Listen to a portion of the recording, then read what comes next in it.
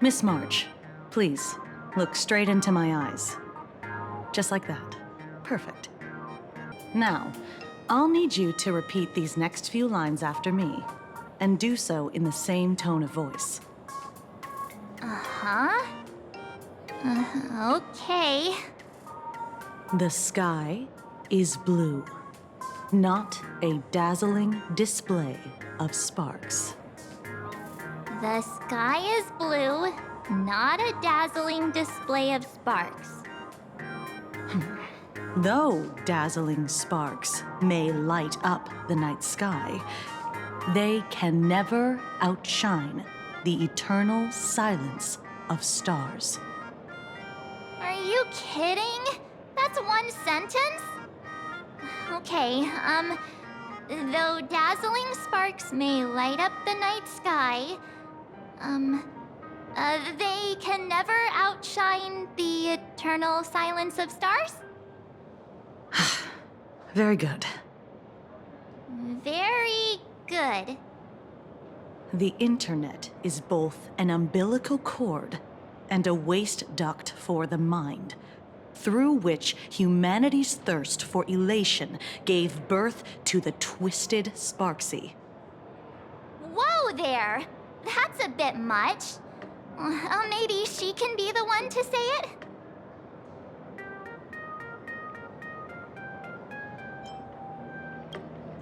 These are the test sentences I improvised according to the guidelines from the Human and Intellitron Emotional Baseline Test.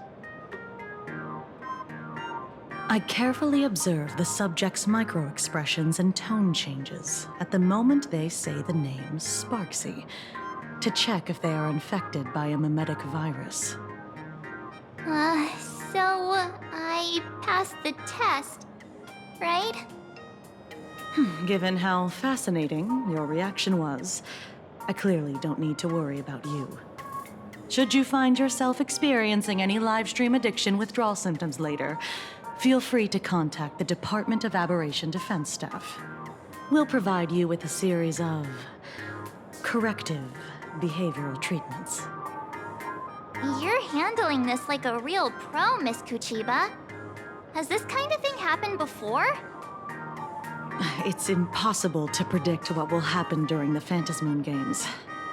Once, a supplicant reversed the definitions of truth and lies, which nearly caused massive civil unrest. After that incident, we incorporated mimetic treatment into the Department of Aberration Defense's emergency safety protocols.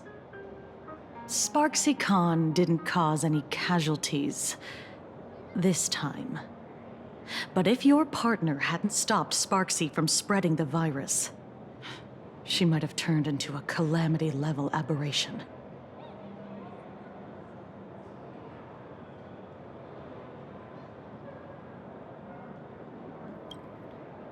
Without proper containment measures, a calamity-level aberration can destroy dozens of cities as it spreads. That's the scale we're talking about.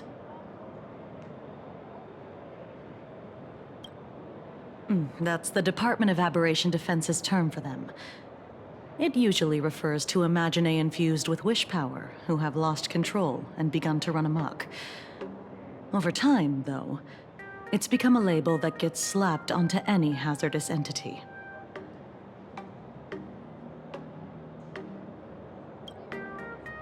You? An aberration? What are you talking about? Though, I gotta say, you do look pretty weird with that mask on. Don't tell me you're a Cosmicon Collective player. The Department of Aberration Defense's hazard ratings are nothing like the power ratings in some card game. Right then, that's all for the required checkup. If you're interested in aberration calamity threat levels and how they're classified, you might want to take a look at this document. However, do bear in mind that causing damage of the aforementioned scale during the Phantasmoon Games will cause you to be classified as an aberration and dealt with accordingly.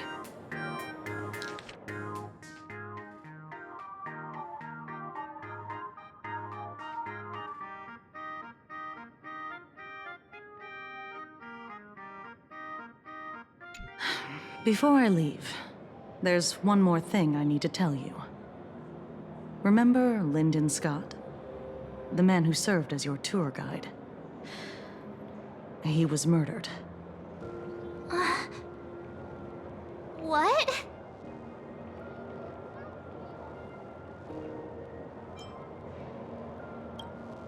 Though, given how he's behaved, he's definitely rubbed a lot of people the wrong way. But I doubt any of it was serious enough to get him killed. Right? Oh, seems like you are quite familiar with him. You don't suspect us, do you? I wouldn't exactly call Scott a friend, but we'd never do anything like that to him. Easy there, young lady. I haven't even started asking questions yet. Of course, there's no way the renowned heroes of the Express would harm some lowly IPC employee simply because they had a problem with him. And more importantly, both of you have solid alibis. The initial results of our investigation suggest his murder might be connected to the Phantasmoon Games. I'm informing you both of this to warn you to be extremely careful. The Phantasmoon Games are far from a simple game intended for passing the time or relaxation. Anyway, I wish you success. Farewell. Scott. Could he actually... I just can't believe it! But it was Miss Kuchiba who told us, so... it must be true. So, the Phantasmoon Games. Pretty frightening, huh? What's your take?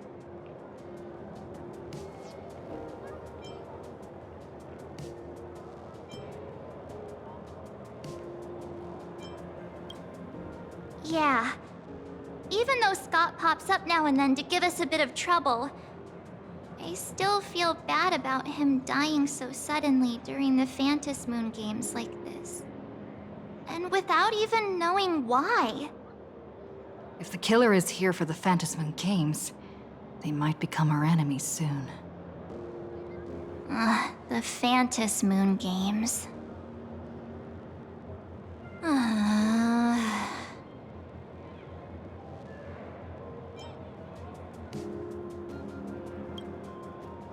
Good thing Himeko entrusted this mission to the two of us. Who would have imagined that the Great March herself would be stopped at the doorstep in the very first round? Forget it. I'm not like you.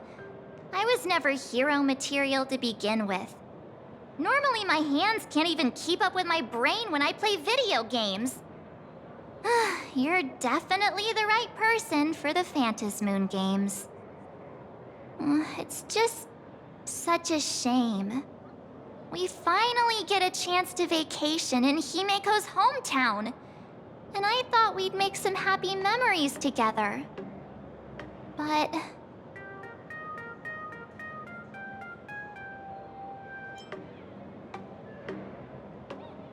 I'll triumph in the Phantasmoon Games in your stead. all right. But look, don't push yourself too hard, okay, you? Remember that we've got your back. Oh, right. Where are Himeko and Mr. Yang? They must be getting examined and interrogated too, right? Why don't you send Mr. Yang a message?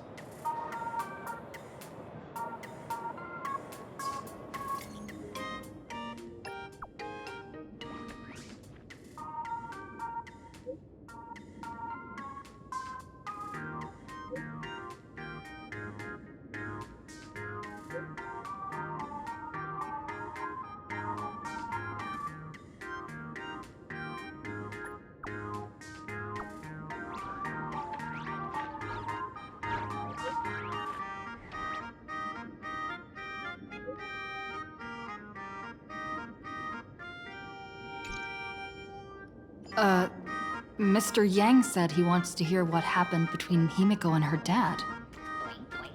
Can't blame him for being curious. I really want to know too. You're here. Himiko hasn't mentioned her father at all in the time since I've boarded. So, what is going on between them? As you were the only one with her at the time, you're the only one I can ask. Yeah, it really threw me for a sec when you said Himiko's father. But when you think about it, it's only natural that Himiko has a father, right? Not everyone's like me, thawed out of an ice block.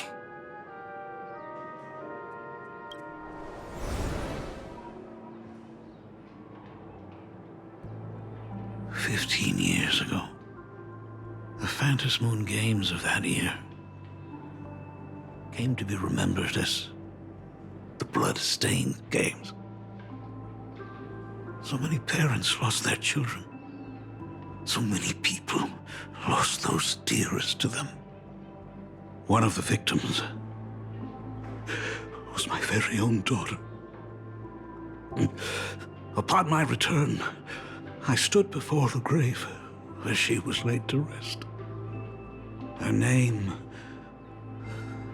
was Himiko.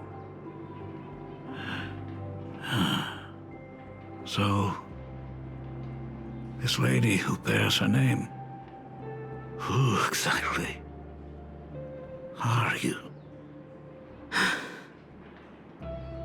15 years ago, when I made up my mind to join this Phantasmoon Games, my father wasn't with me. Even as I fought for my life against the Herald of Death, my father was still off somewhere, wandering the cosmos. Strictly speaking, ever since I can remember, his presence in my life has been as thin as the air in space. So, I would ask you, who bears his name, who exactly are you? Well, look at you. What are you getting so worked up over? Just a joke. A joke. It's been 15 years after all, and you've grown into such a fine young lady. How could you expect your old man to recognize you right off the bat? So, what's with that gravestone I saw with your name on it then? When you don't know if you'll live to see tomorrow, there's nothing strange about getting your affairs in order in advance, is there, Mr. Ryusuke? Mr. Ryusuke? How could you be so formal with your own father? At least call me Dad like you used to, okay?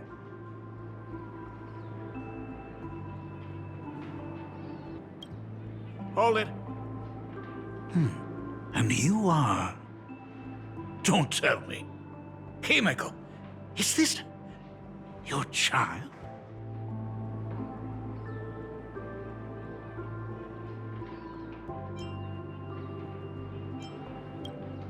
Oh, could you please stop making things worse?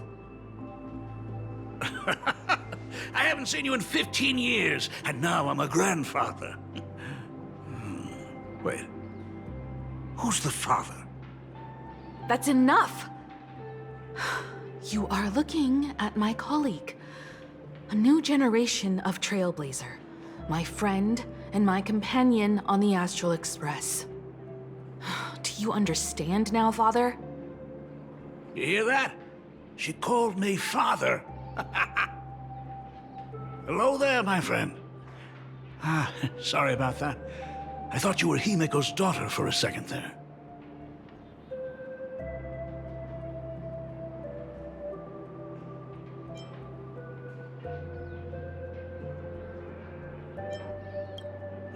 You must forgive me.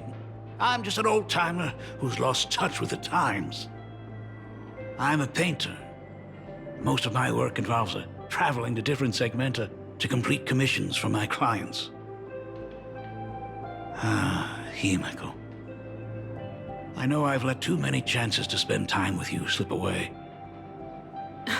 just slip away. The first time we met was at Mother's funeral, when I was already 6 years old. Let's put that aside for now. Were you also too busy with work when I was suffering from a weathering curse? You might not believe me, but I've been running around for your sake all this time. All these years, I've been trapped in this room that represents the past that I imaginated. And I've never left it. You didn't know about me becoming the Express's navigator either? 15 years. The Express never stopped here once. You didn't even leave behind so much as a single word to indicate you were still alive. And the Department of Aberration Defense completely sealed off all records of what happened during those Phantasmoon games. I did hear many rumors about the Astral Express, though. I even saw the navigator's name. At first, I thought it was just someone else with the same name. And even when curiosity drove me to look up your picture, I still didn't dare believe that the woman so full of poise and grace was my daughter. She'd grown up safe, becoming a living legend in her own right. I thought about contacting the Express, but what if their navigator was just someone who happened to share the same name? I've been clinging to an absurd notion that if I never sought the answer, there was still a 50-50 chance my daughter was still alive. But if I found the answer, and it was no, then she would truly be dead. So, Himiko, how did you... I'd rather not tarry here too long. I'll be taking my leave now, Dean. The Express has defeated the supplicant that occupied this school and prevented another tragedy like the one 15 years ago. Now it's time for you to fulfill the duties you failed in back then. Go comfort those students, and see if you can't figure out how to deal with the media bombardment while you're at it.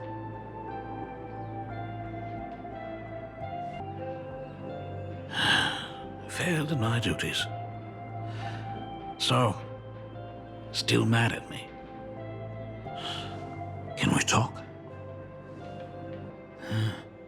Sorry, kid. This might be a bit abrupt, but... has Himiko ever mentioned her surname to you?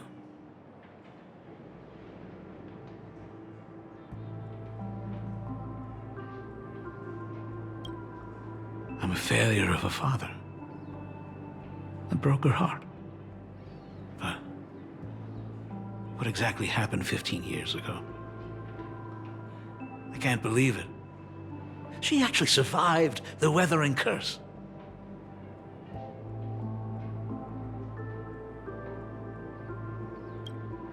Have you heard the tale of the legendary painter Graphia, who hid everything on this planet's surface within a scroll?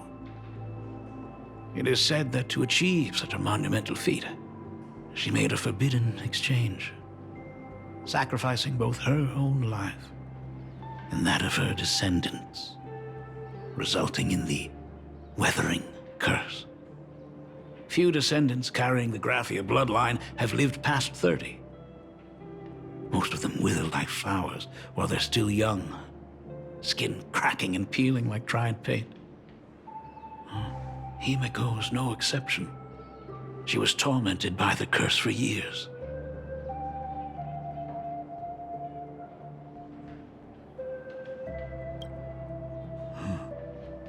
What I did doesn't matter anymore. The Elixir Seekers' folk remedies, the Intelligentsia's guild treatments. I tried them all, but nothing could reverse the curse. All the time spent searching for cures only resulted in me not being by her side when she needed me the most. In the end, I am nothing but a useless father. I'm just a useless son-in-law who married into the family. Strictly speaking, I can't really be considered a Graphia descendant.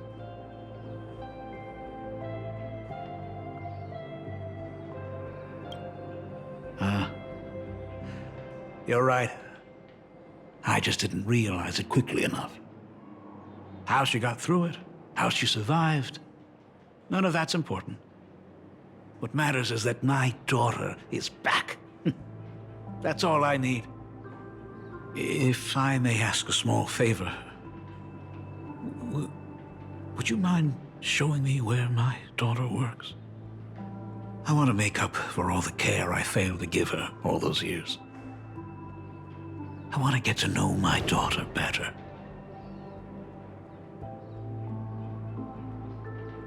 Truly a memorable father-daughter reunion. Brings up some memories of my own home as well. There goes Mr. Yang with that knowing look again. Just what kind of parent-child relationship are we talking about anyway? When I was a child, my parents were also always busy with work and were unable to spare a moment for me. As a child, I couldn't help but feel resentful.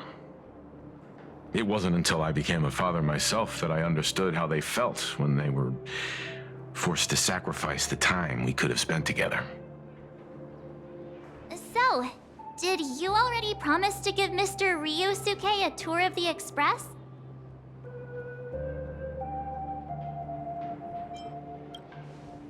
Thought as much. After all, it's Himeko's dad. So, where is he? Ah, everyone's here. Sorry to keep you all waiting. I'm truly grateful to all of you for looking after my daughter. Not at all. She's the one who's been taking care of us. Would you all be so kind as to show me around?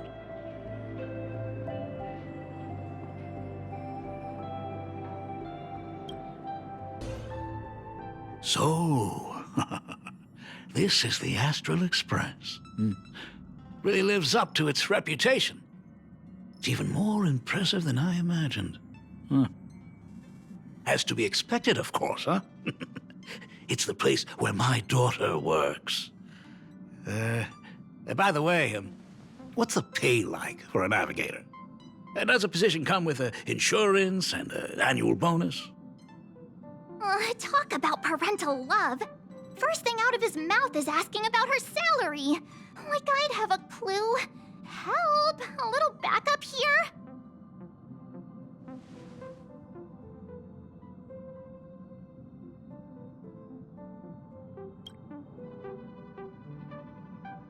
Hey, that's not totally true. We get some spending money every time we stop somewhere. What? No income? Don't tell me that everyone working for the Astral Express is actually doing volunteer work. I mean, I guess you could say that. But actually, it's more like... I'm butchering the explanation. Anyway, it's nothing like what you're thinking. Mr. Ryusuke, please rest assured, none of the Express crew ever lack for money. We not only receive support from members of the Genius Society, but also from prosperous commercial worlds, such as the Planet of Festivities. Ah, good, good. Hearing you say that is a huge relief, Mr. Yang. Speaking of which, what kind of work does being a navigator generally entail? Don't you underestimate Himeko either. Her daily duties include, charting navigation routes, calibrating warp jumps, and technical maintenance. Not to mention she's always guiding the Nameless on missions. Oh, my daughter is really something else, isn't she? Of course! Every time we return safely from a trailblazing expedition, it's all thanks to Himeko's guidance and protection. She's the backbone of the Astral Express.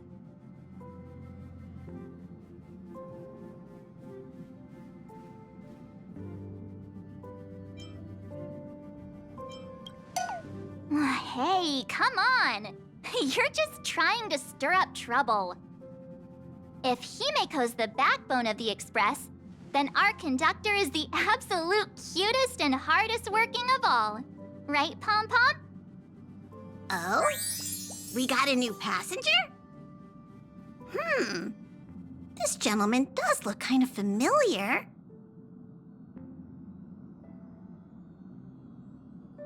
No wonder he felt so familiar. How are you, Mr. Ryusuke? Conductor? Oh. So you must be my daughter's superior, huh? Well, thank you for taking such good care of her all this time. Superior? That's way too formal. It's Himiko who's been taking care of the Express and everyone on it. He's... What is he doing on the Express? It's all my fault. I was just curious about your daily work, so I asked your colleagues to show me around. And I know I didn't ask your permission first. Just please don't be mad, Himiko. Mad? Why would I be mad? Mr. Ryusuke, welcome aboard the Astral Express. Is there anything else you'd like to see? I can show you around. Well, I know you'd rather keep your distance from your good-for-nothing father. You're on a journey, and it's rude of me to barge in like this. But it's been way too long since we last saw each other.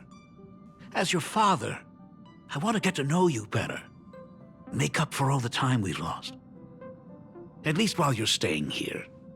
Please allow me to show you some of the fatherly care and devotion I owe you. Will you? Excuse me? Why don't the two of you go to the party car? Shush, get the drinks ready. Shush. All right. I'll go make some tea. That's just our domestic robot's name. Come on, Father. People are resting here. Let's not disturb them. Oh, and, come with us.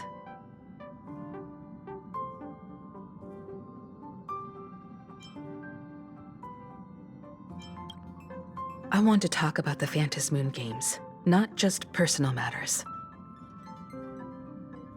They left. Whoa. That's the first time I've seen Himeko be that cold to anyone. Oh, what are you still doing here? Himeko asked you to go to the party car. I get it. Reunions are private, and you don't want to spoil it for them. That's fair. It won't hurt to give them some time.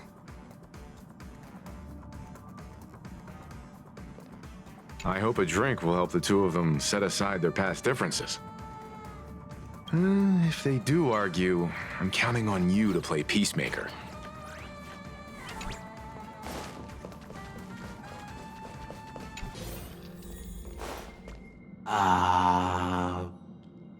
When it comes to breaking the icy silence between a father and daughter, nothing's better than a cup of hot water. The person who drinks it will yelp, "Hot!" and be immediately met with a concerned, "How could you be so careless?" from the other party. And just like that, the conversation starts flowing. Friendly reminder, that is not a joke, but a practical ice-breaking tip. Ooh. Your robot is hilarious. I'm surprised how relaxing and comfy the work environment is here. Got it. I'll make myself scarce.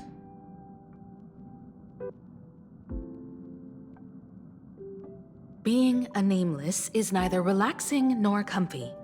Most of the time, we are facing down Void Rangers from the Antimatter Legion, bugs left by the Swarm disaster, Borisin, and various organizations that are suspicious of the Express or have malicious intentions for us. That dangerous? Huh. Maybe this trip home is a great chance to quit your job, huh? Talk about coincidence. Just so happens I'm getting on in years. And Graphia Academy is in need of a new dean.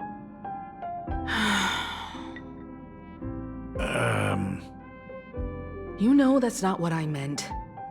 Once I've set my mind on something, I never look back. Ever since I was 6, when you told me those stories about traveling through the cosmos, I knew that someday I would walk among the stars. Actually, I was just kidding. I'm not completely clueless about what the Express and what you do. Oh, right. Once I knew the Express was coming, I even bought that comic series that's based on your adventures. Please don't tell me it's fluffy across the blue. I never thought you'd be into comics. That's right. The protagonist is a baseball bat-wielding raccoon. The character's based on that kid, right? As an artist, you do have a good eye. Come over here. Thanks for giving us some time alone. Hey, Miko. That's the first time I've seen you smile since I've seen you this time. So, what brought you back home this time? What's the story behind our lucky meeting? Like I said before, we're here for the Phantasmoon Games. So, the Phantasmoon Games 15 years ago were the reason you were able to overcome the Weathering Curse? Indeed. I see. That makes sense. For those of us who haven't experienced the Ionic game firsthand, it's just something from the history books, or even akin to a myth. But I never imagined that the Ionic game would turn into a blood sacrifice overnight. The Herald of Death was a heartless madman. If I hadn't defeated him then, all of Duomension City would have become his slaughterhouse. During the first few years of my journey, I relived that evening every single night in my dreams. The color of that twilight, painted with blood. So much blood, blended with terror and screams. The victims were twisted like clay into grotesque shapes, like paint tubes that had been snapped, one after the other. And that man, he reveled in the colors splattered everywhere and wanted the whole world to be his canvas.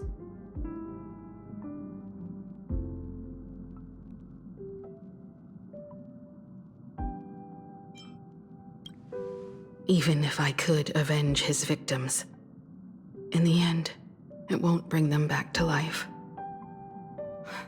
The entire thing is like a heavy piece of baggage. Only by letting it go can I travel the road ahead more easily. You did your best, and I'm glad to see you made it back here safe and sound. I thought I'd never come back. But the times have changed. The conditions to hold the Phantasmoon Games have been met again. However, to hold 2 games in just 15 years? That in itself is far from normal. Just like 15 years ago, the IPC wants to control everything. However, a game woven by the most fickle of eons is destined to slip through everyone's grasp. I received a report from the Department of Aberration Defense. I'm sure she must also have heard. There's been a brutal incident in Dovebrook District.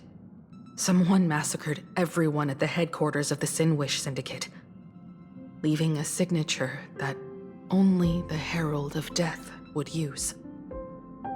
The Bloody Bloom.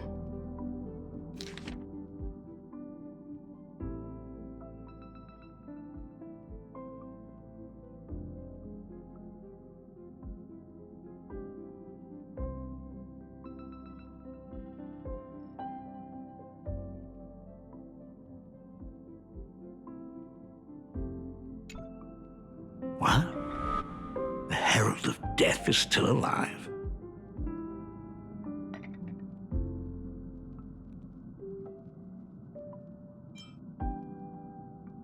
People at the Department of Aberration Defense told me that the Herald of Death was executed after his verdict was passed. Even were he to be resurrected, the rules dictate that the same person cannot become a supplicant twice. Are you saying we've got a copycat? That's right. The Herald of Death has a copycat. But what I find even more worrying is that this Phantasmoon Games has caught the attention of something even more terrifying than the Herald of Death. I believe that whether or not this Herald of Death copycat has a connection to the Phantasmoon Games, defeating him presents an excellent opportunity for you to demonstrate the resolve of the Nameless to the whole of plain Arcadia.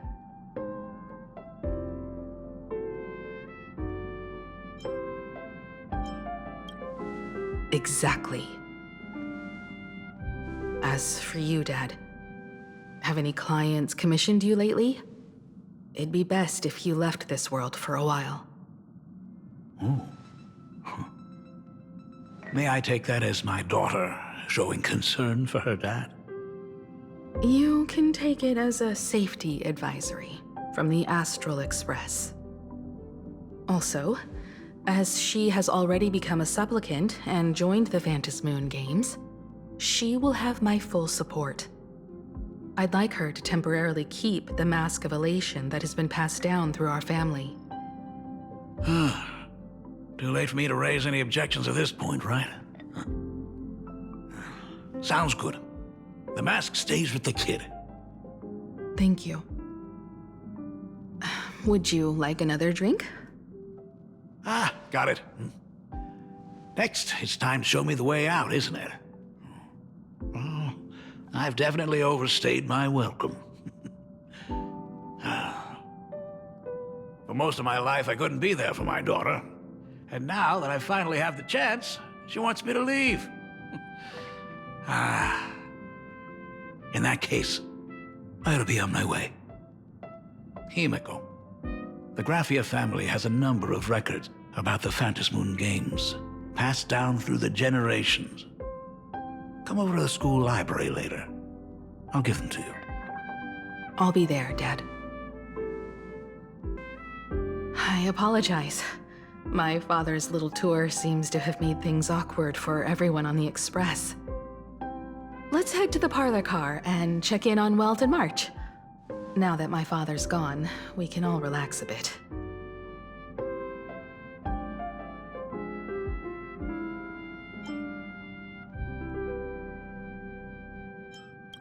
Has Mr. Ryosuke left? Yes. I told him to head home for now. After all, what is going on with the Phantasmoon Games has nothing to do with him. I'm really sorry, everyone, for bringing my personal family matters onto the Express. Not at all. Mr. Ryusuke is your family. And that makes him part of our family too. And the most important thing for family is to be together. So he's welcome to drop by anytime. Madame Pearl sent a message to the Express just now, inviting our supplicant to a meeting. She'll have a private car waiting for us.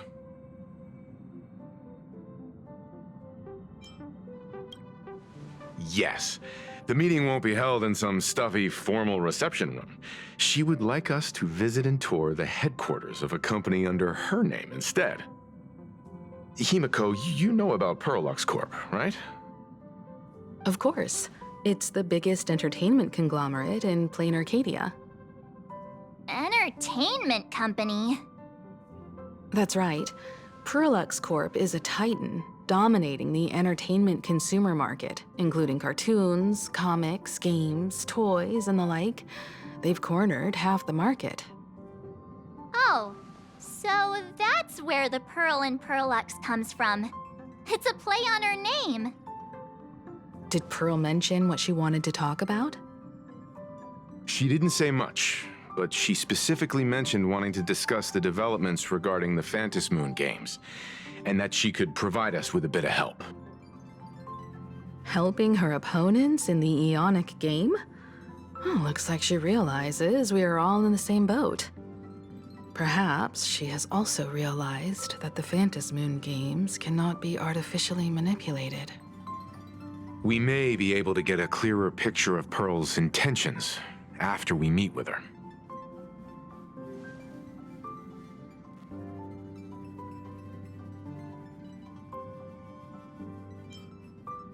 Think about it. You've already crossed paths with key figures from numerous factions, and even built rapport with some. You're already a capable Nameless who can more than hold your own.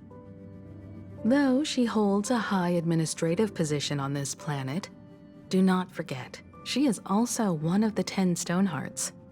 You've already dealt with Aventurine on numerous occasions, so you should have ample experience handling members of the 10 Stonehearts. Hey, don't worry. If things do get messy, yours truly is here to save the day. Looks like March wants to visit too. I'm just trying to look out for her here. Even if things do go sideways, Pearl wouldn't dare get mad at two adorable young ladies like us, right? Well then, I'll leave this meeting to you two. Aren't you coming with us, Himeko? I'd like to talk with my father. Didn't he say he would hand over the records about the Phantasmoon games from our family history to me? And honestly, isn't this a good chance for you youngsters to handle things independently? I understand. In that case, she, March, and I will be heading out now. Oh, score! A private car! So, where are we getting picked up? You should be familiar with it. It's just under the giant gate next to the At Plaza. Isn't that where we first met Sparksy? Since we're getting chauffeured there, why not just come straight to us?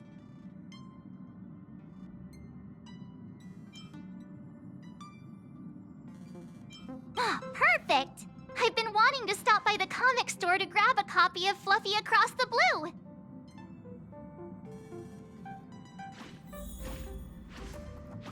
Destination Pearlux headquarters. And let's grab a copy of the Fluffy while we're at it.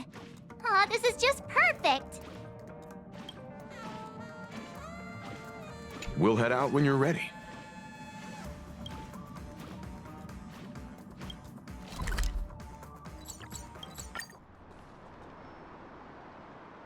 Look, there's a convenience store. Mind if I grab a copy of Fluffy Across the Blue while we're waiting? Is that the comic based on the Express's adventures? The author sure knows how to tap into what's trending. The best part is that the author drew all of us as adorable little animals. Totally fits our personas, don't you think?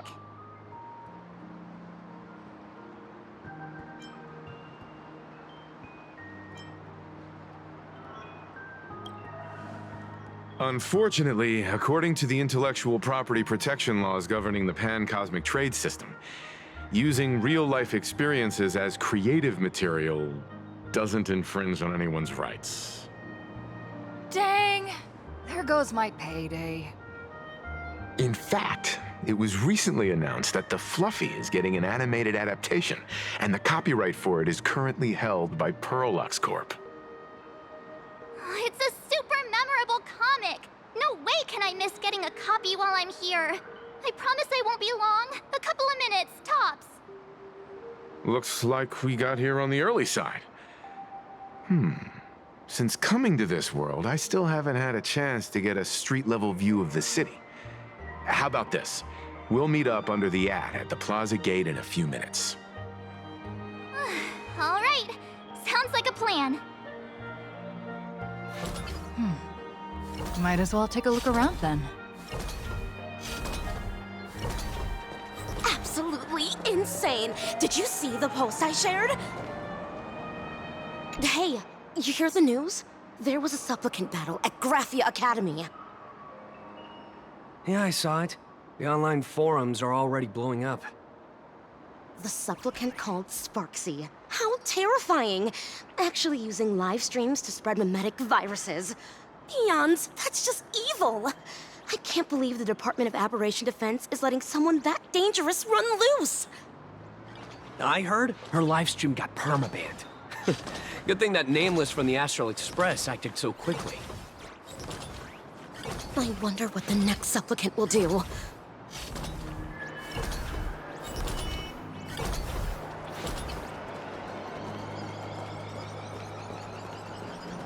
Have you read the new chapter of Fluffy Across the Blue? Have you read the new chapter of Fluffy Across the Blue? Sorry, I'm not into comics for kids. They just released the official concept art for that giant Pom-Pom robot! That mech design is totally unrealistic. What's so great about it? Do you have the slightest clue how to talk to other people? Do you? Hey, relax. Now, if we were talking about a fusion between Daybreak Squadron and the Raccoon, that would totally get my attention. Wow! You are unbelievably childish!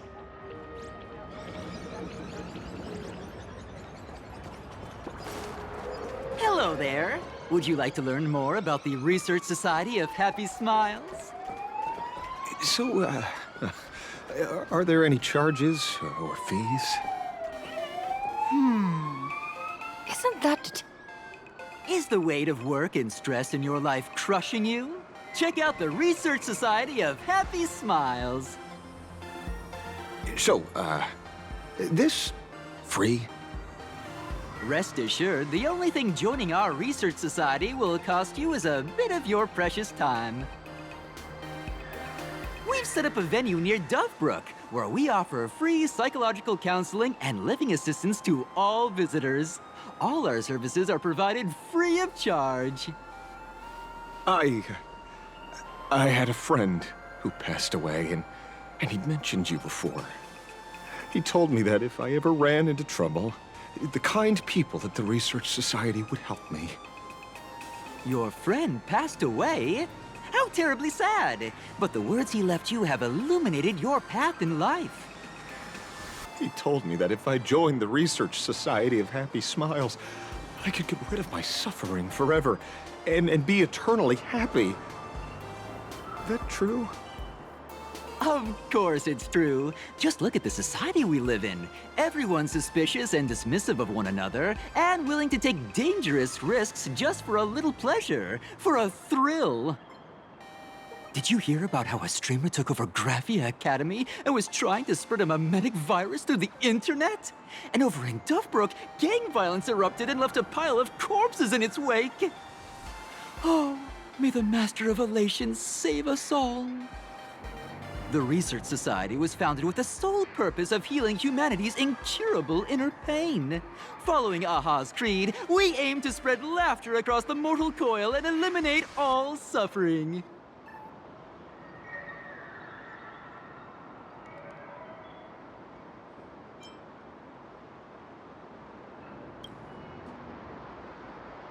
Of course it's possible!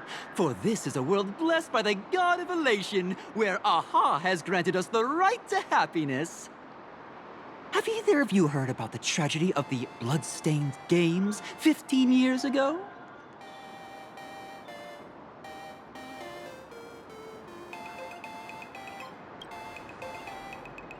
Why, of course you have. You're the Astral Express's superstar.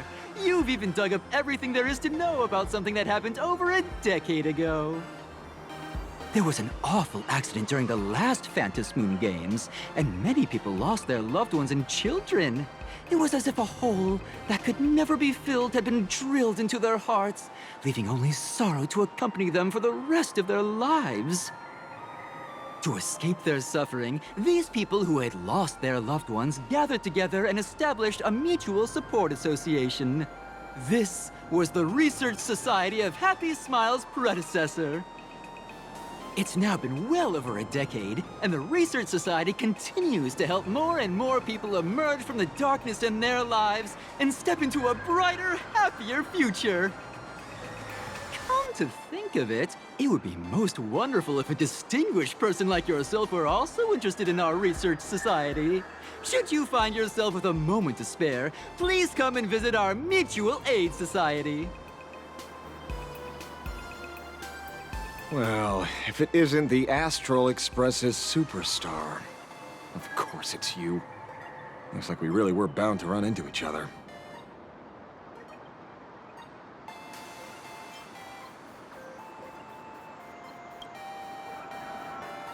Perish the thought! You're the hero who just saved Duo Mention City. Laying a hand on you would spark public outrage. I'm here to do my job. Problem is, you've gone and messed up my investigation.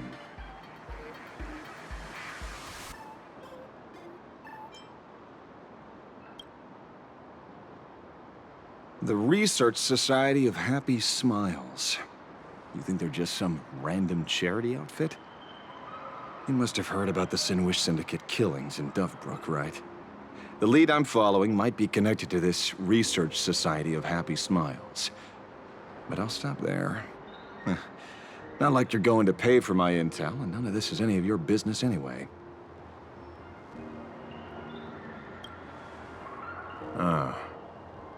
Based on your social circle, you wouldn't be talking about the poor IPC sap who was unlucky enough to be there, huh? Planning to avenge him?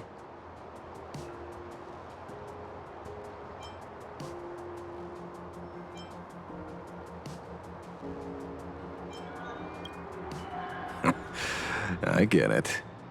I can see there's still a bit of doubt in your eyes. Be careful. The murderer is the Herald of Death. He's dangerous. Oh, thanks for your concern. Oh, be careful. Been a hot minute since anyone said that to me. Even so, it's my duty to solve the case. Doesn't matter if nobody pays me. I'll still find the killer and exact justice on the spot.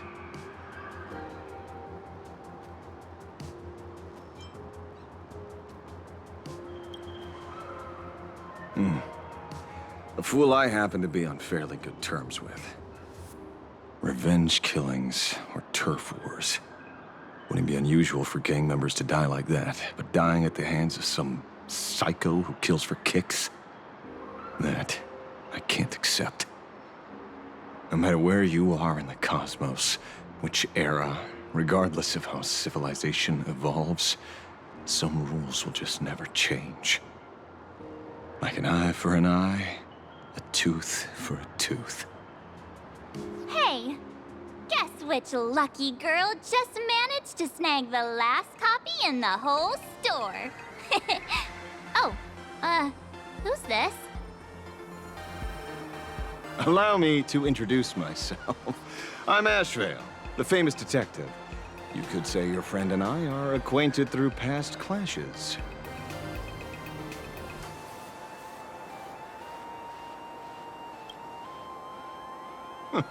We did have a bit of a clash of opinions back at the tavern, did we not? That's what you meant by clash? Fair enough. First time I've ever heard anyone introduce themselves as a famous detective. Mr. Ashvale, why are you staring at me? Is there something weird on my face? Young lady, you're holding a copy of Fluffy Across the Blue, right? Would you mind giving it to me? Well, give it to you! This was the last copy in the store, you know. Oh, I see.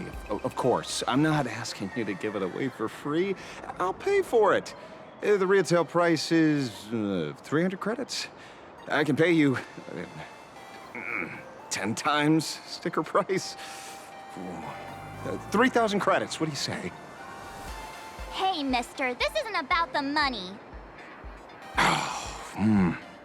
Because it was the last one on the shelves. True.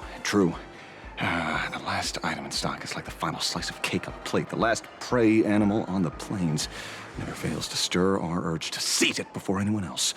So, 30,000 credits.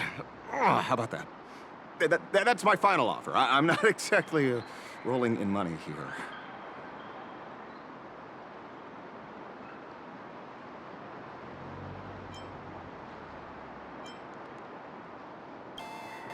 Well, truth is, I'm actually buying it for that foolish friend of mine. The one who died. Today is his farewell ceremony. I thought I'd buy him his favorite comic to pay my respects. He'd always be rambling on about some raccoon with a baseball bat, and how the journey of the Express would never end, that kind of stuff. I heard those stories so many times, it felt like my ears were gonna fall off. But after all that fuss, I completely missed the chance to buy it. Every store around here is sold out. Oh, that's enough.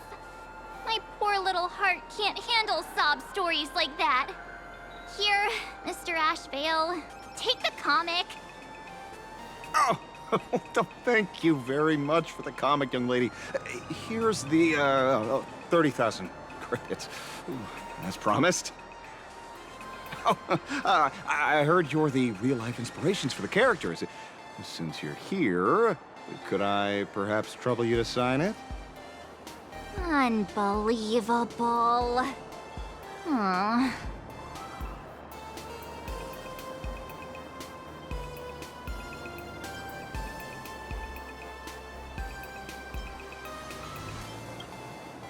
Thank you both.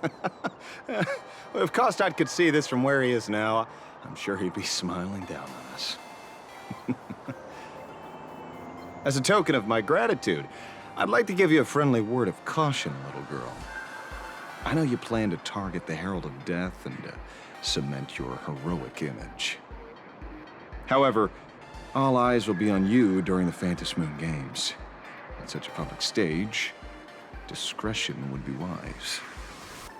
Because when the masses see your magnificent miracles and wield your extraordinary power, fear and jealousy could turn their wish power into wish you ill power at the drop of a hat.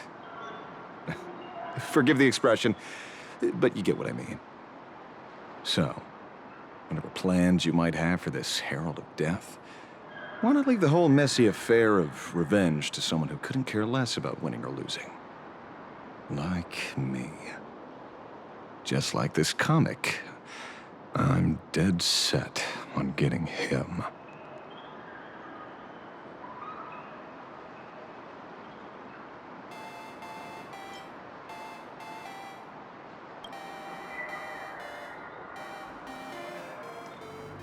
Is he an acquaintance of yours? He's just some weird detective who was passing by. It's nearly time for Perlux Corp to pick us up. We should get going.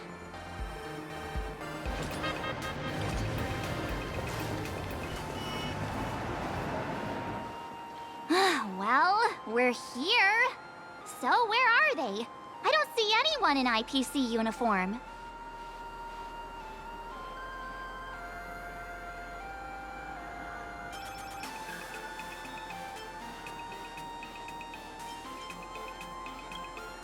Maybe they got stuck in traffic on their way over. Greetings, crew of the Astral Express. It is my honor to escort you on your visit to headquarters. Mechatron? I am guard number 100086, created by Perlux Corp, a security specialist from the business division. My designated human name is Faerun, said to derive from an ancient language meaning iron. It's a pleasure to be of service.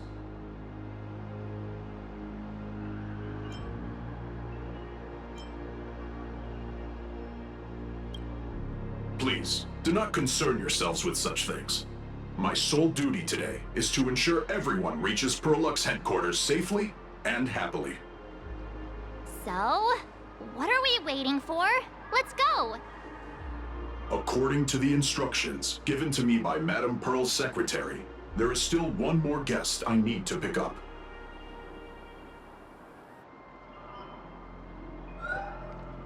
Well, now, how did I not see this coming? Looks like we're going the same way after all. It's you again! Hey, Mechatron, what's the plan? Do we hop into your cockpit, or are you gonna give us all a piggyback while you fly over? Your ride is ready.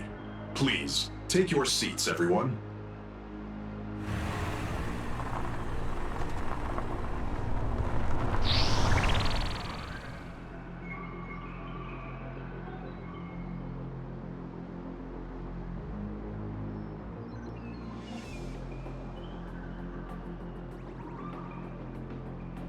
Whoa! Now that's what I call a custom paint job.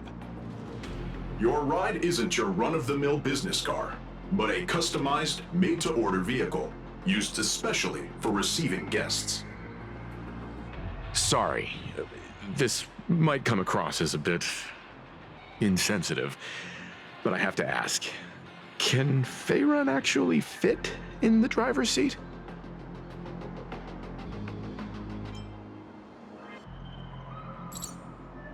Of course not. I'll be driving and monitoring this vehicle remotely. Please, take your seats.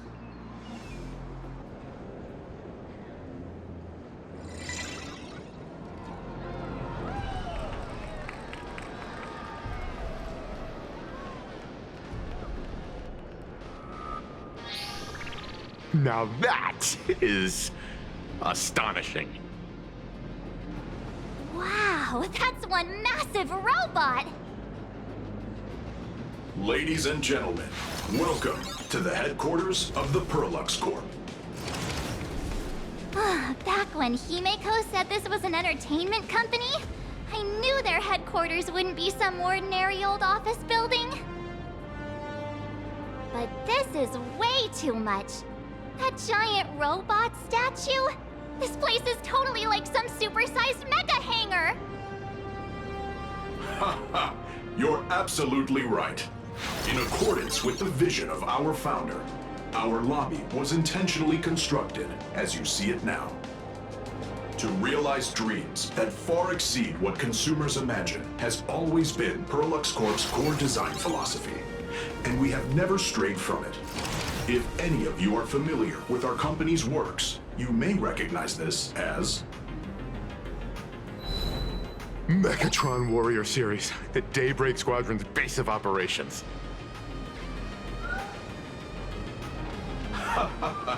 Looks like Mr. Yang here is quite a fan of our company's animated works. Now, Madame Pearl would like to invite everyone from the Astral Express to take a tour before your official meeting begins. She has arranged for a member of our staff to accompany you, so please, wait here a moment. I understand, Mr. Faerun. Thank you for escorting us all this way. Well then, I'll take my leave. This way, Detective.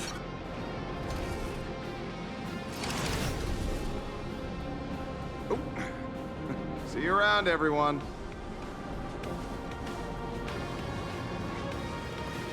Oh, really? Pearl wants us to look around here before the meeting? That seems kinda weird. Could it be related to her proposed collaboration? Perhaps this is her way of introducing her other identity. It's all good as long as we get a chance to look around. That works for me. Why don't we explore while we wait for our new guide? Mr. Yang! Over here, quick, come on! Looks like March's inner explorer has been awakened again. Let's not wander too far this time, shall we? Mr. Yang! Isn't this your favorite giant robot?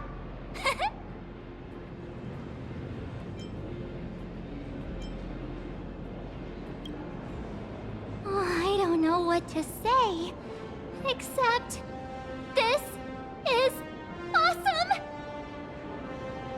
I saw it. Please, just keep it down. We're here as their guests. We should be careful about what sort of impression we leave. Looking more closely, it appears many of this Mechatron's components were never installed. Oh, what a shame. I was hoping to see it finished, to see the completed Mechatron. Imagine how it would look in motion. What a glorious sight that would be. Really? In that case, Mr. Yang, let's hear it. Which one's stronger? This giant robot, or that Arahato you designed back when you were an animator? Seeing as we're on someone else's property, comparing robots from different works would be most disrespectful to the creators themselves.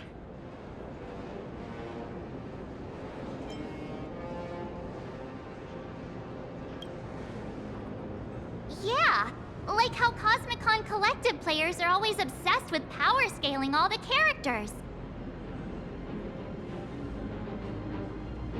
Arahato is an animation all about robots, while Daybreak Squadron is a live-action hero drama.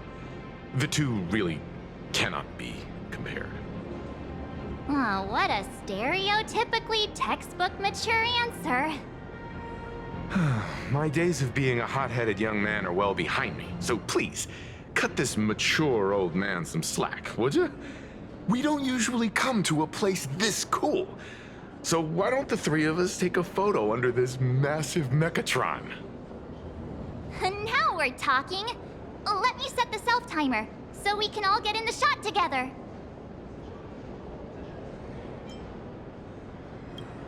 Oh, standing below a huge Mechatron like this is just incredible. Looks like Mr. Yang's still young at heart after all.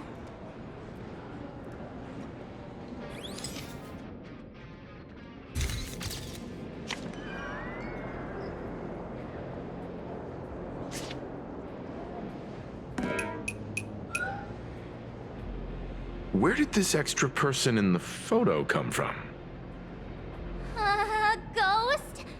But it's daytime, and there's way too many people here anyway.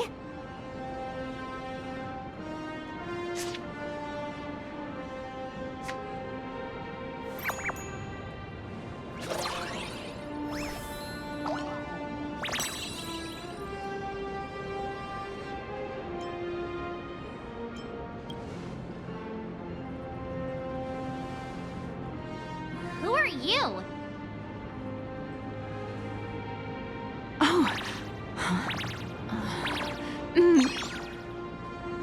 Wow, this truly is a magnificent face. Oh, it's nothing like how it looks on the news. Being able to see it up close feels almost surreal.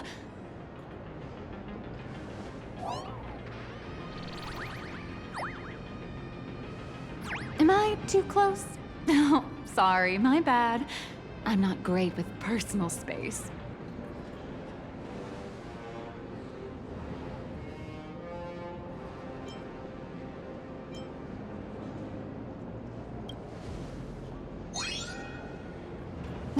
You're probably gonna be disappointed then, because I'm totally broke. Oh, right, I forgot to show you my ID. Right, here we are. I'm Nihilux, and I work at Parallax Corp's Imagenesis Technology Department. I'm a P-30 agent who works for the IPC.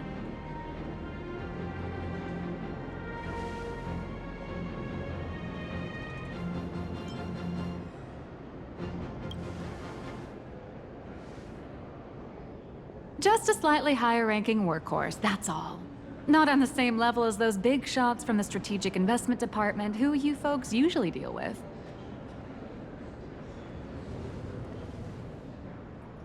So, what brings you here? Madam Pearl sent me to the lobby to pick you up.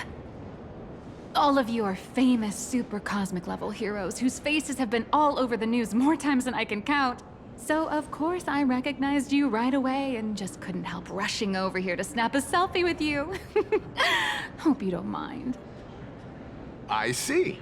Then, hello, Miss Nihilux.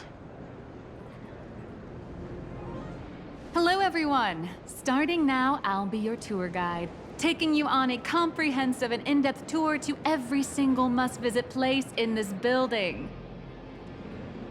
From the Mechatron Imagenesis that managed to pique Mr. Yang's interest, to Miss March's favorite fluffy across the blue merchandise, I'll reveal all the secrets behind our hottest products. Oh, seriously? I can't wait!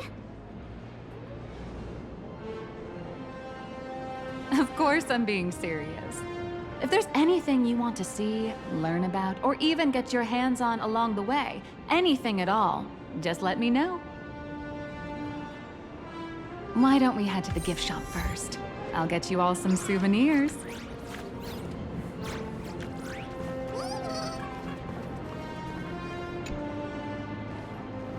Mr. Yang, you seem reluctant to part with the Mechatron. Want to take a few more pictures with it? I'm just curious.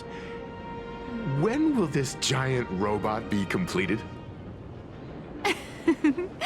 Here's a little spoiler. That's actually part of today's tour. We'd like to invite the heroes of the Astral Express to help complete this Mechatron statue. Will it be able to move like the other Mechatrons in Plain Arcadia once it's done? Oh, I'm afraid it'll be a bit tricky. You're probably all aware that Mechatrons are Imaginae driven by wish power, which means they don't actually have any complex machinery inside them.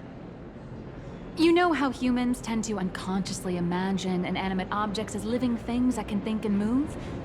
It's this empathetic projection that grants wish power to Mechatrons. No, to all Imaginae, giving them life.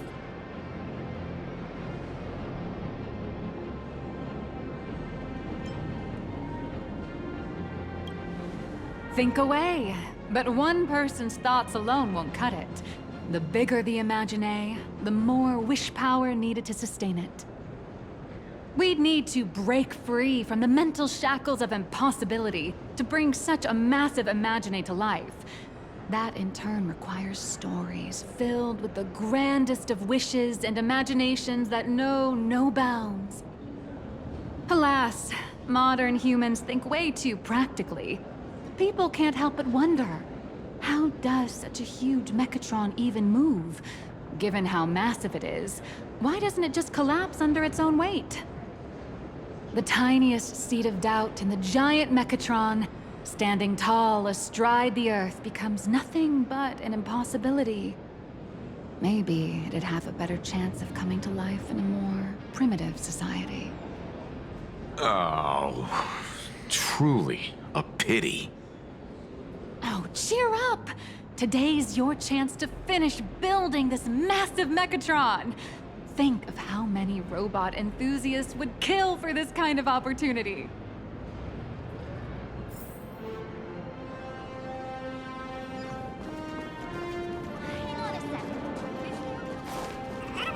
Crush mediocrity and rise to greatness. The ultra-movable Magico Mechatron, on sale soon. There's a saying that goes, dreams of wealth, the heart of a hero, and countless efforts all lead to Perlux Corp. Whether you're a kid or an adult, everyone has their own sweet dreams. Becoming a hero who saves the world from evil forces. Merging with a giant Mechatron to unleash awesome ultimate moves! Yeah! Perlux Corp sells these dreams and makes a killing off of them. If I could have everyone's attention, you can buy models of Perlux Corp's Mechatrons in this area. Among them is the best-selling Daybreak Squadron series. Wow, look at this. It's so intricate. No wonder Mr. Yang's got Mechatrons on the brain. I very much envy the kids here in Plain Arcadia. Back in my day, robot toys were still quite the luxury. Seeing all your eyes light up like that reminded me that I, too, was once young. Back then, there was a stretch when I was so broke that I'd spend ages debating whether to buy a carton of milk from the convenience store. I kept telling myself that I had to work hard so I could get rich someday. So, did you manage to get rich? After years of hard work and hustling, at the very least, I'm no longer young.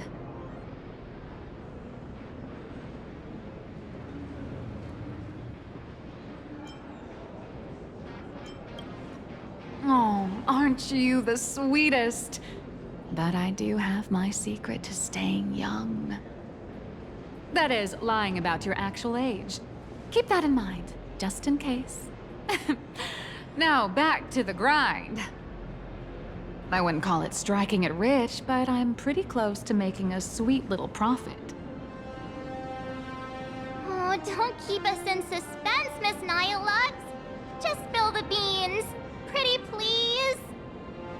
You might not believe this, but I have some friends who've been trying to create a decentralized digital currency to fight against the IPC's credit system. Are these people from Punk Lord? That's right. These people are from the Nomadic Miners faction. They've discovered a way to hijack Noose's computing power for mining and are digging up a limited supply of learned coins. And I have gone all in with everything I got on this project. I feel like this is a very risky way of doing things. Life's full of ups and downs, right? The higher the risk, the bigger the reward.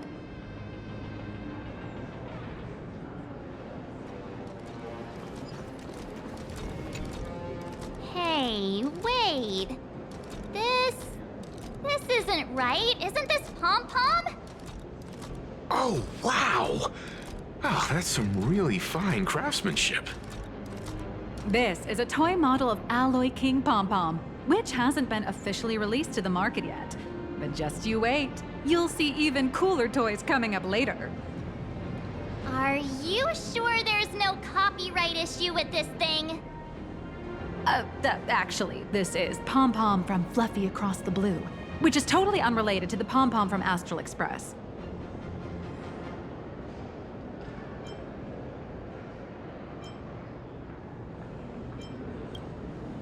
You got that right. Intellectual property is one of the most complicated things in the world. With the best legal team in the universe at our service, I'm sure all copyright issues will be a breeze. Unless the IPC wants them to be an issue. Speaking of souvenirs for the Express, I bet nothing could be more perfect than this toy. でも、一方的に記念品を送るだけなのもちょっと物足りないような。I have a small favor to ask. Would you mind taking a photo with me by that headless Mechatron statue over there? And maybe signing the photo too. I'd love to leave it as a memento for the staff at Perlux Corp. How's that sound? If you're willing, I can pull a few strings and use my access privileges to give you all the gold-plated prototype of the yet-to-be-released King Pom-Pom Alloy Armor 999, the only one in the entire universe. Just give it a thought.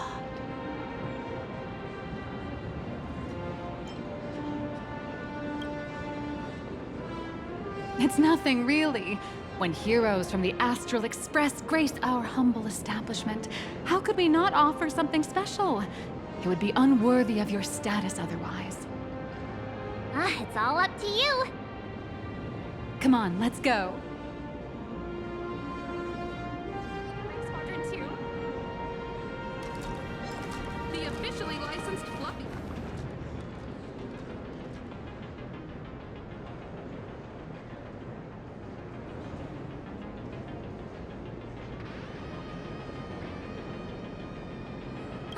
Man and Mechatron in perfect harmony. Ready to take a photo? I'm ready.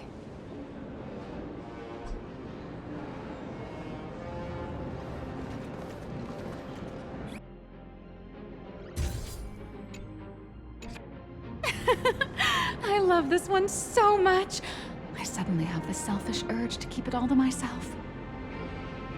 And don't forget about that exclusive gift you promised.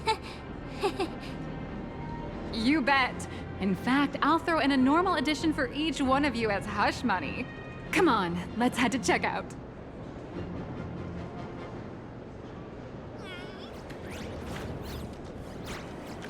Where steel meets Squadron 2. and battle.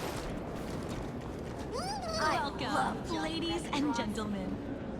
How are you doing? It's my pleasure to serve you. I'd like to present each of our 3 distinguished guests from the Astral Express with an Alloy King Pom-Pom toy model as a gift. Sure, you got it. For the gift expense record, could you please provide your employee ID? Please please charge these expenses to this employee ID. Huh. This is Madame Pearl's ID number.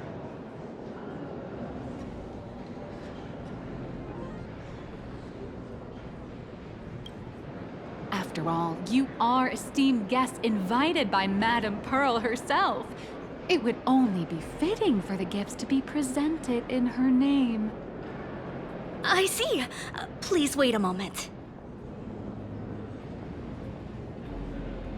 Your Alloy King Pom-Pom is all packed up. Would you like to take it with you, or shall we use our delivery service? Since we still have the tour to go through, please just have it delivered to the Astral Express. No problem. Hope you enjoy your visit here. Now that the gifts are done, I'll take you to the Mechatron Design Lab. This is the part I've been looking forward to the most.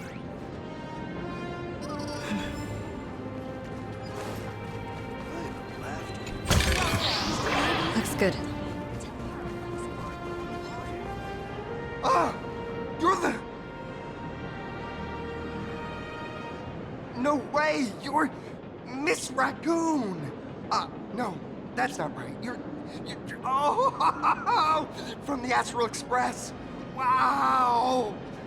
And is Miss March Bunny herself here, too? Hi. I actually prefer to be called by my real name, March 7th. This is Mr. Yang. How lucky to meet 3 members of the Express crew at once! I'm a huge fan of you all, especially my senior.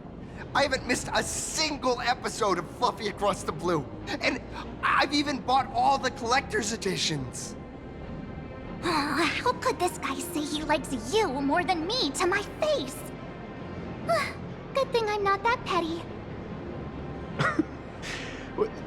Don't worry, March. It's hard to tell if people in this world love the real Express crew or just the cute animal crew from the Fluffy.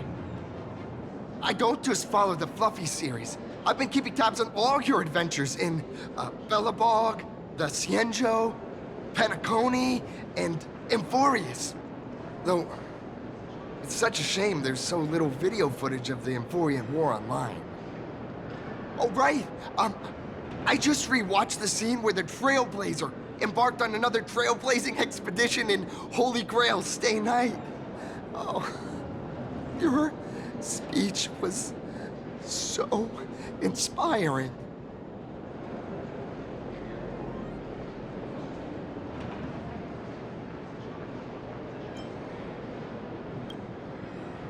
Such modesty from a legendary hero. What a stellar role model for all of us. Oh, right.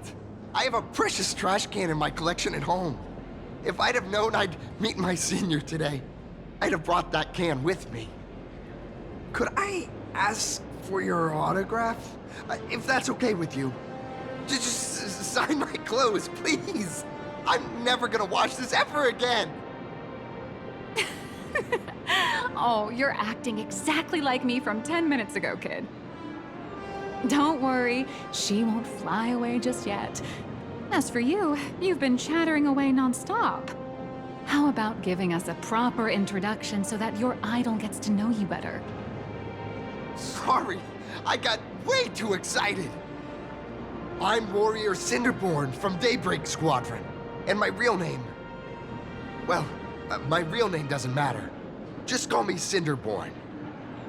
If you're not in a hurry, would you mind chatting with me for a bit?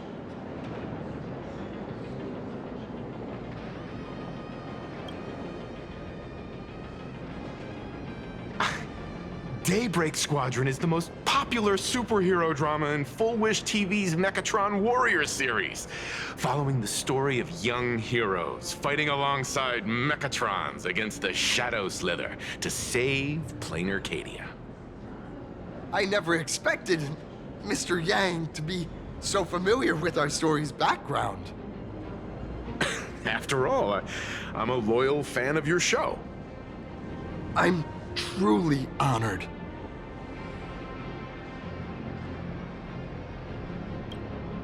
I'm just a small-time actor playing a hero on TV. And like my senior's deeds inspired me, Daybreak Squadron has also motivated people to fight against all challenges in real life. Recently, Full Wish TV got approval from the Department of Aberration Defense. So now, the magical Mechatron Daybreak Warriors from the show can operate in reality. My friends and I are just honored to fight alongside the real Bullet Worm.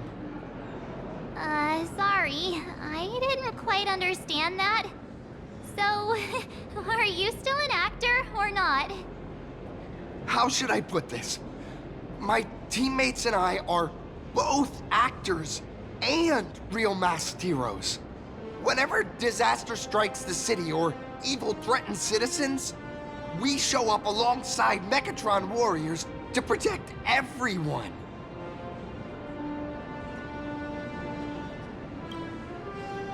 I'm here today to test a Mechatron's performance and do some advertising shoots while I'm at it. Full Wish TV and Perlex Corp have always been partners. Even the squad's transformation Mechatron is imaginated by Perlex Corp.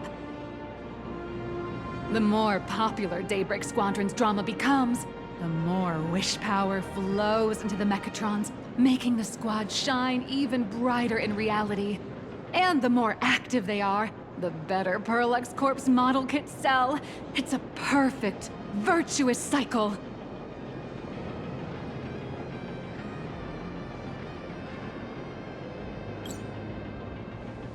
Oh, sorry for taking up your precious time with all this chit-chat. If the crew hasn't visited the combat testing area yet, I'd like to volunteer myself as my senior's opponent for the test. If that's all right with you.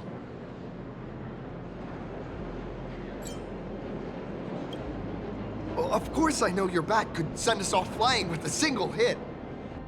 This time, we'd like to invite you to experience synchronized Mechatron combat. The hero of the Astral Express gracing us with guidance and leaving some data would surely make the staff here very happy. Oh, what perfect timing! The combat testing area is also part of today's tour. That's the way to fame for ya. Don't let down those kids who look up to you. Honestly, that's my weakness. I can't allow myself to let adorable kids down. First, have everyone take part in the assembly process for the Mechatron in the control room. Then, using this Mechatron as a template, we'll build a smaller unit for her so she can try out the combat test program. So, follow me, everyone.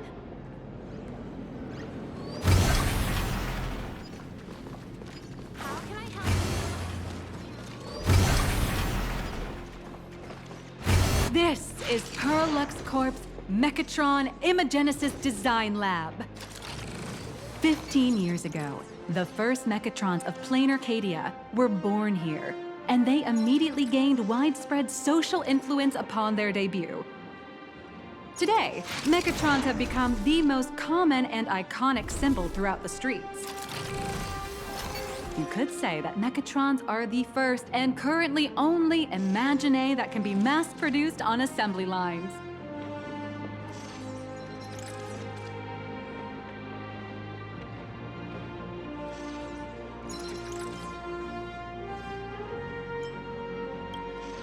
Imagine such as Mechatrons, which can be produced and discontinued at will, are the perfect residents for plain Arcadia, and perhaps the perfect IPC employees too.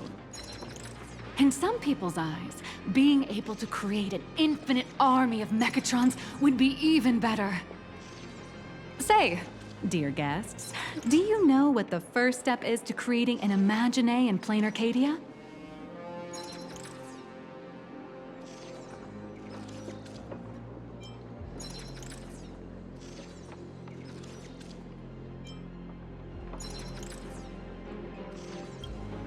Well, in a way, that answer isn't exactly wrong. But just like how human laws can't control wind and rain, an average of 220,000 unauthorized Imaginae come into existence each year through humanity's intentional or unintentional creation. And the Department of Aberration Defense can only turn a blind eye. Drawing the physical form means humans using brushes to give shape to fictional beings, which was originally the domain of professional artists. But here, collective creation and standardized Mechatron blueprints have replaced traditional artwork, improving standardized workflow efficiency and reducing wish power resource waste. In short, this is the industrial revolution everyone's been chasing. Oh, to think that even imagenesis, a skill as magical as this, could be industrialized. I'm suddenly starting to admire the IPC. That's nothing. Our company aims to create 2 billion Mechatrons for social production and public services before Arcadian calendar 2030. And that includes special combat Mechatrons like the Daybreak Squadron. That's a staggering number. But can the wish power of the people here really sustain so many Imaginae? That's why Perlux Corp keeps churning out animations and hero shows one after another. In other places, these are just entertainment. But here, they're legit breeding grounds for spiritual energy. All of this shall serve Madame Pearl's grand goals and ideals. All right, back to square one. First step, let's go print the Mechatron structure blueprint.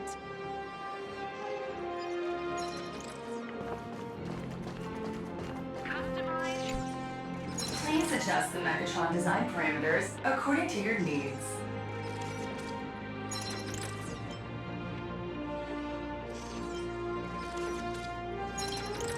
Mechatron assembly blueprint updated. Processing. Printing.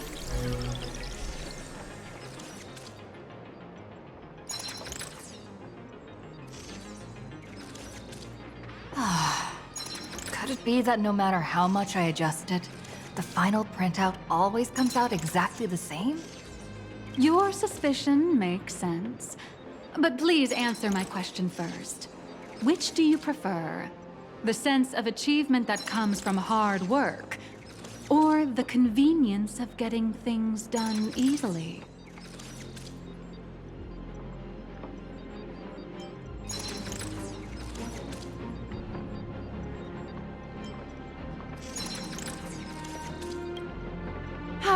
You got that right. The fully automated Imagenesis blueprint design system perfectly matches your needs. You can meticulously adjust every parameter, or just hit one button to skip it all, and the automated system will always produce results that meet the standards. Amazing, right?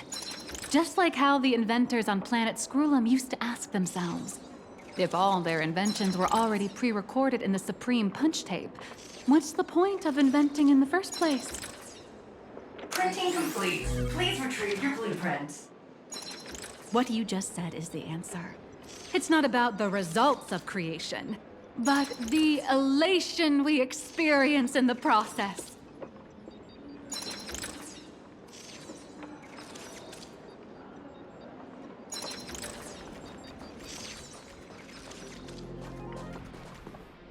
Oh, hello. But please, show me your Mechatron assembly blueprint. No problem. The blueprint has been recorded. The Mechatron parts are ready to go. Hope you enjoy the experience.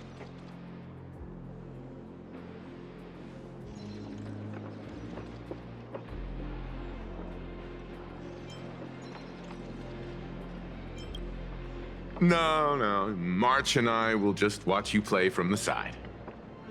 Now then, please follow my guidance to complete the Mechatron assembly. This experience mainly involves assembling 3 parts: the arm, the shoulder armor, and the Daybreak blade on the back of the Mechatron. Go for it, little raccoon! Assemble the Magico Mechatron Daybreak warriors and save our city! All right, everyone, I'm heading out.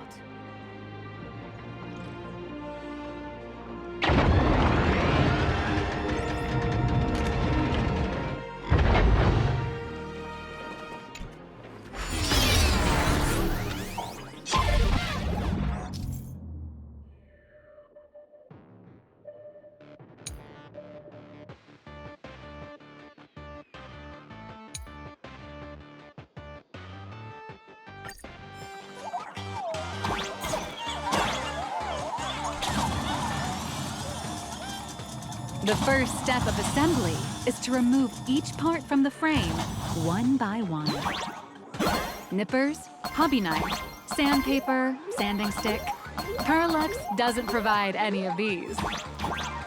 But don't worry, the explosive device will solve all your problems. Just step on it, bravely.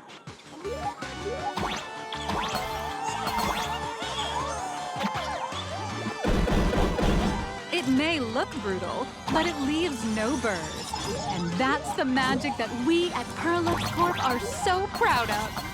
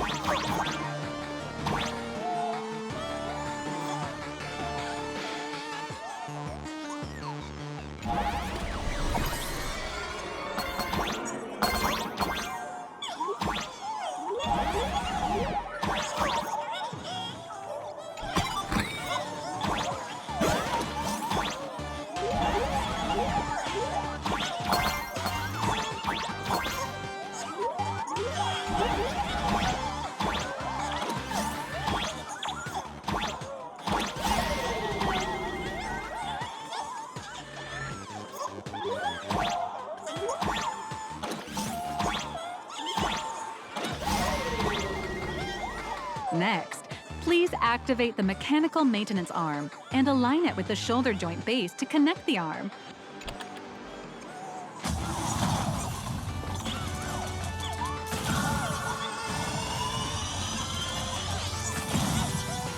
Good. We're done with the arm for now. Next, activate the mobile maintenance rack and adjust the mech armor to the shoulder armor panel position.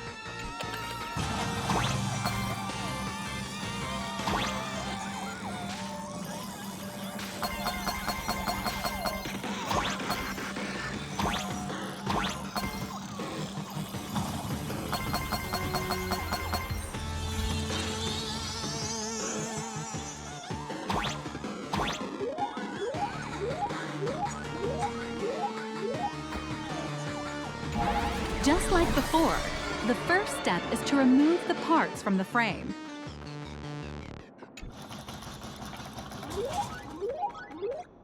Artificial gravity field adjusting. Please exercise caution.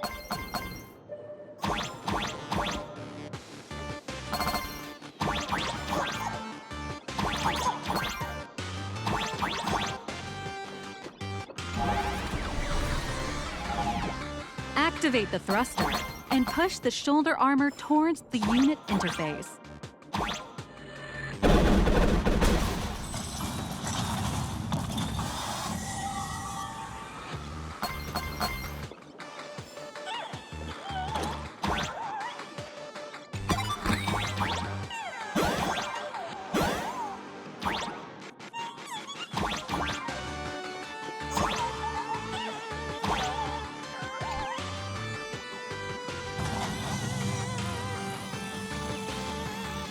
Beautiful. Absolutely beautiful. This giant Mechatron is truly the soul of Parallax Corp.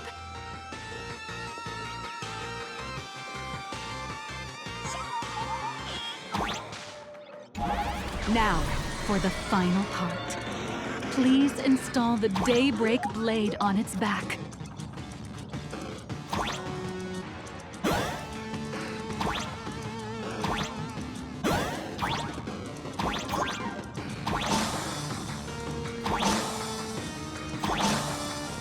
Aim at the mounting point on the back, and fire! Awaken! Daybreak blade!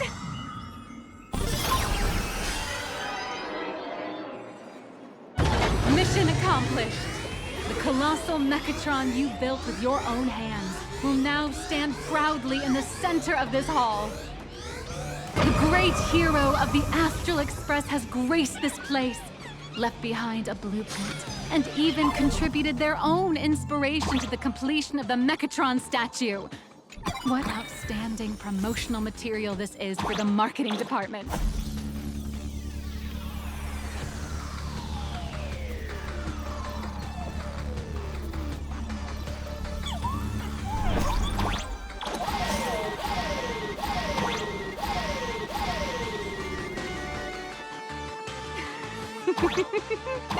A new hero is born right here. Step forth, Miss Little Raccoon, and become the guardian of Plain Arcadia.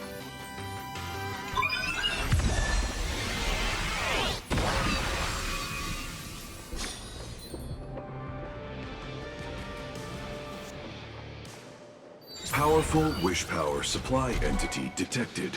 Initiating link.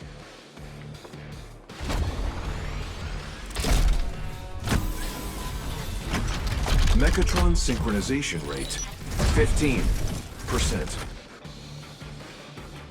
Assembly complete. Could the next step be? That's right. With the completion of the Mechatron assembly, it's time for some heart-pounding combat. Mechatron synchronization rate, 39%. 42%. Your little fanboy, Cinderborn, is eagerly awaiting some pointers from you. While we can't power up this big guy, I've printed a small unit. Now it's time to show you how a Mechatron fights.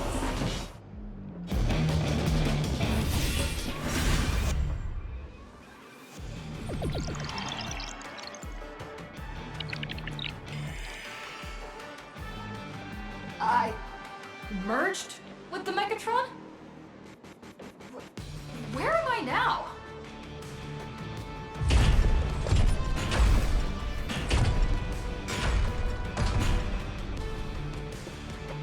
Why, of course. It's the combat testing sandbox. Look, those dazzling colors are like an express train traversing through the stars. Enhanced full body armor, a steadfast shield for the people. Roar! Let your blaze... What a powerful strike!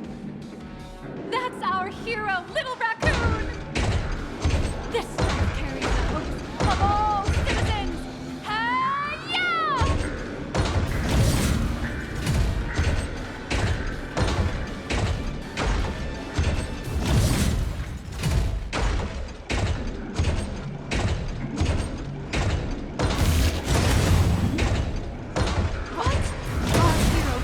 By an illegal building! City, what are you doing? No choice left. Smash it to pieces, hero! Just focus on dealing with the city's crisis and let Madame Pearl worry about the compensation.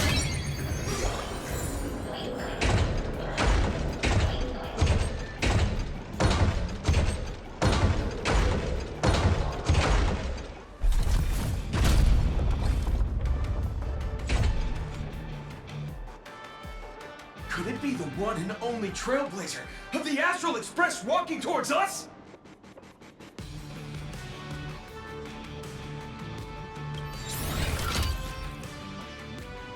Galactic Baseballer! We've been expecting you. Although the giant shadow crisis in Duomension City has been dispelled, the real battle for you and the Daybreak Squadron is only just beginning! As the old and new generations of superheroes, you will face off here to determine the victor! Forged by raging fire, burn away the darkness, the star that sets the world ablaze! Blaze Weaver! Slice through the skies, flames of lightning! From the blue heavens descend, Azurling! Ka! Shatter of the eternal night, light blazing bright, the radiant bow of hope, Dawn Lance! Cut through despair, unyielding blade of steel, edge that never fades, Cinderborn! You can do it, friend! Darkness reigns, and dawn awakens! The Daybreak Squadron arises!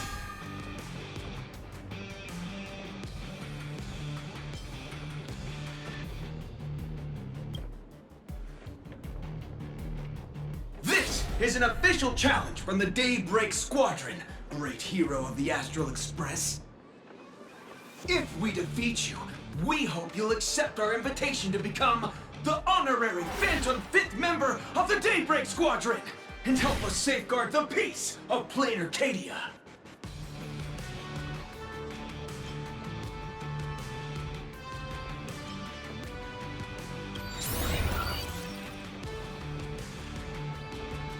Pink, green, we've got tons of colors. You can set any RGB value you want. Hey Greg, didn't you have something to tell your hero? Now's your perfect chance!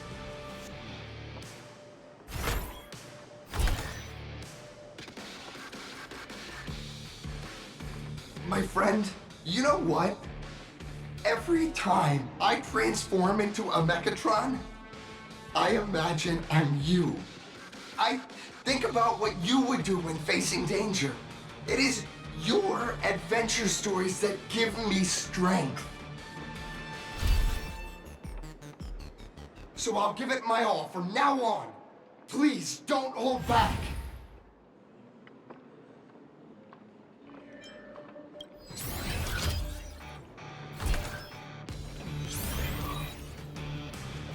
Now then, let's settle this on the horizon where the faintest moon rises!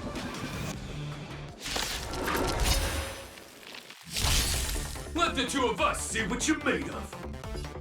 Come on! One and only Trailblazer!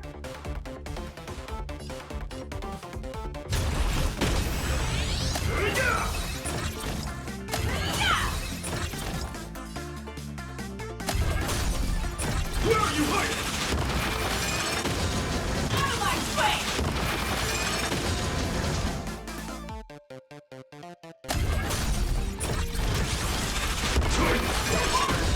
Absolutely! We're got this! Too slow! It's your turn!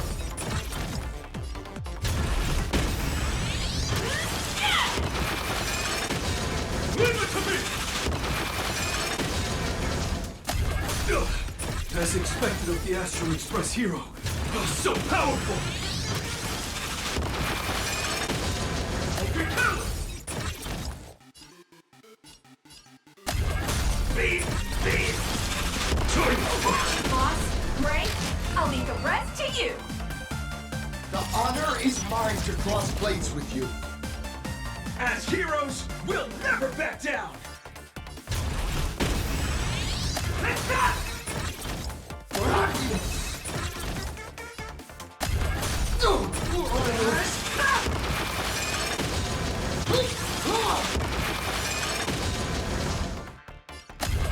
Never surrender! Blaze me for justice! For justice! Great chance! Don't underestimate me! This strike contains all my respect! Bring it on! What? Even the invincible little raccoon is reaching her limit? Listen, those are the people's wishes. Power converging as one. That is limitless possibility! Everyone's wishes! I've received them all! Trailblaze Infinity! Overwhelming me!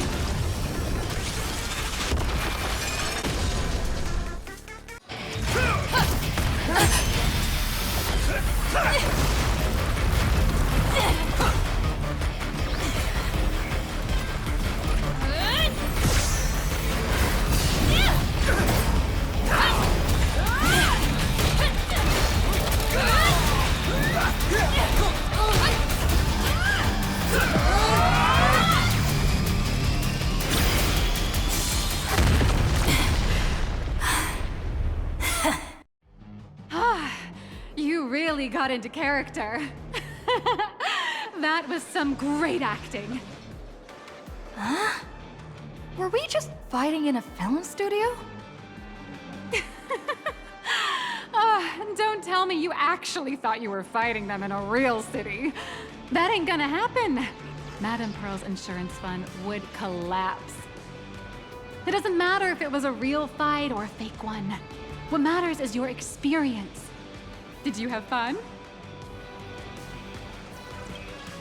The user gave us a 5-star review. Thank you for your kind feedback. Your satisfaction and approval are our greatest motivators. Oh, looks like the Daybreak Squadron is waiting for you. You gave them quite a combat lesson, it appears. Why don't you go share a few words with those youngsters?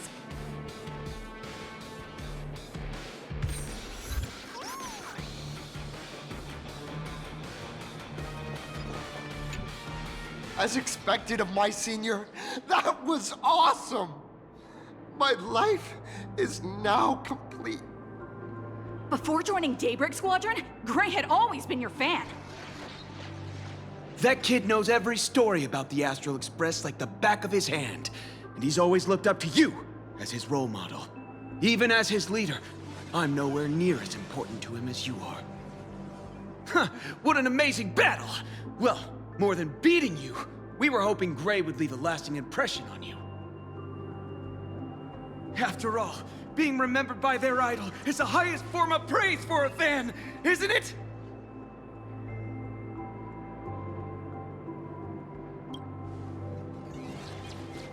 Oh, you bet. Besides my senior. My teammates in the Daybreak Squadron are the ones I trust the most. It's a shame, though.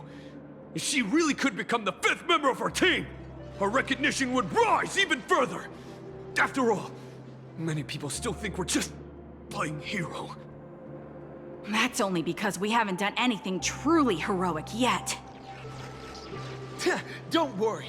Given the state of Duomension City, a mind-blowing crisis is bound to happen sooner or later, and that's when we'll get our chance to shine! Ha ha! Yeah, just yesterday, I rescued 5 people from a gas explosion. Hope they recover soon, and spread the word about how awesome Daybreak Squadron is! There you go again, casually saying the strangest things. Like the Astral Express. We don't need to act to prove something so long as we stay true to our own path. Sooner or later, Daybreak Squadron will be recognized by everyone. Silly you. Is the Astral Express all you ever think about? Why don't you just go join the Express as one of the Nameless? Come on. Don't make fun of me. I'm still just a rookie. How could I possibly be worthy of boarding the Express and fighting alongside seasoned veterans?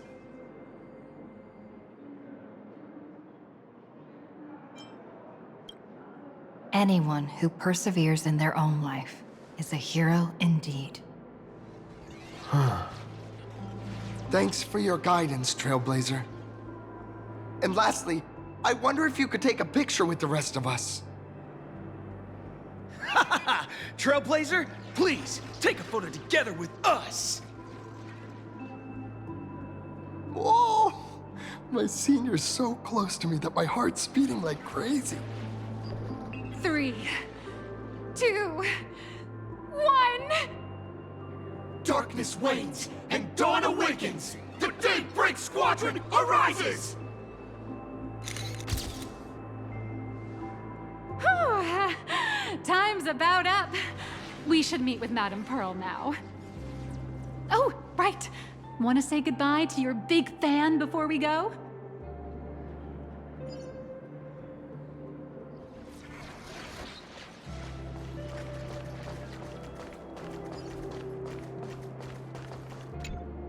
Blue, yellow!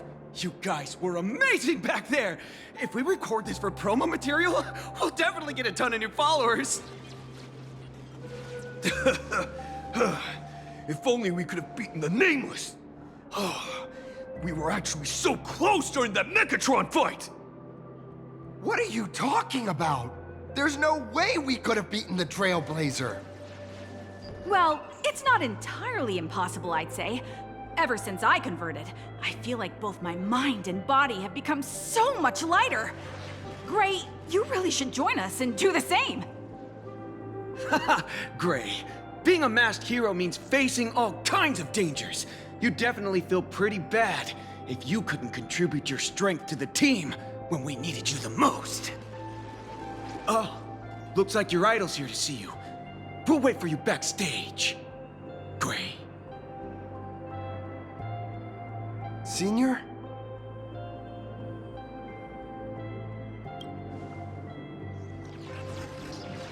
Me?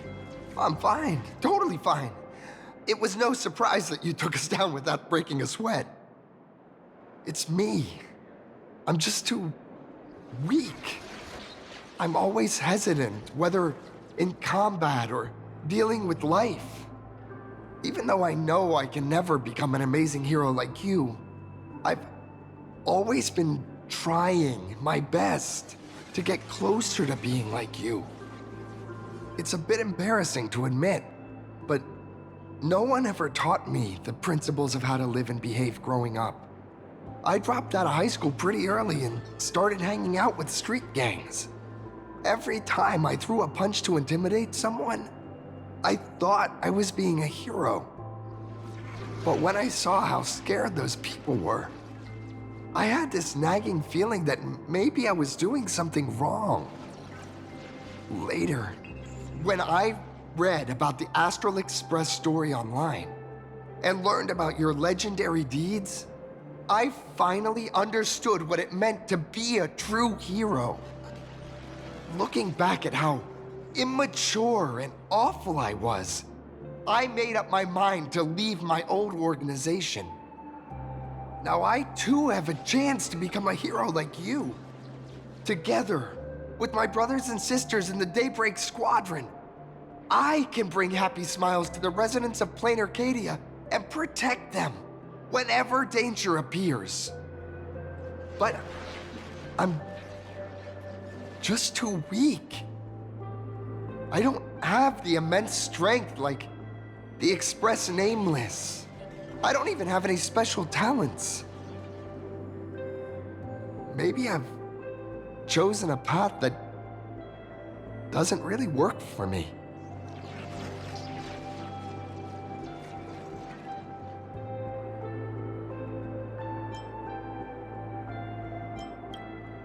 I don't want to give you empty platitudes about humans triumphing over fate.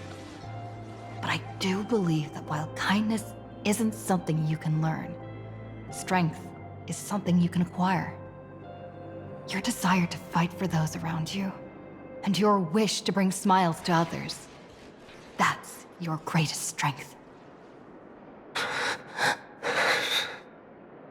Thank you, Trailblazer.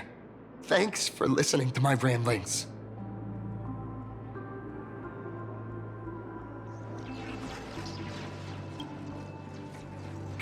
Could you please sign that famous line?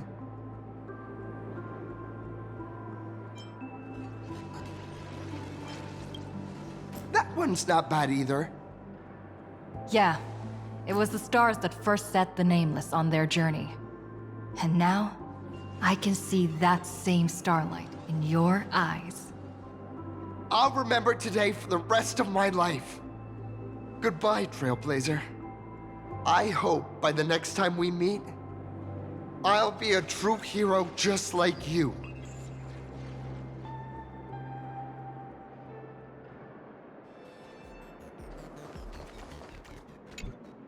Well, that about wraps up today's tour.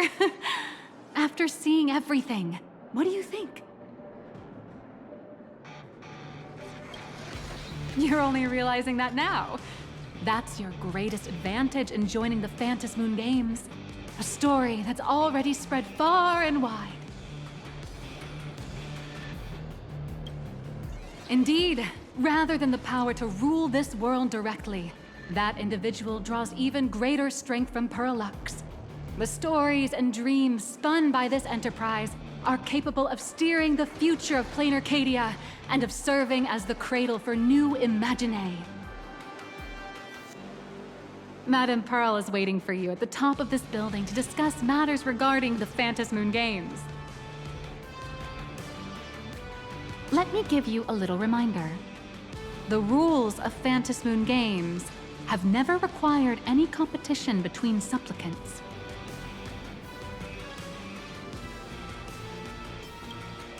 As an IPC employee, I've said far too much. Your friends are waiting for you in the hall. You should go meet up with them. Don't keep them waiting too long.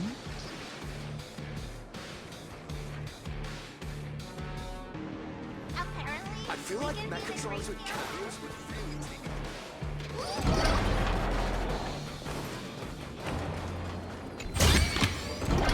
Over here! Over here! You watched Daybreak Squadron? Mr. Yang and I watched the whole thing on the screen! Not only did you assemble the Mechatron and give autographs to your fan, but you also got to live out your superhero fantasy. Did you have fun? Mr. Yang's looking at you with such loving eyes, like a parent watching a kid riding on a carousel at an amusement park. Indeed.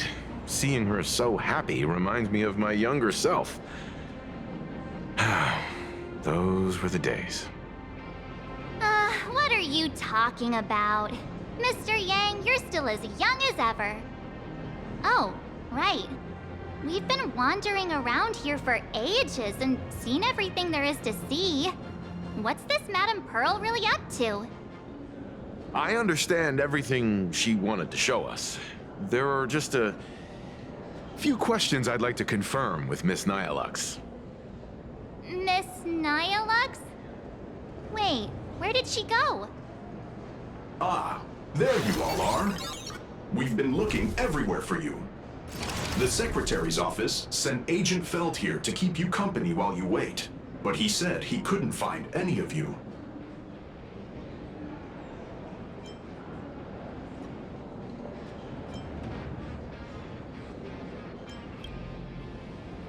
Wait, if Mr. Feld is the one who's supposed to meet us, then who is Miss Nihilux? Miss Nihilux? Who? Agent Nihilux, an IPC ranking P30 who works at Perlux Corp's Imagenesis Technology Department. P30? Imagenesis Technology Department? Since when did Perlux Corp have an Imagenesis Technology Department? Could she be some kind of corporate spy who snuck into the building? Oh, this is a real mess. What are those security guards even doing? Distinguished guests, are you hurt? Or did she trick you into giving her money or anything like that?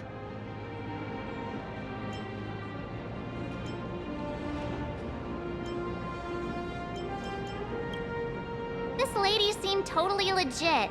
She smoothly guided us around the place like a pro. I thought she was one of your people. I need to report this to security right away. She can't have gone far. Let's catch her in the act.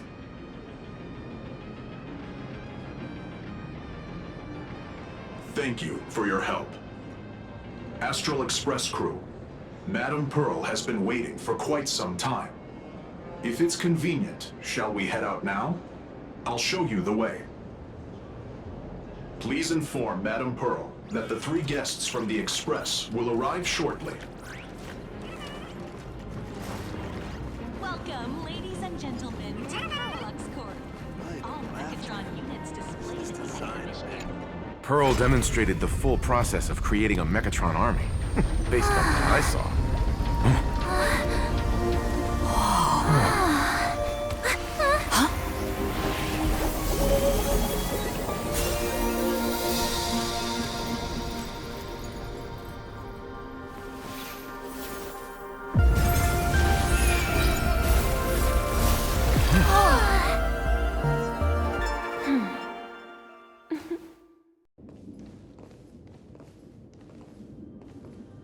Hello, guests from the Astral Express. Nice to see you again. Thank you for your gracious hospitality, Madame Pearl. I understand there was a minor incident in the lower lobby involving someone impersonating a Perlux employee. I hope it didn't spoil your enjoyment. We're fine. Don't worry about us. But how are things with you? Did you lose any valuable tech? Blueprints? Or top secret information? No, Perlux's data firewall remains untouched, and all assets under security network surveillance are intact. The only change is an additional expense claim under my employee ID. Never mind. I can make a preliminary assessment that this was the result of someone's momentary impulse. Lately, mishaps have been piling up, like dark clouds before a downpour, casting shadows of uncertainty over my plans. Could you be referring to the Herald of Death? 33 citizens were found dead in the Dovebrook district. In addition, an IPC specialist assigned to negotiate the purchase of a Mask of Elation died in an unexpected incident. This party has made overt threats to public order and is clearly challenging the IPC. My intuition tells me this is only the beginning. Managing capital and managing a corporation share one thing in common. That is, an aversion to risk and a pursuit of stability. And I bear both responsibilities. As the executive officer of Plain Arcadia, I bear an inescapable responsibility for the safety of this world. As one of the 10 Stonehearts, I hope to bring the Phantasmoon Games to a swift and safe conclusion. Rather than staging another dangerous battle, like what happened at Graphia Academy, I hope the supplicants can show the people of this world miracles of joy and happiness, instead of sorrow and rage during the Phantasmoon Games. Therefore, I'd like to hear the Express's request. Trailblazer, please. Tell me, what's your ultimate goal for joining the Phantasmoon Games?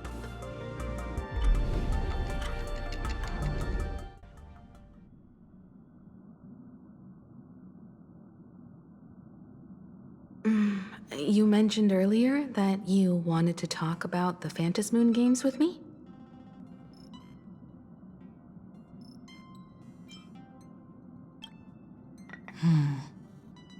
I'd like to talk about our ultimate goal for participating in the Phantasmoon Games.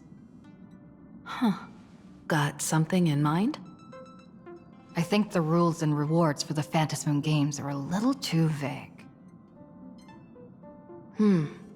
That's exactly what I thought when I joined the games 15 years ago.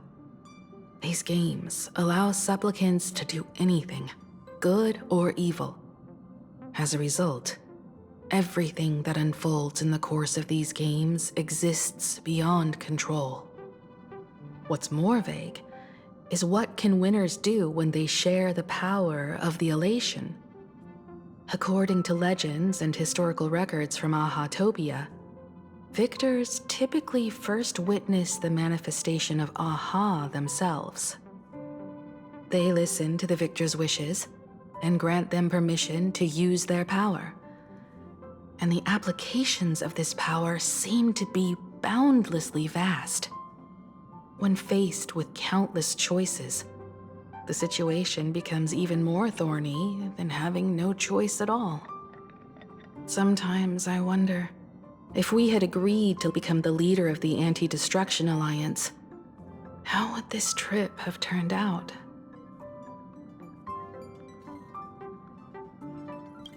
If I win, I'll give up sharing Aha's power and ask them to be the leader of the Anti-Destruction Alliance.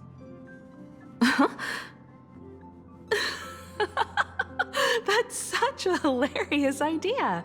I can totally picture it.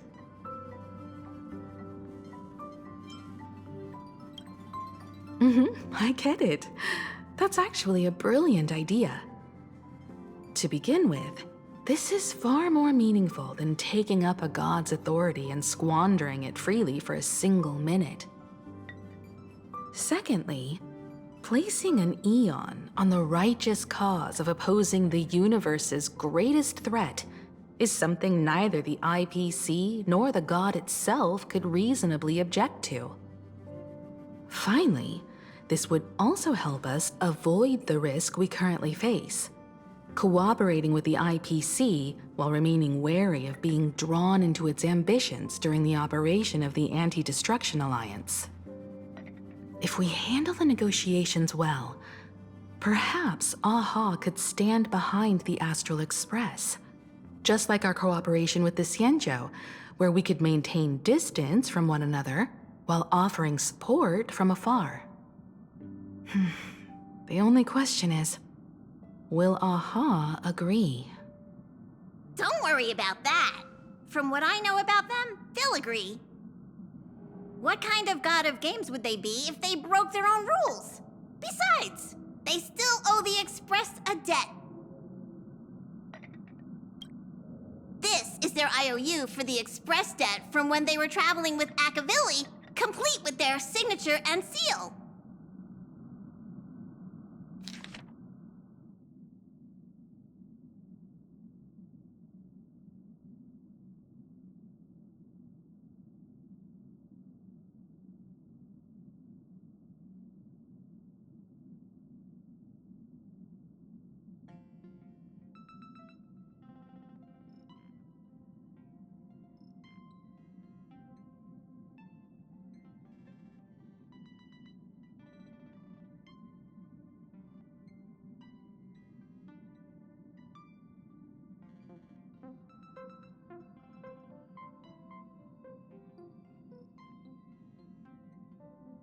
Passenger, use this to blackmail them.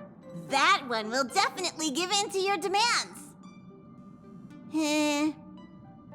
Probably. So, you're saying you want AHA to take on the leadership of the Anti-Destruction Alliance?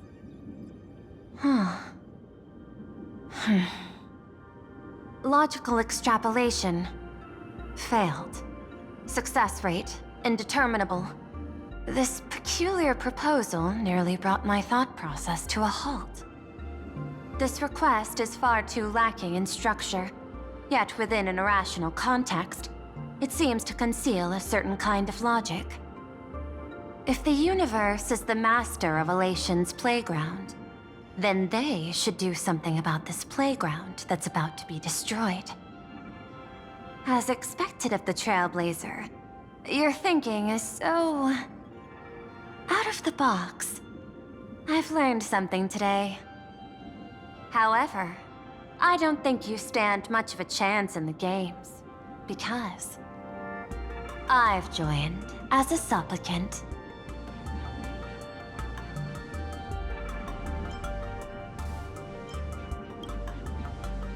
Not a single rule in the Phantasmoon games requires supplicants to engage in combat, so there's no need for hostility between us. Plain Arcadia's administrator is a supplicant? At the same time, she has at her disposal assets of staggering magnitude. What, Perlux Corp among them. With money and power on her side, wouldn't her chances of success be way higher than ours? As I previously proposed to Miss Himiko, I'm willing to cooperate with the Astral Express to ensure the smooth progression of the Phantasmoon games. But the Astral Express isn't your only partner, is it? I have 2 other allies. However, you all are my most promising ones. Once the Astral Express joins, it will maximize the safety and success of this Ionic game. And I will do everything in my power to fulfill my partner's wishes within that limited minute.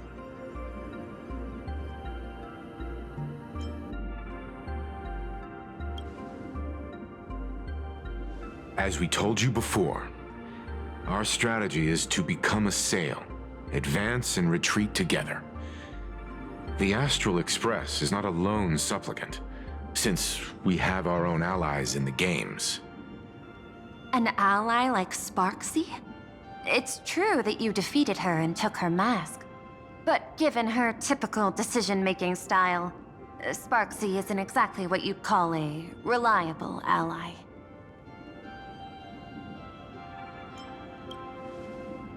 Hypothesis. The Sinwish Syndicate's missing mask. I thought it fell into the Xianzhou's hands. Don't tell me. Yao Guang gave it to you guys? That's right. 3 against 3. We're tied at the moment. With this new variable in play, I'll have to adjust my extrapolations. But the conclusion seems unchanged. After all, as the administrator of this world, I have the natural advantage in resources.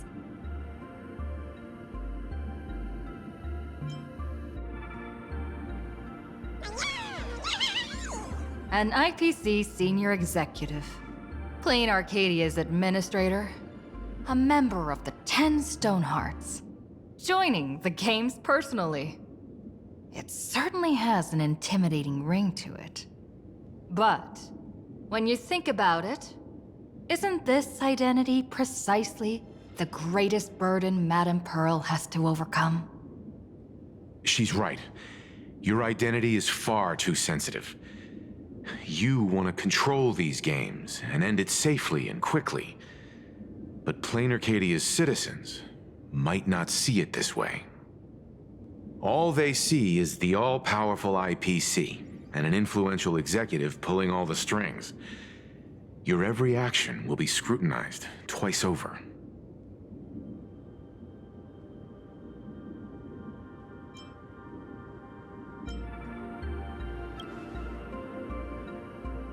A sharp observation, I must say. Quite impressive. But I do not believe you yourself would overlook this. Madame Pearl, what is it that you seek to obtain from the Phantasmoon games at any cost? What I seek is a treasure lost to this world's history. I want to recreate Graphia's divine art of imagenesis. Does that have something to do with painting? Hard to believe, no? My birth originated from the theme assigned by the celestial differentiator of planet Scrulum: art. At first, I was nothing more than a machine that imitated human paintings. For an Intellitron, generating works of art is no great challenge. Day after day, I studied. Day after day, I exhausted every possibility. I could instantly analyze the proportional structure and pigment composition of any painting. I could precisely reproduce every pixel of Graphia's masterpieces.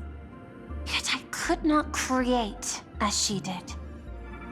Graphia's ultimate creation was establishing the world in canvas at the end of the Phantasmoon games.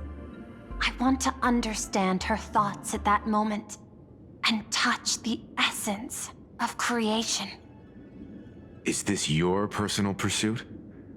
Or the IPC's demands on this world? Both. The IPC's point of view is far more pragmatic. The world in canvas is a dimension that can shield us from the Antimatter Legion's warfare, and they've always been eager to master this technology. Unfortunately, it seems we can't convince each other to back out for now. Then, I have another proposal. Why don't we shift our perspective and turn our attention to those 2 supplicants who haven't surfaced yet? These 2 individuals' objectives are unclear, and their abilities remain a mystery. If left unchecked, we might see a repeat of the Herald of Death tragedy. I have a cooperation proposal that could help us gather intelligence on them, and I'm willing to share this piece of information with you all.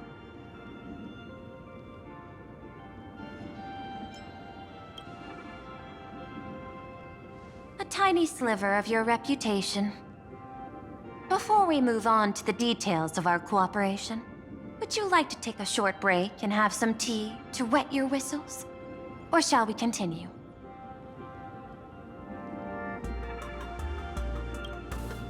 I was thinking of having Perlux Corp host an expo for the Astral Express. As for the name, how about Star Rail Fest? Star Rail Fest? You mean hosting a Fluffy Across the Blue convention? Correct, but not entirely. The Fluffy is well known in this world, so it's a good collaboration element. But what I want is an unprecedented Astral Express exhibition, with the Fluffy being just a small part of it. The real stars of this grand event will be you, the Express crew. You'll be there in person to meet the people of this world. Are you trying to use this exhibition to lure those two unidentified supplicants out of hiding? Huh? What if they're up to no good? Won't that just make us walking targets?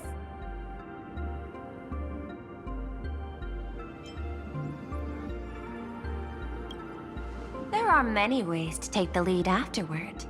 I'm less concerned about the progress than about the unknown risks our plan might face. Together, we can create a miracle for all to witness in Arcadia devoted to the legends of heroes. I'll also get Full Wish TV and other mainstream media outlets involved for promotional cooperation. And in return, Wish power will flow to you. Of this, I have no doubt. A wise choice. Before the Star Rail Fest officially begins, I have one more favor to ask of you all. I'd like the Express crew to pay a visit to Blurry QR Colt, the original author of Fluffy Across the Blue. Doesn't Perlux own the rights to the Fluffy?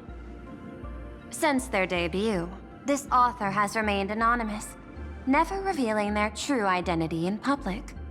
But if the real-life inspiration behind the story were to pay them a personal visit, it would surely be a great honor, and likely persuade them to attend a signing, stoking the excitement even further.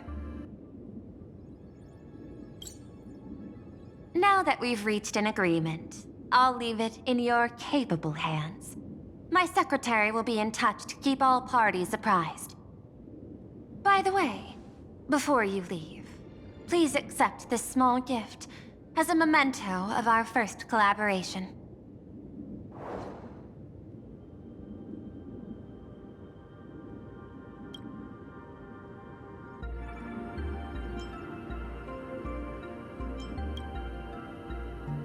I've studied in detail the records of my colleagues' interactions with partners in Penacony, and I was particularly inspired by Aventurine's technique of giving small gifts that symbolize good fortune.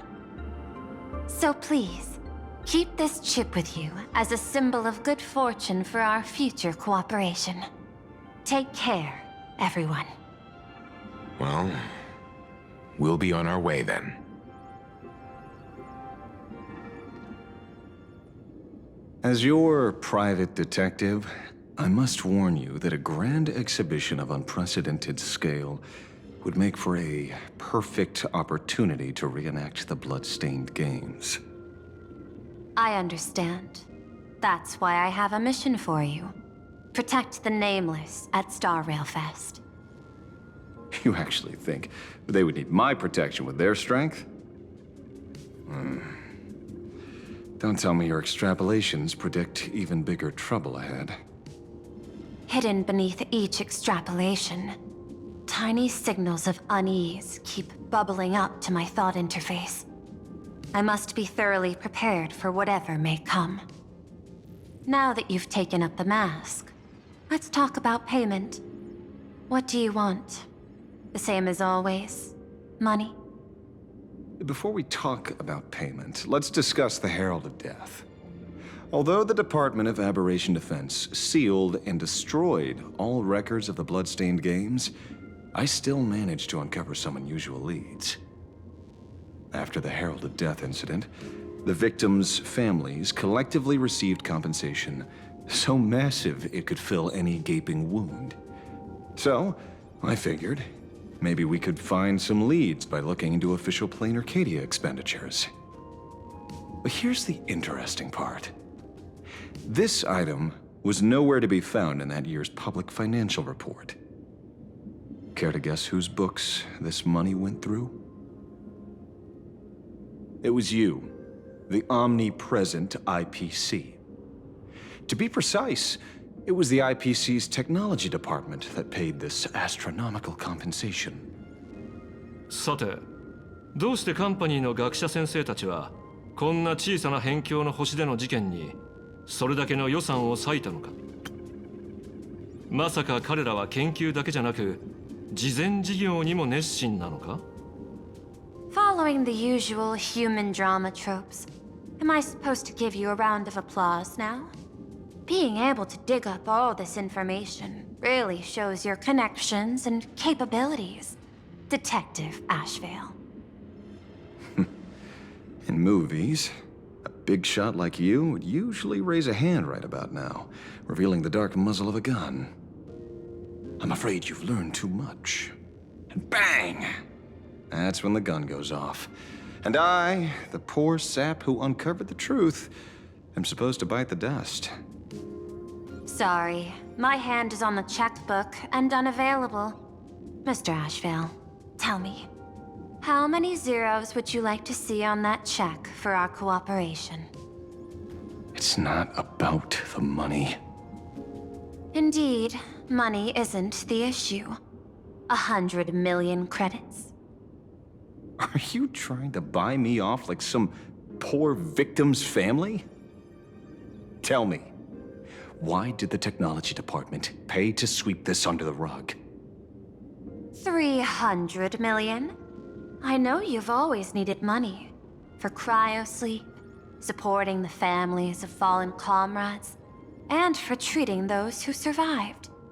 Isn't this exactly what strategic investment is about?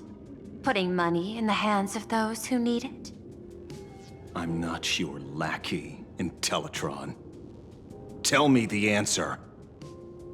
500 million? I could pretend there's a glitch in my calculation process and make it a cool billion for you. Money or answer? Your call. I want the answer. Oh, an unexpected choice. It defies my usual understanding of your decision tree. Note, I say this without sarcasm or ridicule. The answer is, I don't know much. Hard to believe, perhaps. But as CEO, my power isn't unlimited. Besides, the Herald of Death affair lies 15 years in the past. This world is like an unfinished game of chess that's been dragging on for years. The hidden moves laid by the previous player keep becoming my challenges. Even today. But since you've invited me to finish this game together, sharing intel is a must. Reasonable. I'll share what I know about the answer. Marcus Antali, the Herald of Death, last member of the Intelligentsia Guild School of Evolutionary Perfection. 5 years ago, his identity was confirmed, and he was executed. Note, executed in every sense of the word. Miss Yabali, head of the technology department, took possession of his belongings, and even I don't have the clearance to access those records.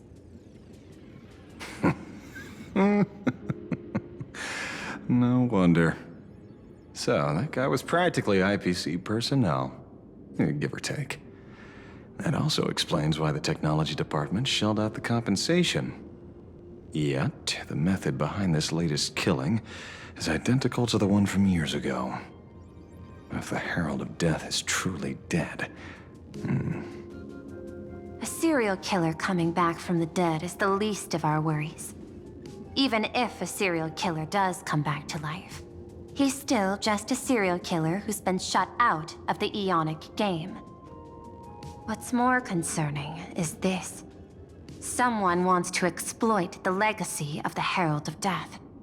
Misyabali took away everything that man left behind, except for the fear he instilled in the people of this world. And during the Phantasmoon Games, not only can miracles trigger wish power, but fear too. Based on my extrapolations, the appearance of this new Herald of Death might mark the beginning of the festival spiraling out of control. No wonder you're in such a hurry to end the games. Mr. Ashvale, I've always respected you. But right now, I need to rely on your strength even more.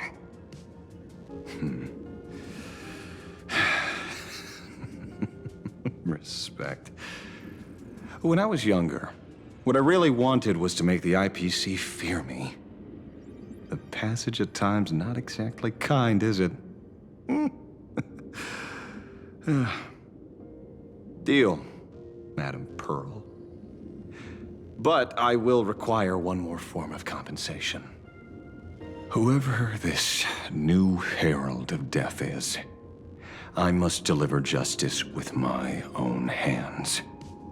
This time, there won't be any lengthy interrogation.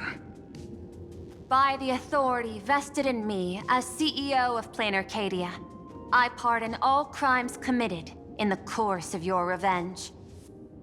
Go ahead and do what you must, Mr. Ashvale.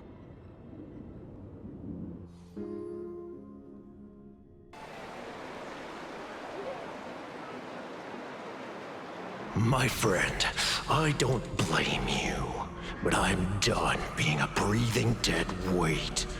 So do me a favor and pay me back for that drink with this bullet. Just do it, you coward! Let me die as a Galaxy Ranger before I turn into a monster of abundance! Bana, shoot me. I beg you. My Skybo above. May you have a pleasant dream. Not knowing who you are, not knowing why you exist here, that isn't life.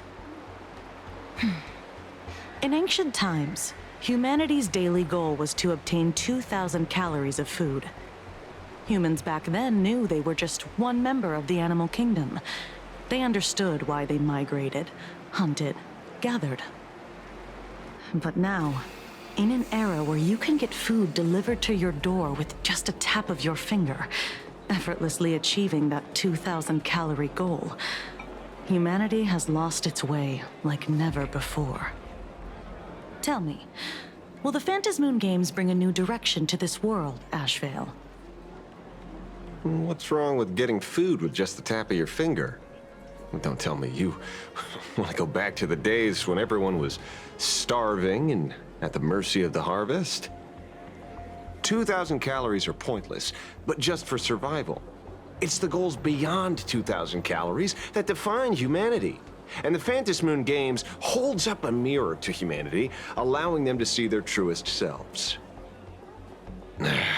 I'm just a detective. Ask me such a profound question again next time, and I'll charge extra. My apologies. I just heard you joined the Phantasmoon Games and couldn't resist asking for your thoughts.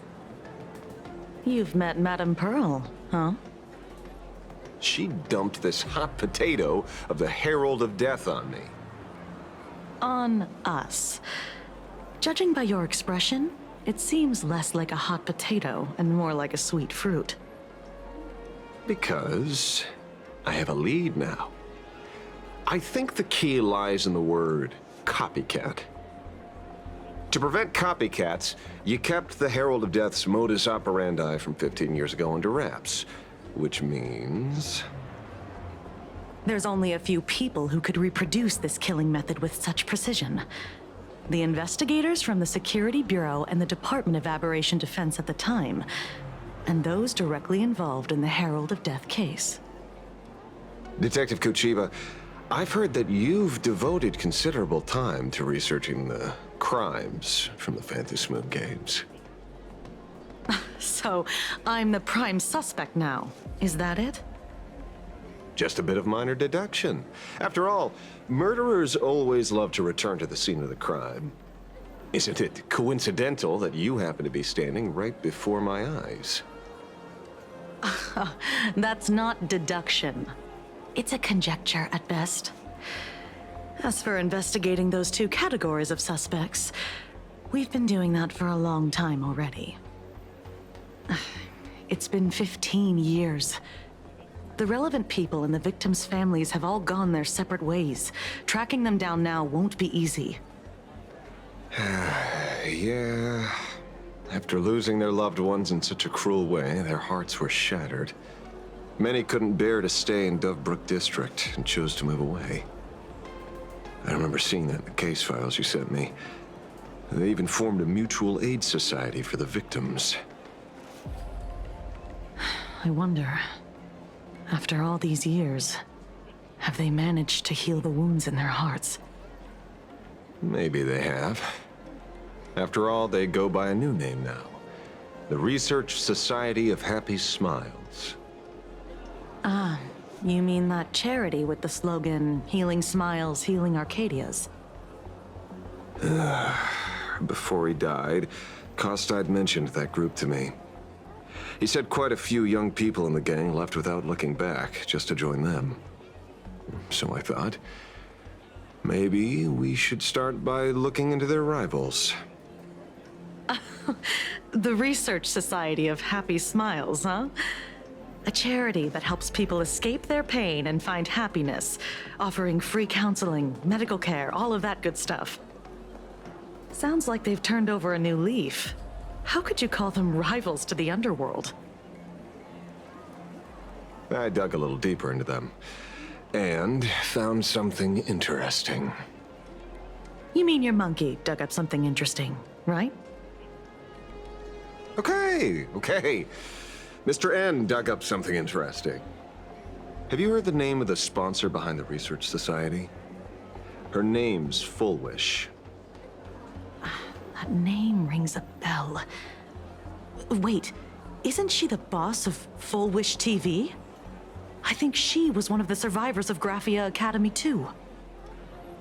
This is getting a little too coincidental. Just like every case you've accidentally cracked before.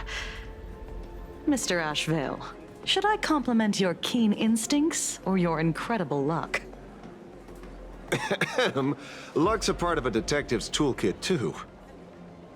Anyway, whether Fullwish is guilty or not, we won't know until we look into her. That's why I asked you here.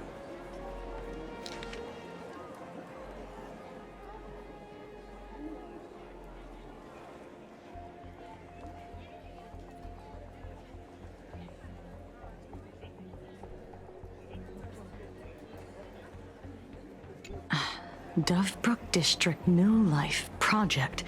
Public Recruitment and Mental Healing Seminar at the Research Society of Happy Smiles. And she's the speaker? Holding a seminar at a place meant to bury past trauma. The very site of 2 bloody incidents. Miss Fullwish's audacity is certainly impossible to ignore. So what are we waiting for? It's time to drag Dovebrook District's old skeletons out into the light. Are you talking? Yeah, I'm almost there. I want more happiness.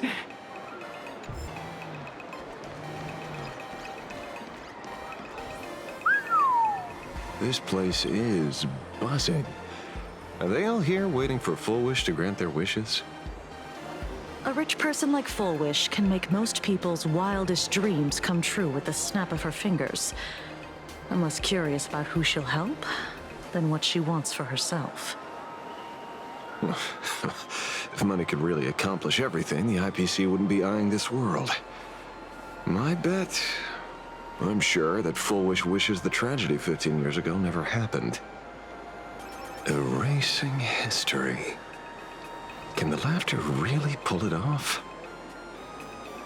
In past victory records, there have been countless and often bizarre instances where the victor used the elation's authority to change reality.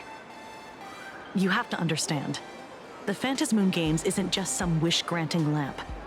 What makes it irresistible is that it turns the one who wishes into the genie. That's quite alluring. Have you heard about the noblest worm Aha made godlike? It became the happiest creature in existence. Happy enough to burst apart, leaving no intact body behind. Your knowledge of these unofficial records is enough to rival ours. Since you see things so clearly, Mr. Ashvale, why sign up for the games? Miss Kuchiba, is that a rhetorical question? Or are you fishing for a confession? Fishing. Don't be afraid. Now that you're a supplicant, public officials like me no longer have any authority over you.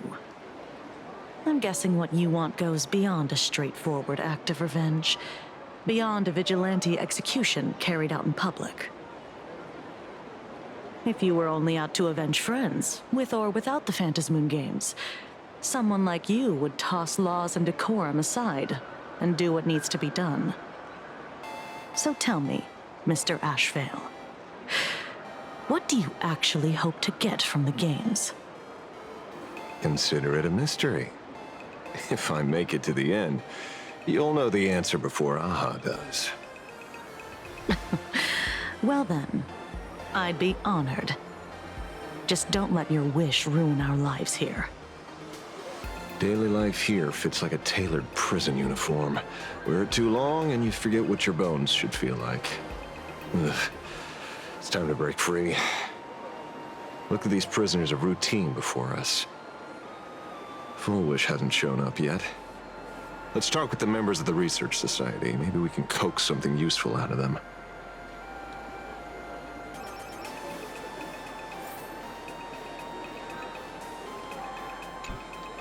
I got called into another chat with the boss today. Never thought he'd care about me this much. Everyone is smiling at me. The office feels downright cheerful.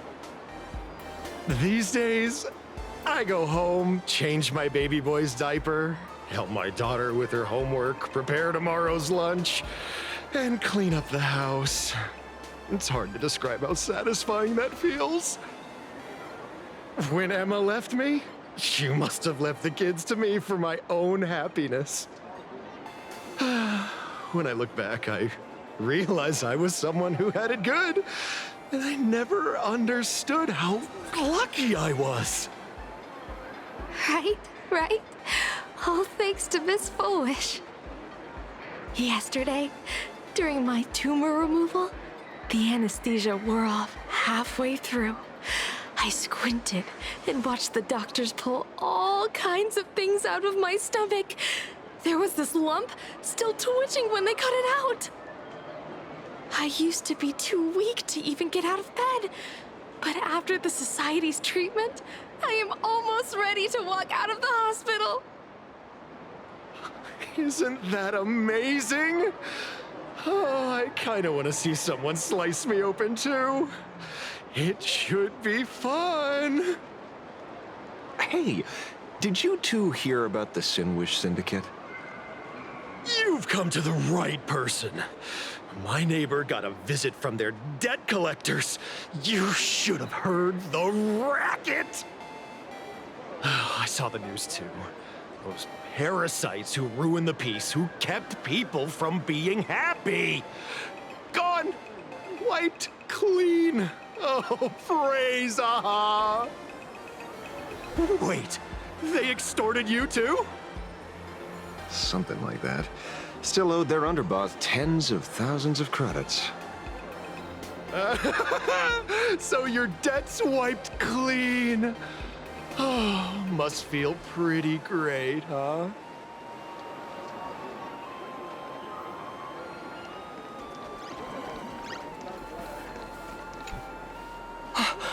Oh, we meet again.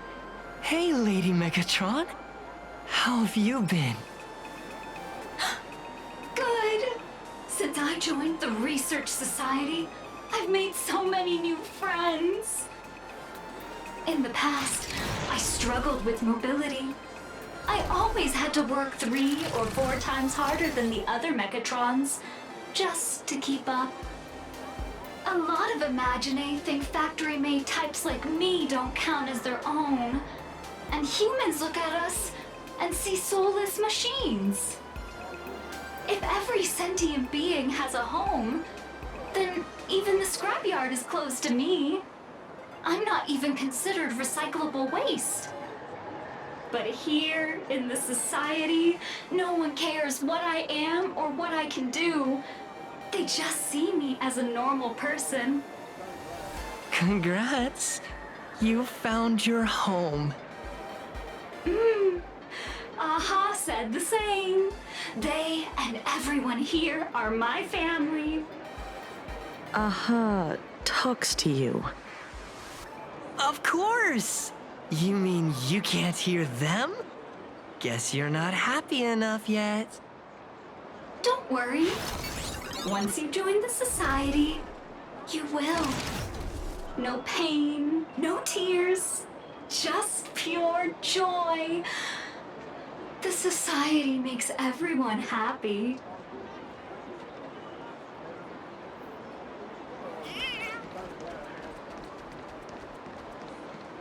Looks like it's about time. If the star of the show doesn't show up soon, the crowd's gonna burst with anticipation. Everyone, please make some room for Miss Fullwish.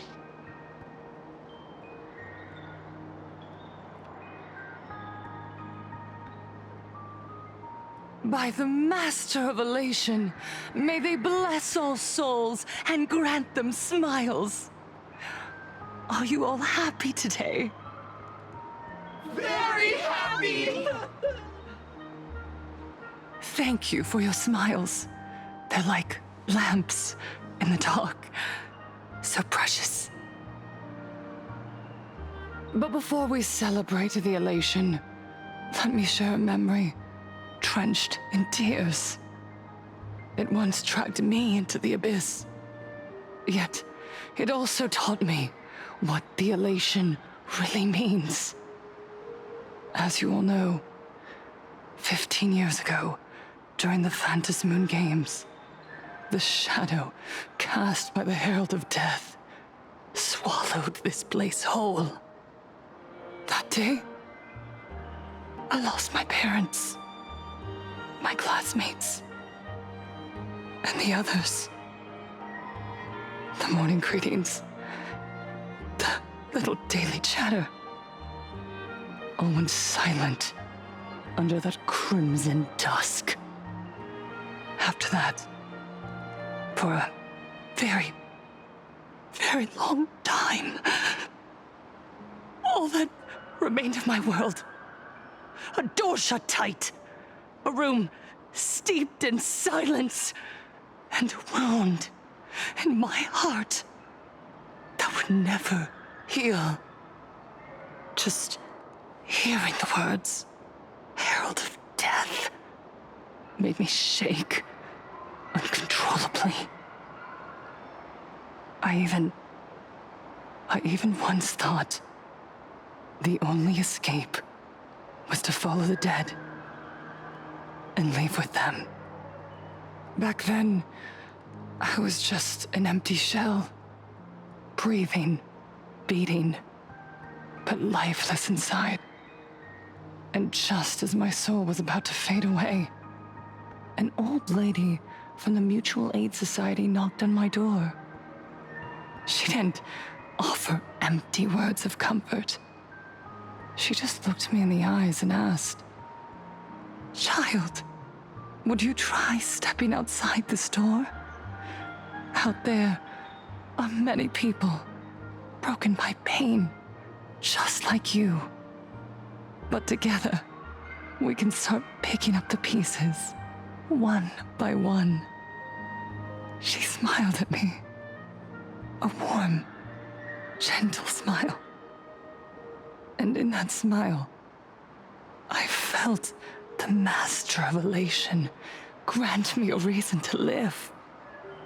At the Mutual Aid Society, I saw countless souls scarred by fate. Some bore wounds beyond healing, and some had lost their loved ones. Each of us bore a different wound, but every wound got deep. And yet, what truly moved me wasn't the pain. It was how, beneath those scars, they still reached out to one another, offering a smile to a child who'd stopped crying, lending a guiding hand to someone lost. They taught me something precious. Pain can destroy a person, but the wish to bring elation to others can spark the fire of rebirth. That was when Aha's voice echoed again in the silence of my heart. The smiles passed from one another through mutual aid is Aha's most precious blessing. It does not belong only in the small room of a support group. It yearns to illuminate hearts lost in darkness. Each time we share a true smile, it's as if we hear Aha's voice. And when that voice rings out, all suffering fades, all pain is healed, and everyone knows what true happiness feels like. That's why the Research Society of Happy Smiles was founded. I will share this divine smile with all of you. No more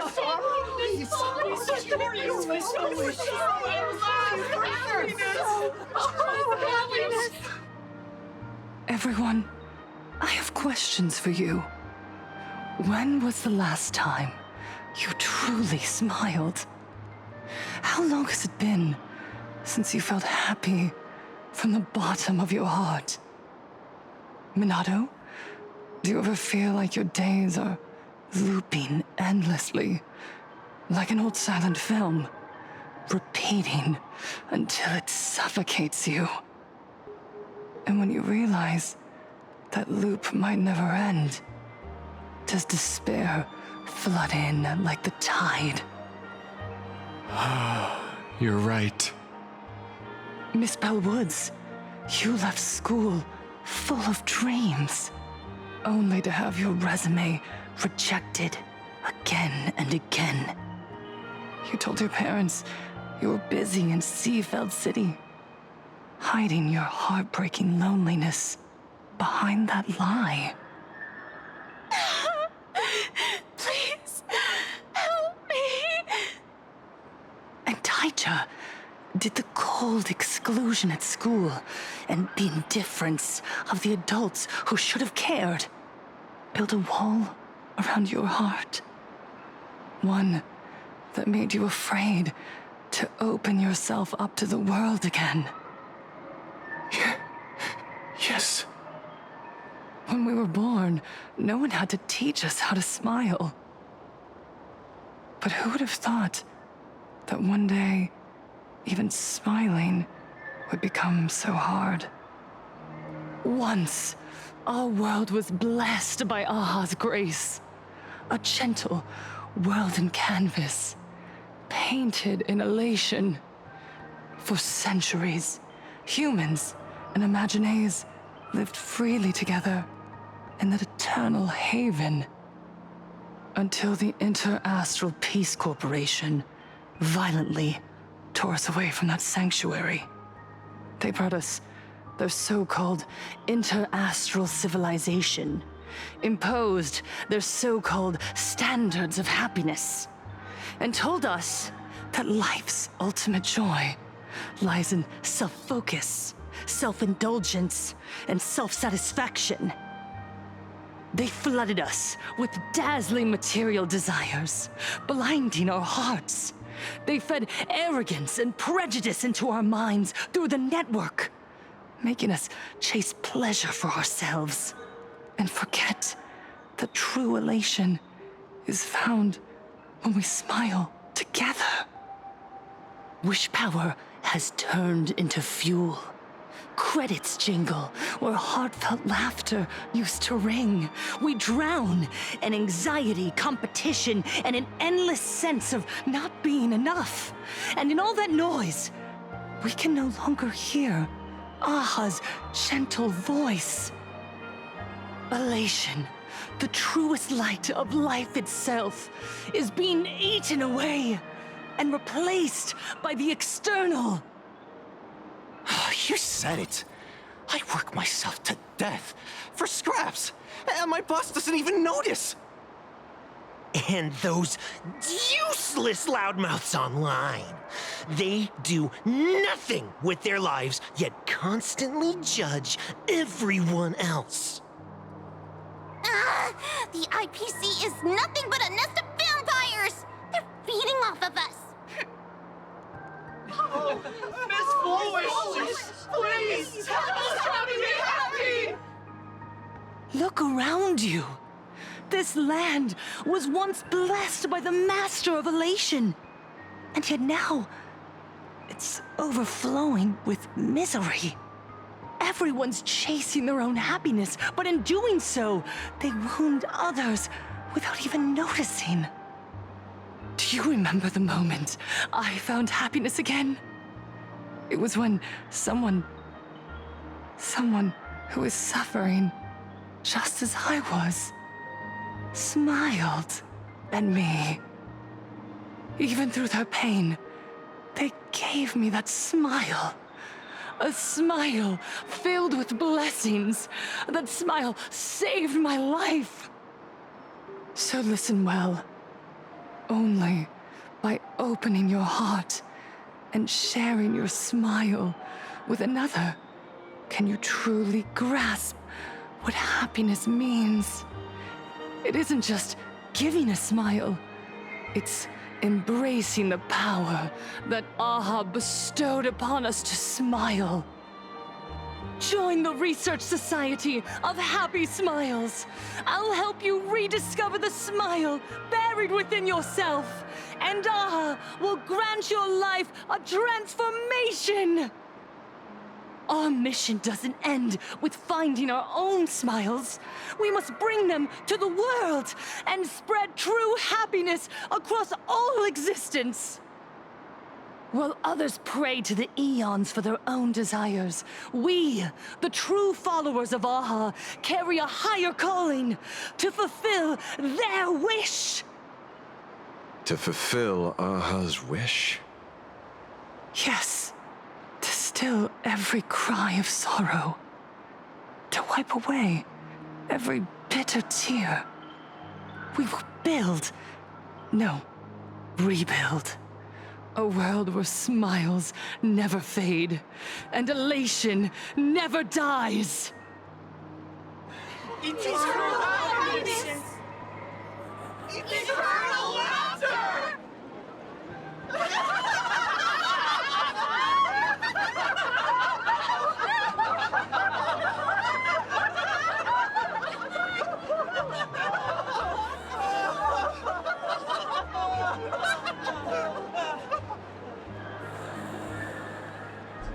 The speech is over. What's your take, Detective? She's so far gone, it's hard to make sense of it. Then let's not overthink it. Let's talk to her directly.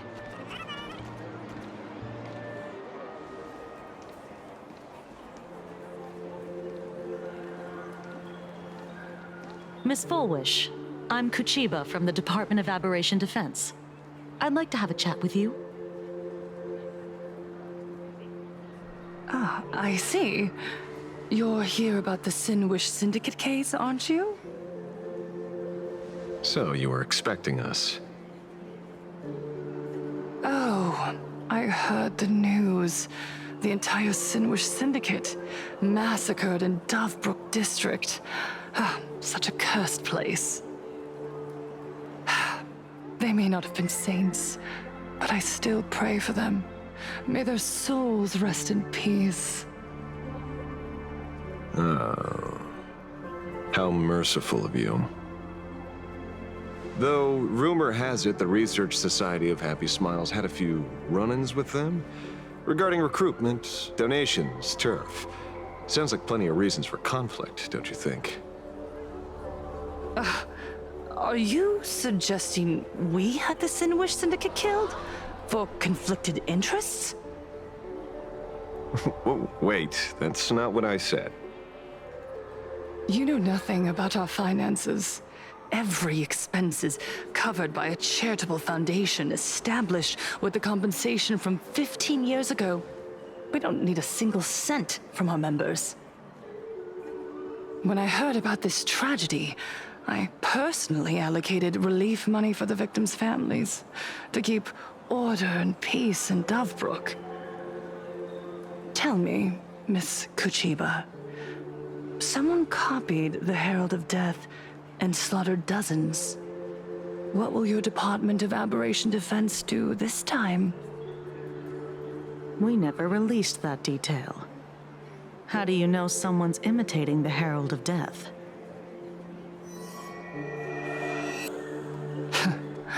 Isn't that what you've been waiting for?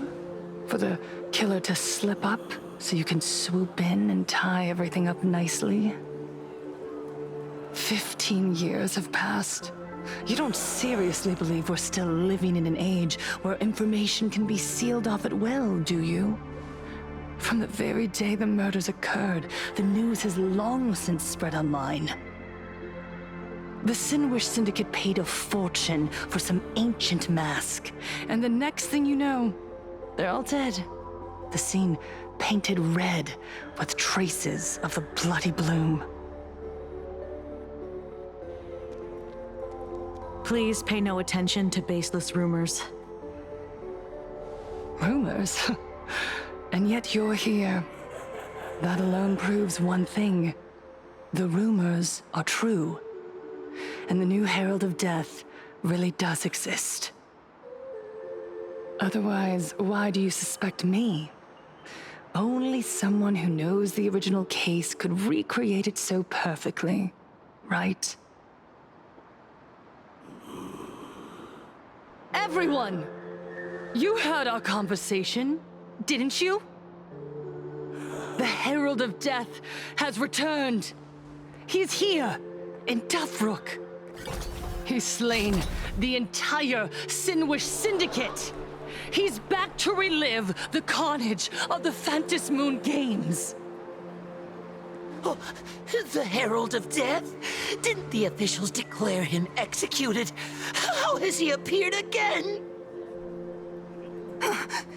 He's immortal? A demon? He's back for revenge! He'll take revenge on everyone. We're doomed! Aren't gang members the very people who steal smiles from others?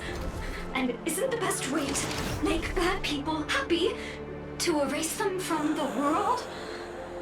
Wouldn't that be doing something good? Yeah, Sister Mechatron is right! Those thugs deserved it. Back from the dead? Lies! The IPC kept him alive to wield him as their weapon. You useless officials! 15 years ago, you failed and let him get away! And that's why he's back again now!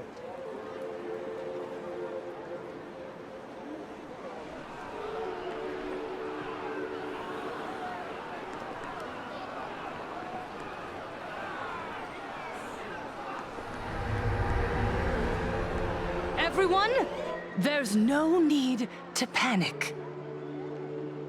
Remember who you are. You are those who live beneath Aha's brilliance, who have claimed happiness and cast off the shackles of suffering. Once the Herald of Death fed on our fear and tears, that was the source of his power. Look at the smiles on the faces of those around you. There is no fear left in our hearts, no tears left in our eyes. All that remains is resolve, happiness, and faith in the elation. The Research Society of Happy Smiles will protect this world. Etch this into your hearts. The happy do not die, for even death cannot touch a heart filled with happiness. What's going on? There's something very wrong about this woman. Yes, as long as we're happy enough, there's nothing to fear. We won't die. Happiness is our weapon. Happiness will destroy the Herald of Death. Happiness will save this world. Operation Spread Happiness. Let happiness infect everyone and spread to every corner of the sky. Make the Phantom Moon smile. Make Lord Aha laugh until they cry for us. Infect the Phantom Moon with happiness. Happiness.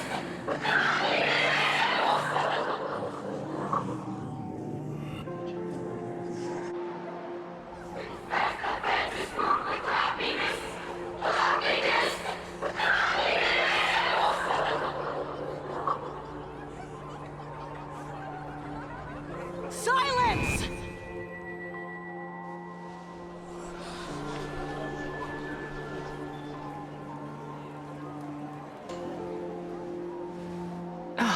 My apologies, officers.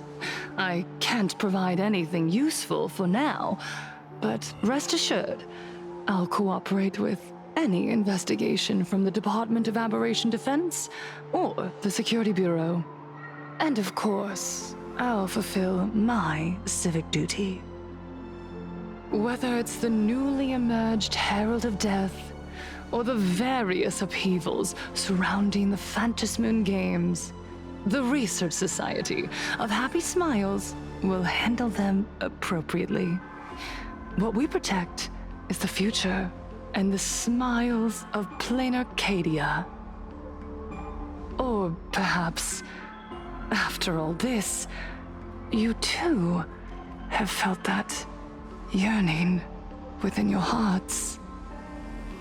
Would you like to join us to embrace eternal happiness? I'll pass. But I've got a feeling we'll meet again.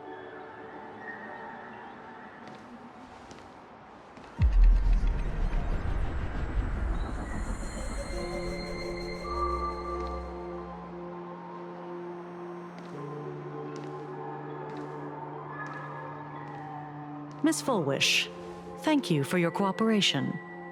Hopefully, next time we meet, it won't be like this. May the Master of Elation watch over all and bless you with their everlasting smile.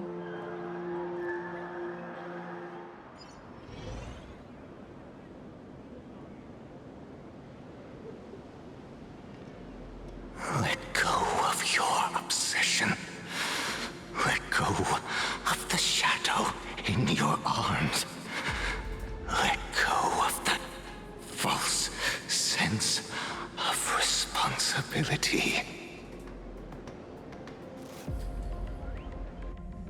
You're the one who should be dead, aren't you? Come, join your brothers. Let the gears grind to a halt. Let the hands fall still and end that life of yours that was never meant to be.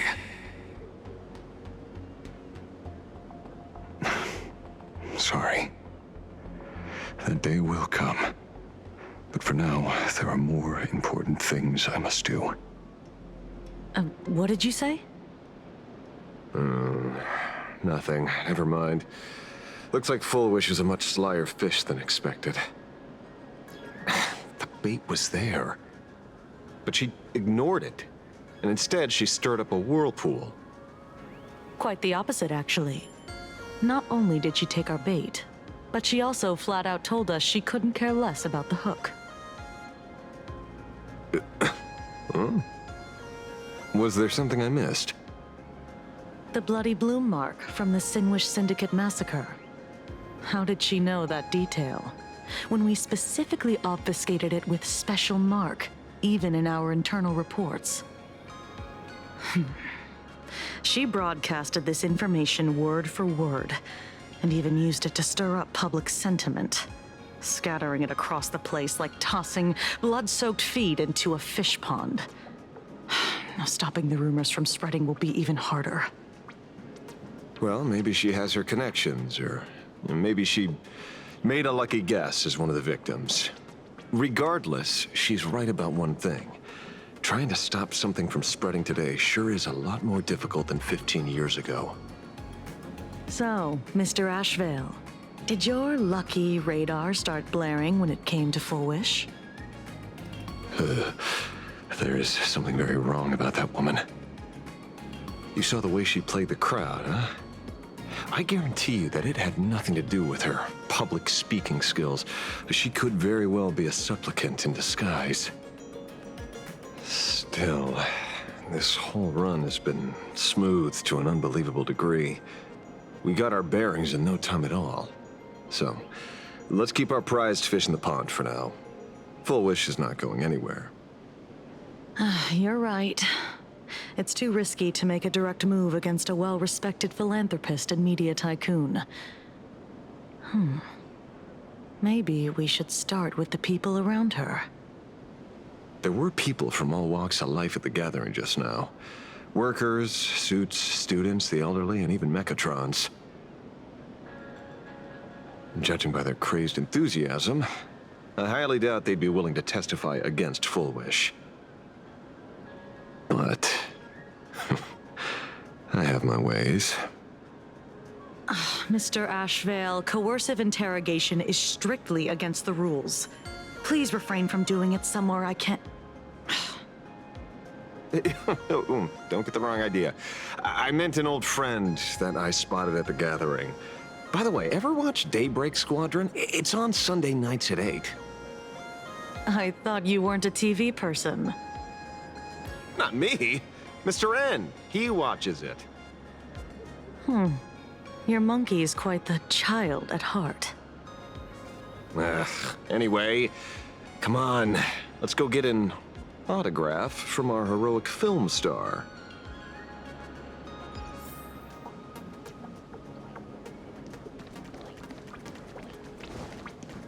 Is that him?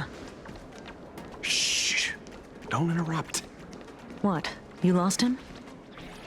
Not even close.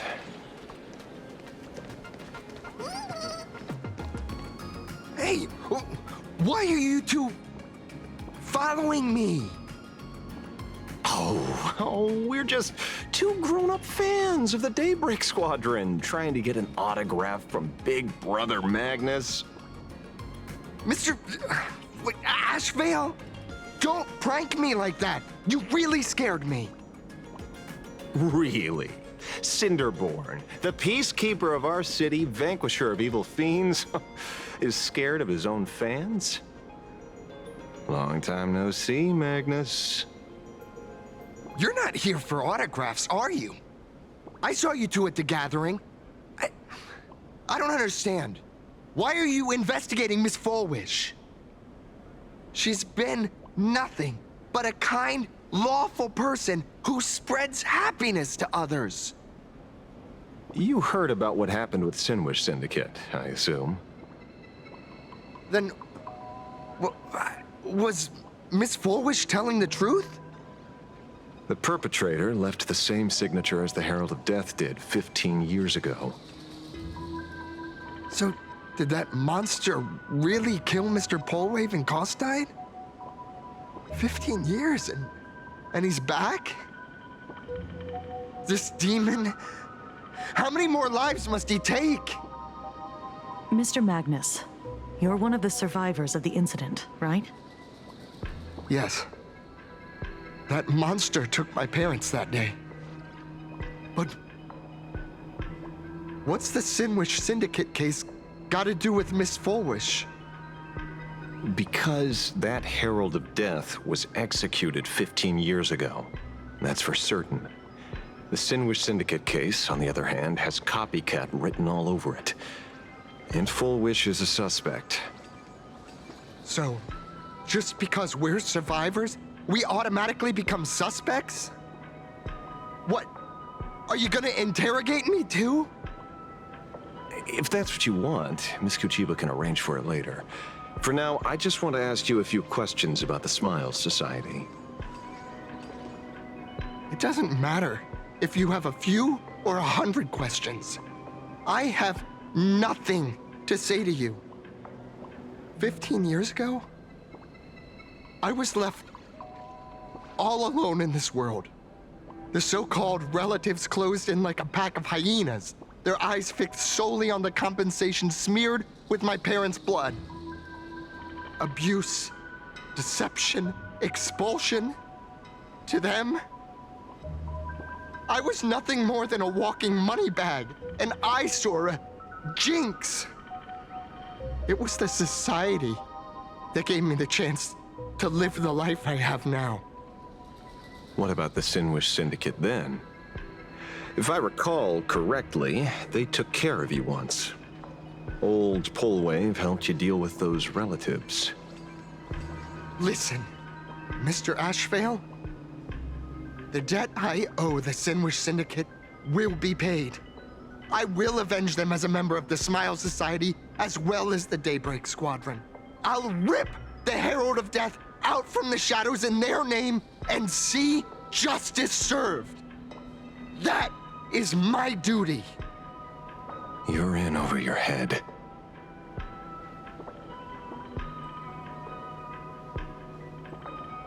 The new Herald of Death is very dangerous. I doubt a handful of actors like you can achieve anything substantial.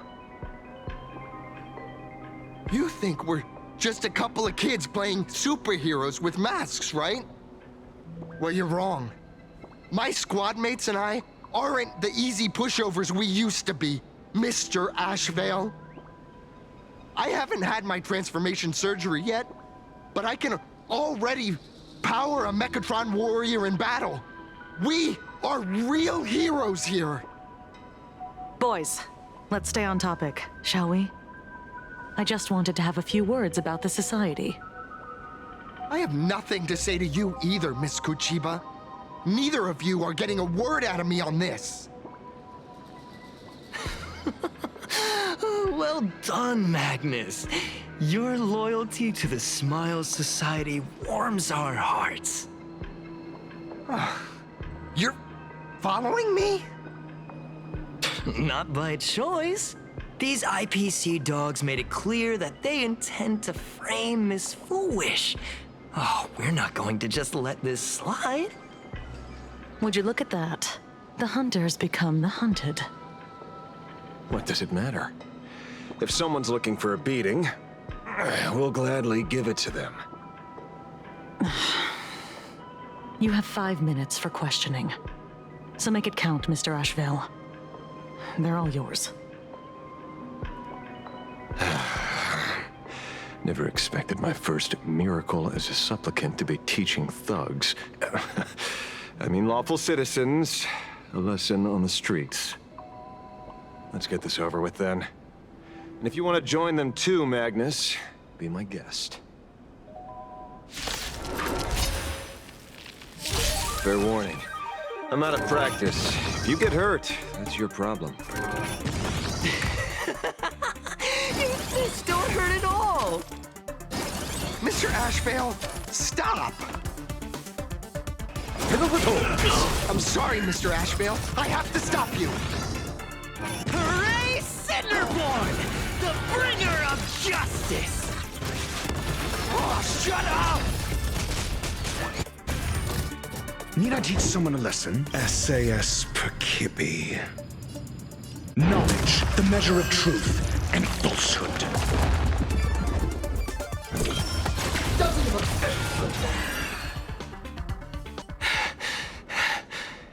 It hurts a little,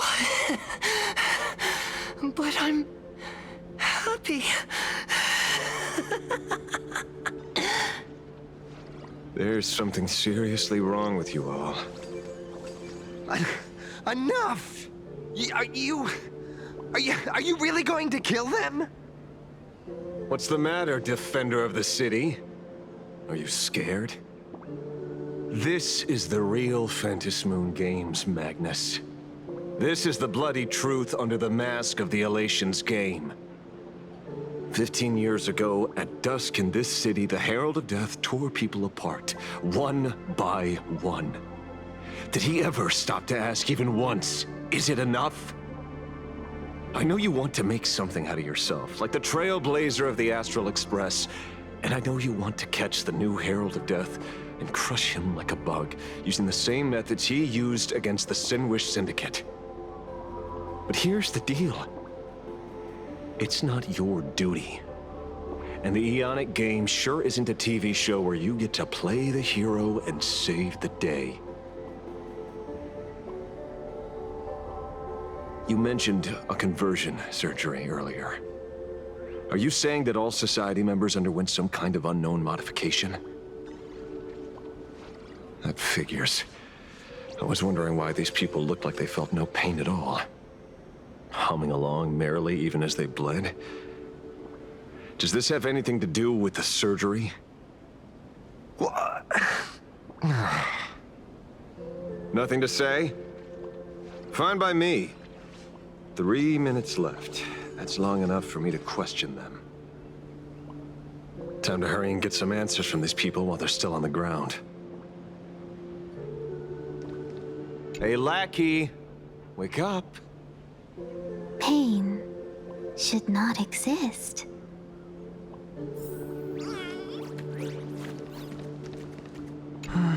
Smile. Please smile.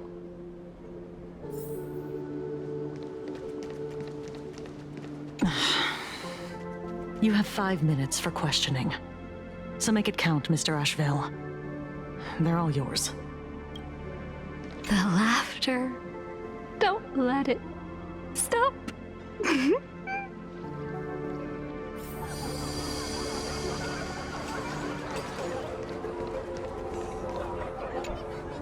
Those who suffer shouldn't exist.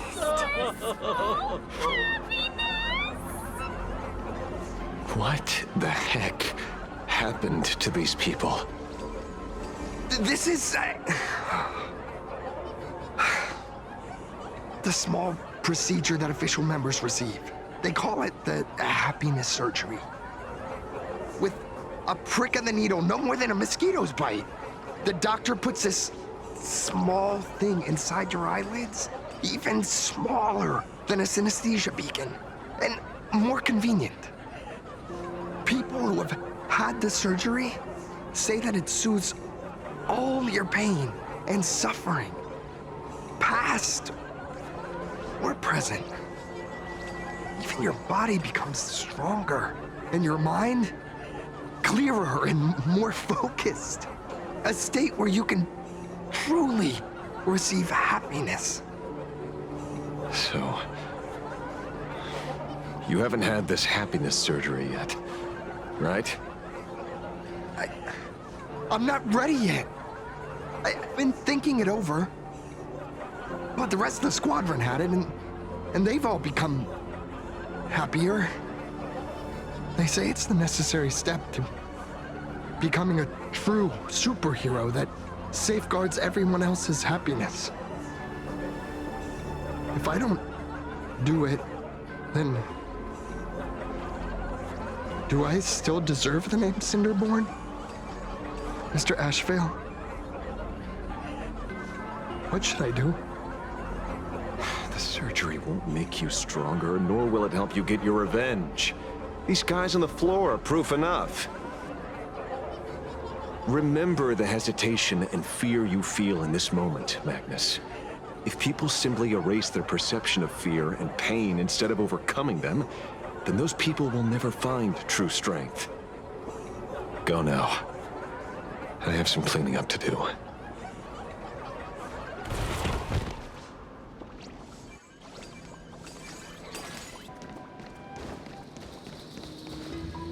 So, did you, pry the answers you were looking for out of them? These people have all been processed by the Smiles Society. Heck, who knows what method they used. It completely neutralized their ability to feel suffering and despair and gave them bodies like steel, incapable of feeling pain. Say, is this the kind of treatment that the Medical Ethics Committee would approve? As if. I doubt they even bothered to submit an application. Which means Fullwish has far more dirty laundry than we initially expected. The idea was to find the Herald of Death with the leads we had. But here we are, going deeper down an increasingly scarier rabbit hole. Judging by their voices, these followers don't seem to have any ill intentions. In fact, they sound a lot more humane than most humans. If all this has nothing to do with the Herald of Death, then it matters little to our investigation. After all, how they pursue happiness is their own choice. Wouldn't you agree? Are you serious, Kojiba? It's only human instinct to avoid pain, right? Such avoidance doesn't go against the laws of nature, nor does it legally constitute a crime when the party involved was a voluntary participant. Not a crime. Well, my instinct right now is telling me that this definitely has something to do with the Herald of Death. Unfortunately, Mr. Ashvale, we need evidence to solve a case. I'm here to follow my senses and dig up whatever's at the bottom of this. As for evidence, that's your headache. Besides, I don't think we need to turn over every stone to figure it out. If the new Herald of Death and Fullwish are connected, we'll be seeing another move soon enough. If I were her, I'd choose the brightest stage possible so this weapon could spread maximum panic. You mean the Star Rail Fest? Madame Pearl promised that top-level security would be deployed during the fest, as well as a contingency plan, robust enough to quell any crisis. And you are staring right at him.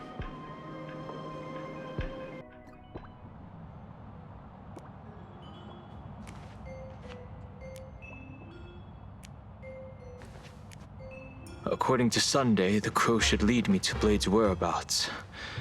Since it stopped here, that means...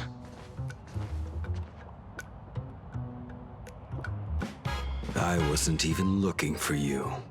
Yet here you are, throwing yourself into the fray. Consider me surprised. We haven't even settled the score over the mask you stole from the Sinwish Syndicate. And now you're skulking around and following us? What's your deal? What do you, or should I say, all of you, want? General Yao Guang of Yu Chui has come to this world and is looking for you. Dragons clash in the wilderness, their ichor dark and yellow. In her divination, you will become a slave to your own violence, bringing a catastrophic end to all. I am in that future as well. The only violence within you that comes to my mind is Shuhu. The emanator of abundance who resurrected time and time again. The monster who turned planets into living beings and merged billions of people into flesh spheres. The Xianzhou fears that he is using your body to resurrect himself. So, what's your plan? Kill me again? Oh my. Things are getting a little heated. Should I get you both slushies? Thank you. I'll pass.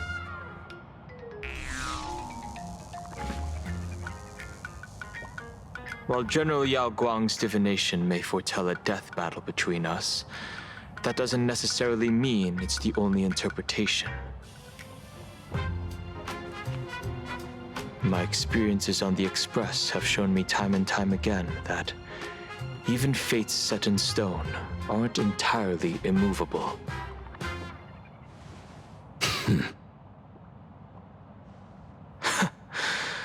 I have no intention of getting into a quarrel with you, but I need to make sure that the presence of the Stellaron hunters won't endanger my companions or the future of this planet. Thus, I must know your purpose here, Blade.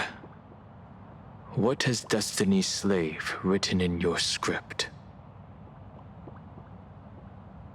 He stated this trip would be connected to death. Should I congratulate you? Much obliged. In my experience, it's best not to get your hopes up too soon. Prophecies rarely unfold the way you expect. However, the General's divination isn't entirely baseless. Ever since my arrival here, I have been feeling restless. There's another power here beckoning me.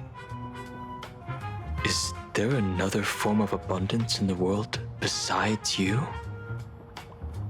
Perhaps there is more than one. Are you referring to the disciples of Sanctus Medicus? Or the Elixir Seekers? Something far more dangerous. Do they have support from other factions? Unclear. As such, I'll keep an eye on you until everything settles. Just like you did in the past. That's as far as I'll go.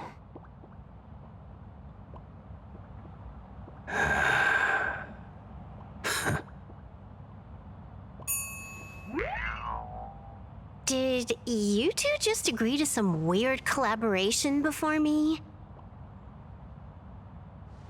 I'll leave that matter in your hands, Silver Wolf. I don't get it. That good-for-nothing detective didn't even blink an eye before selling us out to Pearl. And you still plan on working with him? There are things only he can get done.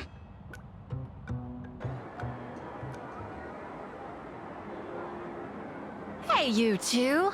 Why the long faces? On land blessed by the Master of Elation, frowning is bad manners. Come on, smile! Whether you're hungry or full, poor or rich, the laughter is with you.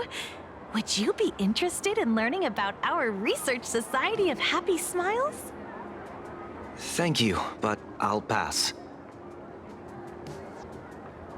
Another one. How many people have been talking to us about happiness today? Well, 6, exactly. Locals say ever since the Sinwish Syndicate case, this Research Society of Happy Smiles has exploded in size. That gang's fall left a power vacuum, and the Research Society of Happy Smiles filled it like a fast-growing fungus. Even those who were once resistant or indifferent got swept up in it. I think I'm starting to get a better picture now. Is this, by any chance, tied to what you're preparing to do in the Phantasmoon games? Not only me. It might also be tied to the ominous fate General Yao Guang warned about. The one looming over this world.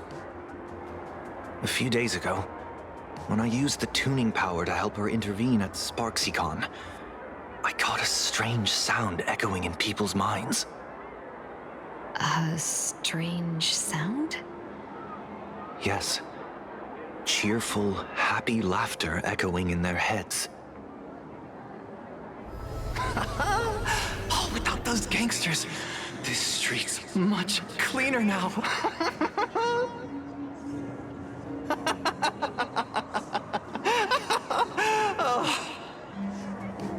The so-called voice of Aha those society recruiters claim to hear?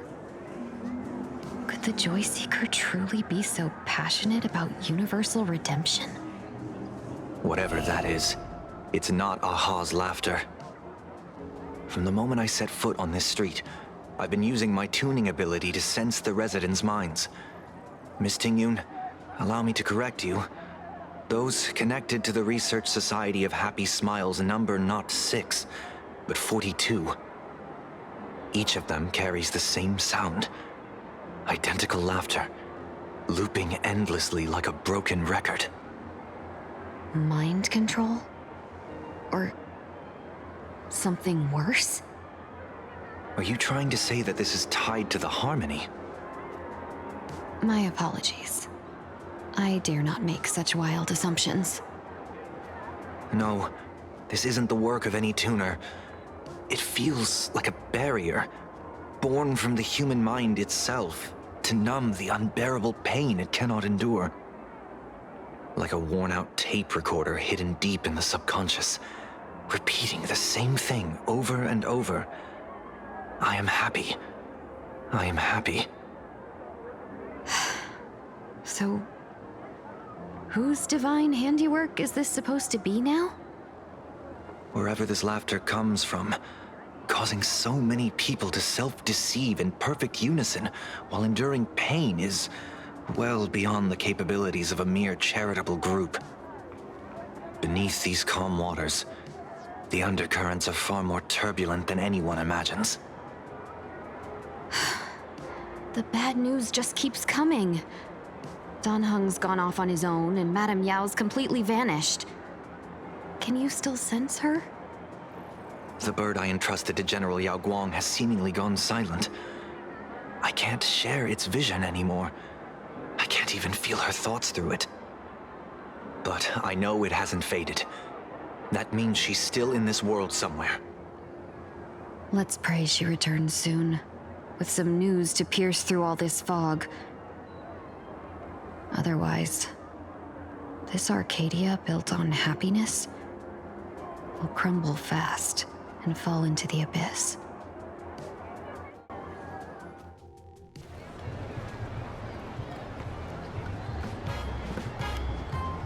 Blurry QR Cult? That's an unusual name. Why would the author of Fluffy Across the Blue have such a pen name?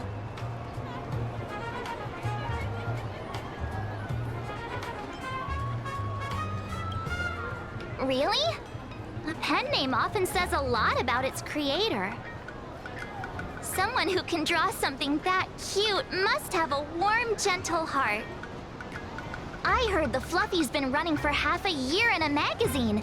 At first, it wasn't very popular in Plain Arcadia. But after that memory bubble movie, a Holy Grail Stay Night, old Odie produced, became a massive hit. The Astral Express's adventure stories spread far and wide, and the Fluffy started gaining popularity. Now the latest chapter, The Sacred Flames Return, Amphorius's creation, is sold out everywhere. This cult sure knows a lot about our journey. Must be a galactic fan of the Express crew.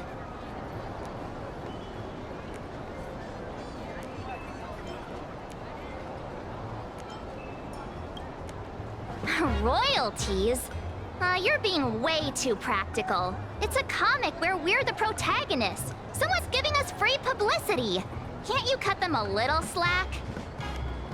According to the address the Perlux employee gave us, it looks like we've arrived at a familiar place.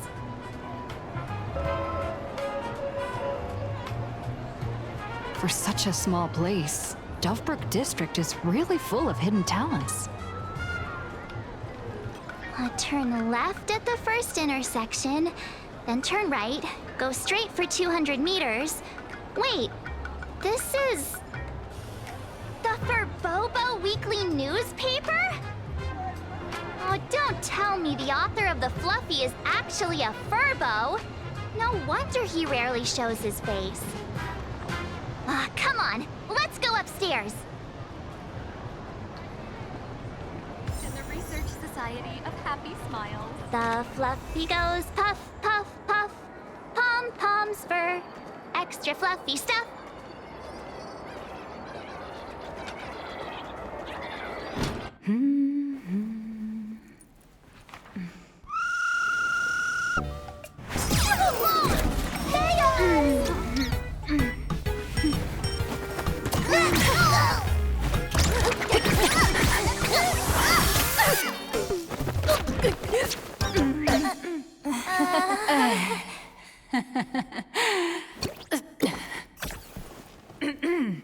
Please come in. Let me guess. Your next line is, "Why are you here?"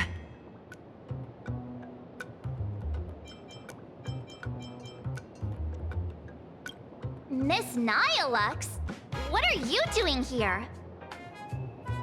What's the problem? I'm the magazine's founder, its president, and its editor-in-chief. It's only logical that I'd be sitting here.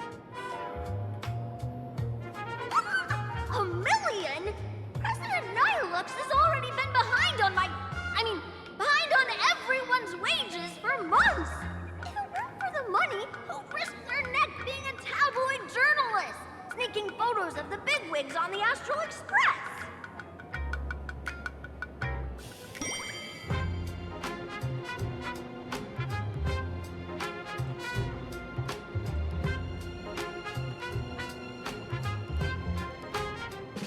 A boss who doesn't pay wages has no right to sit here. They belong in the underworld. Idiots. Without me, you'd all have been locked up in some Department of Aberration Defense painting prison long ago. And you still have the gall to demand wages from your savior. Have you ever heard of the sensational serial thief case, Phantom Furbomorph? It happened in the year 1996 of the Arcadian calendar. I'm sorry. I was wrong. I shouldn't have talked back. I'm sorry for being born a Furbo. Beep boop. Even if you've got dirt on us, making us work for free is way too ridiculous. We've had enough. We've overthrown the boss. We've got a new president now. Please stand up for us. Welcome, traveler. Furbo Hot Pot requires a reservation. Rumors are 10,000 credits apiece, and if you're looking to hire a hitman, just head right down the hall to the storeroom. Oh, or maybe... You came to meet the brilliant, charming, and universally adored blurry QR cult. Well then, truth be told, that person is actually...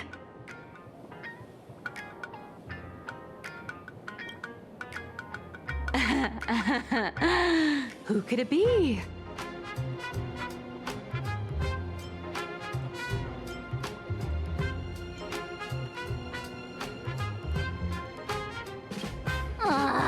Even more non-existent memories. What are you even talking about? Once you rule out all the wrong answers, only one truth remains. The only one here who can actually draw is you, Nihilux. Your blurry QR cult.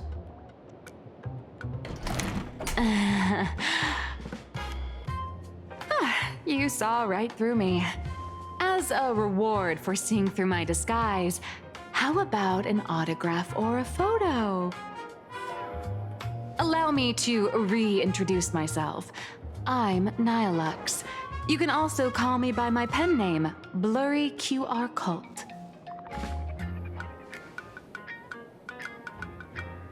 Aw, no wonder you were tagging along back at Perlux Tower, acting like you knew us so well.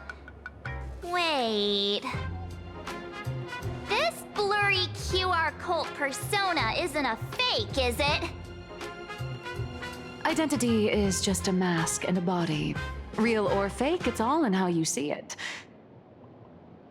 At the very least, for now, there's no other blurry QR cult around who could show up at Star Rail Fest for a live signing and hype up the Astral Express, right? So, you already know why we're here. Just a little deduction, that's all. The news about Star Rail Fest is already everywhere online. Knowing how that perfectionist Madame Pearl operates, she's definitely pulling strings to make your collaboration a success. Naturally, having me step in was part of her plan. If that's the case, will you... That said, I'll have to respectfully decline. Not to brag, but Fluffy Across the Blue is ridiculously popular in this world. If tickets weren't limited, the line would wrap around the planet twice and a half. That's not a signing event, but a public execution, right? Yeah, that does sound pretty horrifying.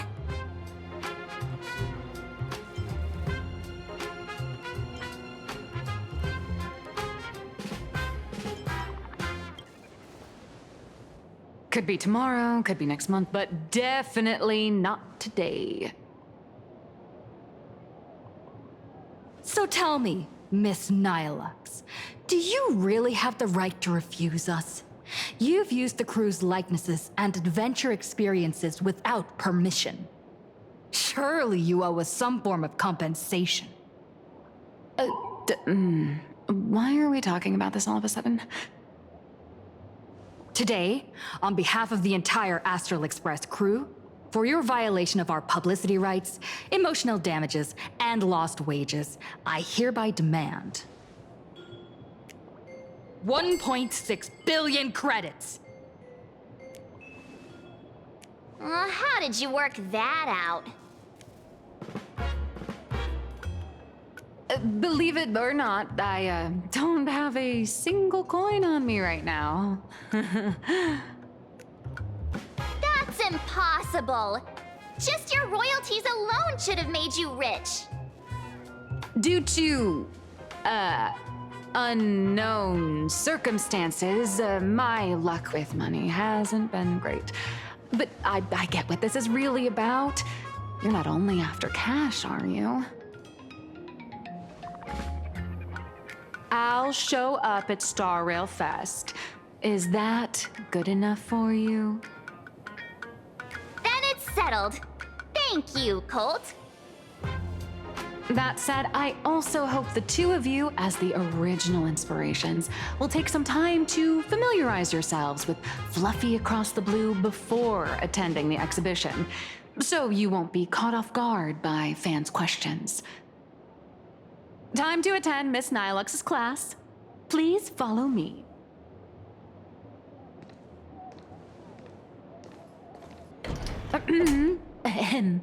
Miss Nihilux's mini class is officially in session. If you have any questions, feel free to ask at any time. Miss Colt, why did you pick the Astral Express as the theme for your comic? Well, I'm all about realism, but sadly, my previous works like Acheron's Godslay, Galaxy Ranger Saga, and dozens of others all got canceled. If you hadn't beaten Iron Tomb and boosted its popularity, this one would have been canceled too. Let's not ask sad questions, all right? Sorry. All right, pay attention. The cute little critter in the center of the image is Baseball Raccoon, the main character of Fluffy Across the Blue. Just recently, March Bunny and Woof Woof Dawn found her in a trash can. At that moment, a terrifying monster is causing havoc on the space station. It tries to spit fire at Baseball Raccoon, but the flames don't burn through the trash can. Instead, it sets the trash on fire, and the stench knocks the monster out. Miss Colt, why is she the protagonist? Readers today value immersion, and a character who has no memory of their past is, of course, the best choice. I don't know anything about my past either, so why didn't you pick me?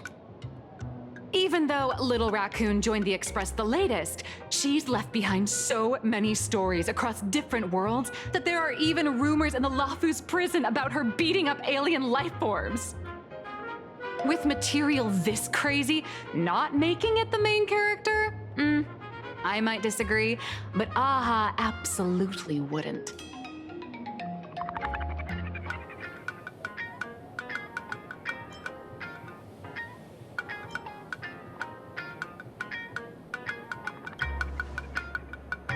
So every time you land somewhere, you just run around to get more screen time, huh?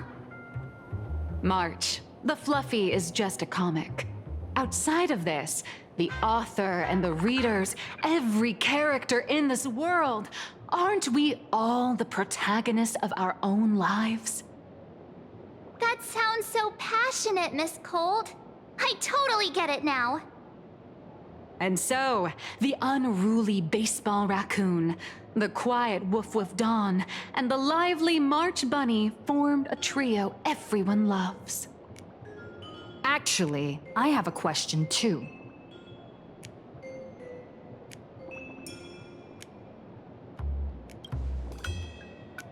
Ever since I got punched in the face by sales numbers, I've grasped a universal truth.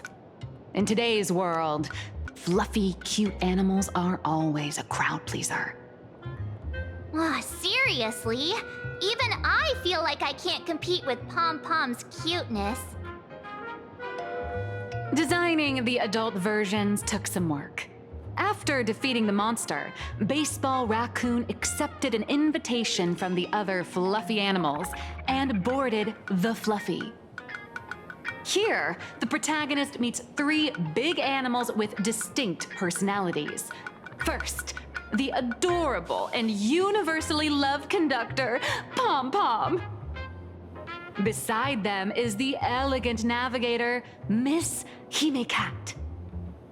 I know! That's Hime-Cat! Her original inspiration is Himeko. Oh, please don't tell her!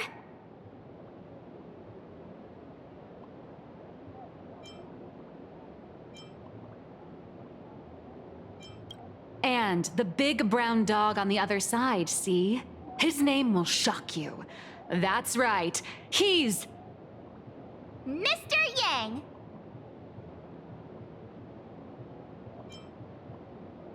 Just Mr. Yang. Your taste in naming is indeed extraordinary. Anyway, the 6 fluffy little creatures boarded the Fluffy Express and set off on their journey. As for the plot, it's pretty much the same as what you've all experienced, just with a bit of artistic tweaking to suit Plain Arcadia's audience.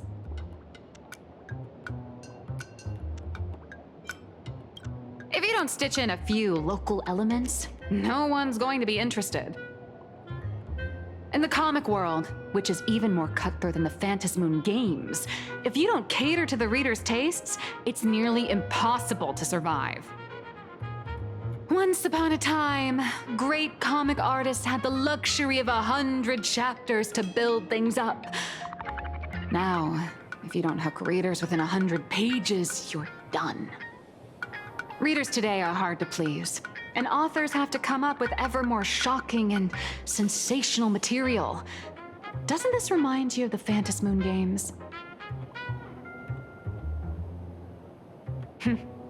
Looks like you're all familiar with the characters from the Fluffy. Now, let me talk about some of the creative challenges I'm facing.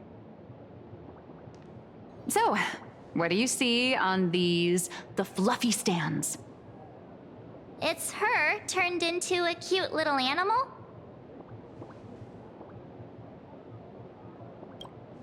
Yes, this is the character, and you're the inspiration behind her. But even for someone as interesting as you, There are many backstories that readers don't care about, don't want to know, or don't feel obliged to understand. A comic artist's job is to capture the most interesting parts and present them to the readers. The cute and clever one is March Bunny. The unruly but reliable one is Baseball Raccoon. This is what we call a concrete archetype paired with an abstract character. And the abstract side of a character will only be further simplified in the eyes of the readers. So, how do you think the readers across the universe view you nameless?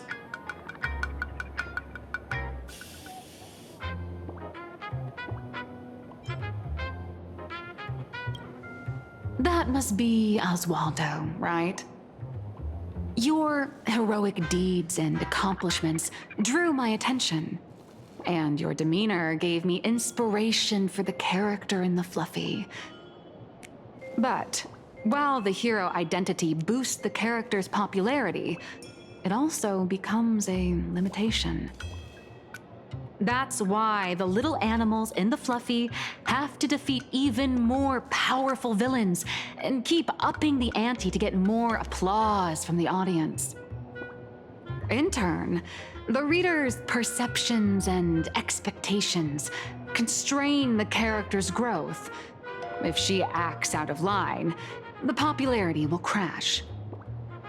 If she can't come up with new ideas or grow stronger, the audience will soon lose interest in the comic. Unfortunately, the creation of Fluffy Across the Blue is now stuck at this very awkward bottleneck. Honestly, after drawing comics for so long, I've pretty much run out of ideas. Hundreds of Amber eras ago, people would laugh out loud just from seeing a cat do a backflip.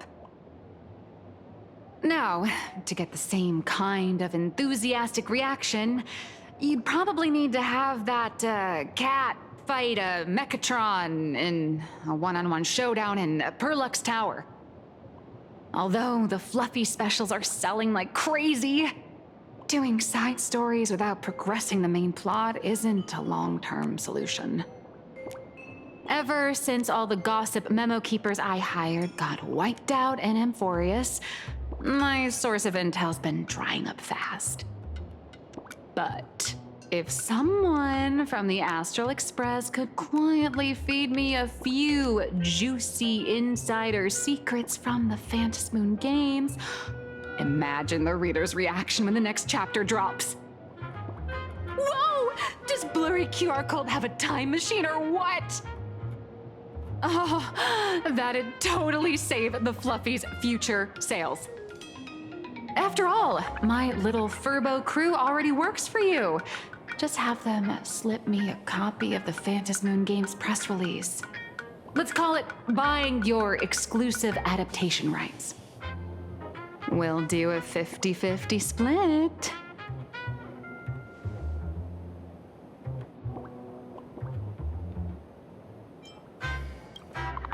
What about a 30-70 split?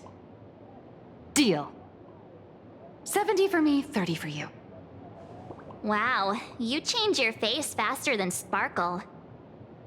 All right, since we've got the profit split sorted, looks like my creative block won't last much longer. Just wait for my appearance at Star Rail Fest. Star Rail Fest, a grand event that gathers millions of eyes and an inordinate amount of wish power. And under all that attention, the dark forces coveting the Master of Elation's blessing are bound to surface. Heroes and devils dancing together in plain Arcadia. Tell me, is there a better source of inspiration than that? My hero, don't let us down.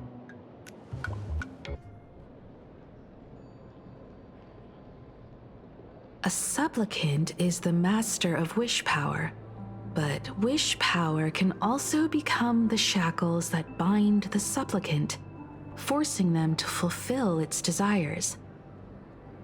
Love and hatred are alike. Dependence resembles fear.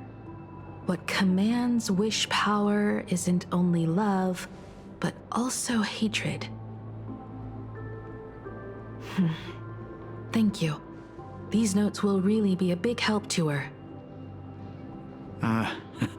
Good. I'm so glad to be of help. For generations, many members of our family have attempted to enter the Phantom Moon Games, hoping to rely on the Aeon's immense power to lift the curse afflicting the Graphia bloodline. Some came close to the mask, but could only watch as history passed them by. Others wore it, only to fail in the end. That was until 400 years ago, when your great-great-grandfather Hero won the Phantom Moon Games and successfully gained an audience with Aha. But the family's curse was not broken. In his notes, he wrote, "Just as the god of destruction cannot cradle a bouquet, so too is the god of elation powerless against a curse. Such is the cycle of cause and effect." Father, are you wondering what it was that healed me? I know you're keeping something from me. But I don't care what cured you 15 years ago. As long as you're alive, I can wait until the day you're ready to tell me. Still, as a father, there are things I must say, even if you don't want to hear them. As an artist, I'm fascinated by fleeting lives. How they struggle, they suffer, and in doing so, reveal a brilliance worthy of time's memory. But, as a father, I can't stand by and watch my daughter walk into tragedy. I bless you to be a hero, to welcome the same end as Akiviri. Those are words I could never speak. The road ahead is shrouded by uncertainty, and that's why someone must take the first step, to trailblaze a path others can follow.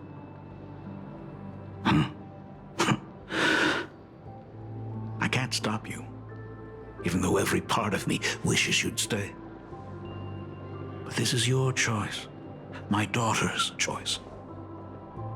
All I can do is stand by you quietly and pray you'll come back safely. Do you still remember the bedtime story I used to tell? They say there was once a princess in the sky. Day and night she painted in her celestial garden, untouched by the joys and sorrows of the mortal world. One night, a thunderous sound echoed from her painting. Curious, she stepped inside. Through seas of flowers, across mountains, until she reached the world's edge. There stood an ancient tower, so tall it pierced the heavens, so vast it seemed to hold the universe itself. Climbing the endless staircase, the princess reached the summit, and from there she saw the world beyond her garden. In the distance, she heard cries, the voices of people burning in raging fire. From that tower of infinity descended the world painter to walk the mortal realm. With a single stroke of her brush, she brought forth 1,000 imaginae, turning the tide against destruction. To go where there are cries, to go where there are flames. That is the meaning of Murata. But beyond the family name, my interpretation of our ancestors' name, Graphia, is also the hope I place in you. Himiko, whatever choice you make, if this is truly what you want, then go. Use those steps blazed upon trails to paint the world as you see it. Thank you, Dad.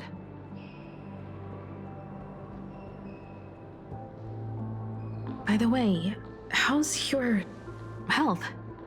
You haven't picked up any bad habits like smoking or drinking while I was away, have you? As the Dean of Graphia Academy, I still have to set a good example for my students. It's just, my tendinitis keeps acting up. My herniated disc is getting worse.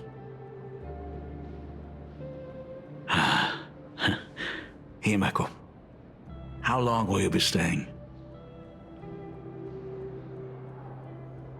At least until the lunar cycle shifts. I'll stay here in plain Arcadia until then. I see.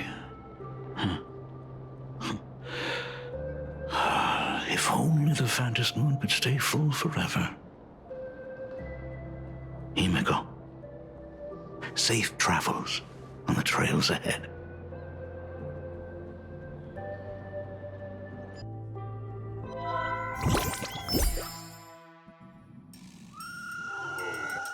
Hello, everyone! Welcome to Foolish TV's special news segment, Arcadian Morning Report.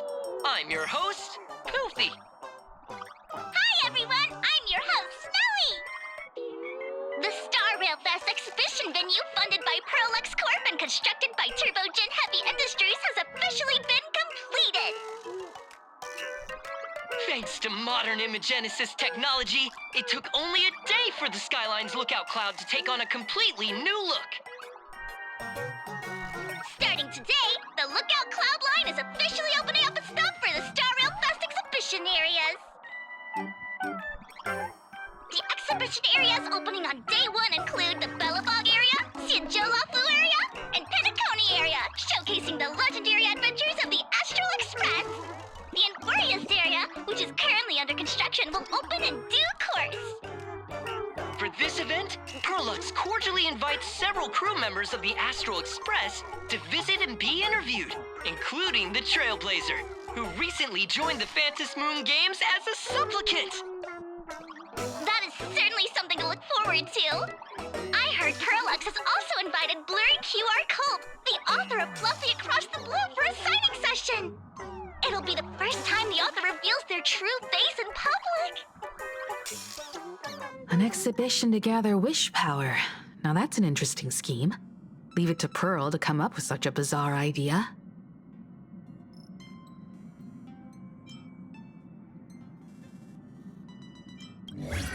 Perlux excels at creating dreams for both children and adults. And the Astral Express is exactly the kind of otherworldly dream that fascinates the people of this world.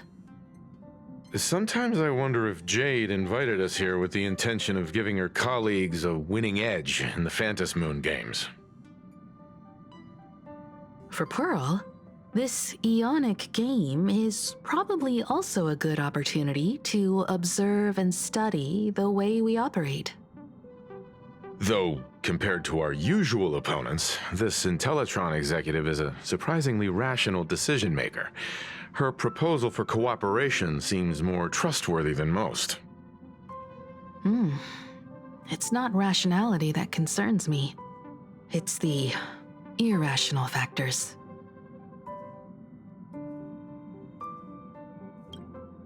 Exactly. News of the Dovebrook bloodbath has already blown up online.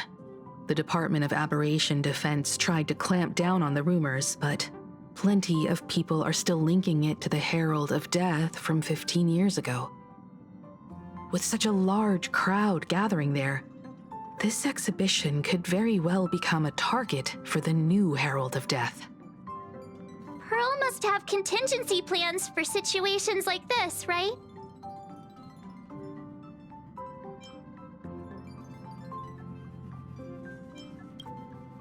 Whatever Pearl has planned, we must consider the possibility that the Herald of Death might attack the venue. We won't just be there to showcase the Astral Express to the people of this world. We'll also need to stay on high alert for any suspicious activity. It's about time. You should get going.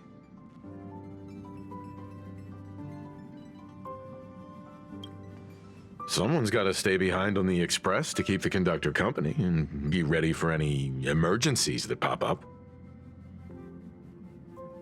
You guys have fun out there, but stay safe. Contact me right away if anything comes up. They're both out on a mission with General Yao Guang. Dan Heng is tracking Blade's whereabouts, while Sunday is working with Miss Ting Yun. Both of them are tied up. Looks like they won't be able to make it to the exhibition this time. Looks like the heavy burden of documenting our travels falls on yours truly once again. I'll make sure to snap tons of pics so I can tell you guys all about the exhibition when we get back. Star Rail Fest, here we come! It's still early. Where to now? Terminal station, Museum of Possible Passengers heading to Star Rail Fest, please prepare to board. Oh, if it isn't the heroes of the Astral Express! Oh, the trains have been placing bets on who will get to escort the Nameless to Star Rail Fest on opening day. It's such a super-duper Arcadian honor. And can you believe it? Turns out I'm the lucky one. Oh, I could already feel everyone's enthusiasm turning into waves of wish power along the way. No wonder everyone's running around with such high spirits.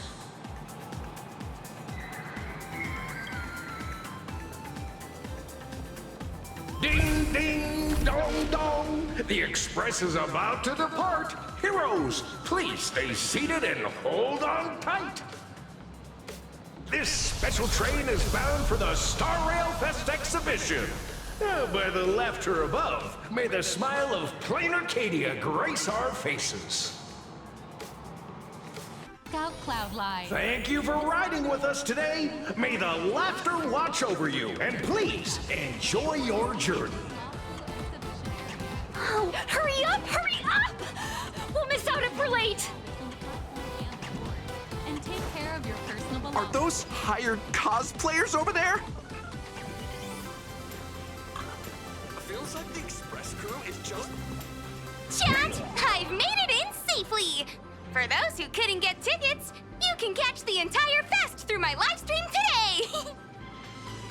Next to me is my partner... Oh, wait, what are you doing? 'Tis I, Cold Dragon Young, Dan Heng. Where'd you get that mask from? It looks so weird. Such trifles matter not. What doth matter most is securing the autograph of Master Blurry QR Cult upon this book of mine. The signing event hasn't even started yet.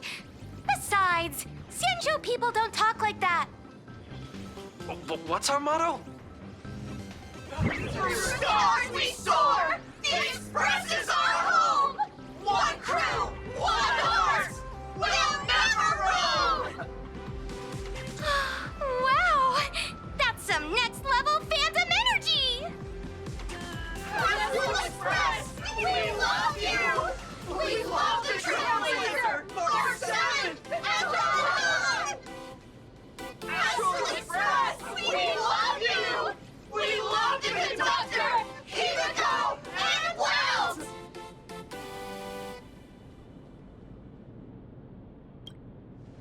Shh, this isn't Amphorius, you know. Watch what you say. The family's got ears everywhere. It's best if we keep quiet about Mr. Sunday while we're out in public. Want to take a photo together, Himiko? No, thanks. I'd take tense negotiations with Pearl over getting mobbed by my own fans any day. Who'd have thought there'd be social situations that even Himiko's afraid of? If Dan Heng and Mr. Yang were here, I can't even imagine the looks on their faces. What a sight. Truly.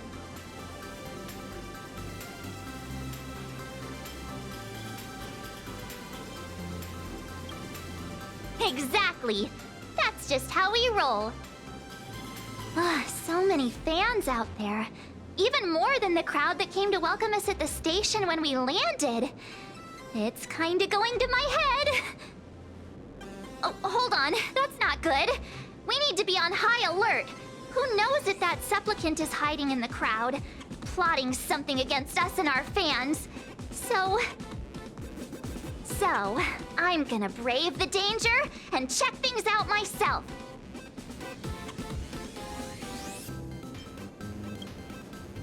You bet. Let's do this. Don't wander off too far, though. We still have official business later. Speeches and other activities that we need to show up for. Got it. We'll just hang around here.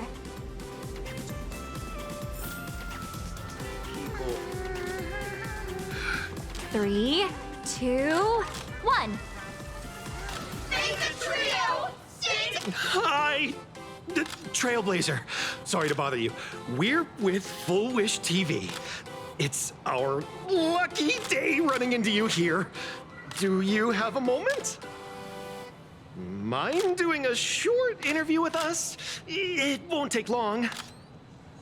Our audience is absolutely dying to hear about the new supplicant in town and your adventures aboard the Astral Express. No problem. But let's keep the interview brief, since the organizers might have other plans for us. First question. Seeing as Plain Arcadia was the starting point of the Express's new voyage, how would you describe your impressions of this place?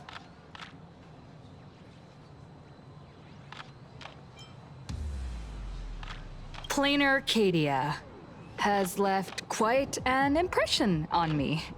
An ancient world that somehow feels so modern, so vibrant and colorful. Everyone's chasing the latest trends, looking for fun. I'd say this place is more like a never-ending carnival. Interesting! Throughout the history of the Phantom Moon games, it's been extremely rare to have such a renowned cosmic figure as yourself participating. As the Astral Express's supplicant, what kind of changes do you hope to bring to this world in these games?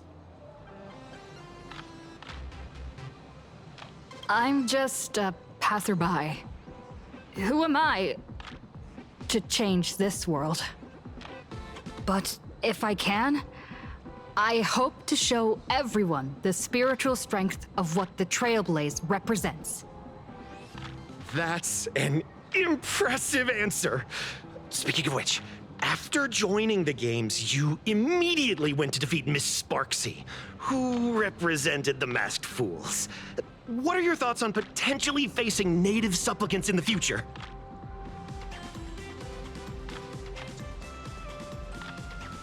Sparksy gets her kicks through chaos and madness. That kind of out-of-control elation is way too dangerous.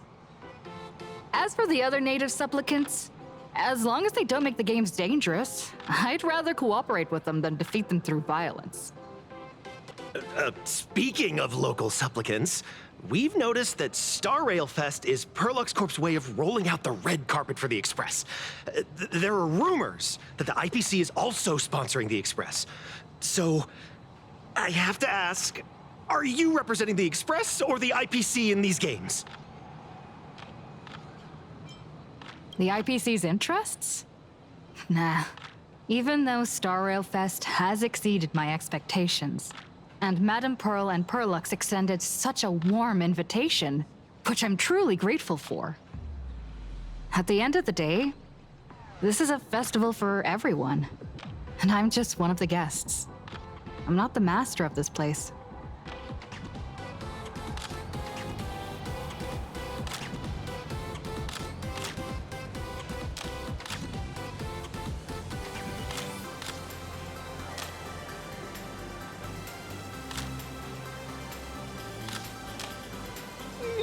Thank you for your valuable time. We won't keep you from your plans at the exhibition any longer. What a pretentious answer. No worries. This material will do just fine.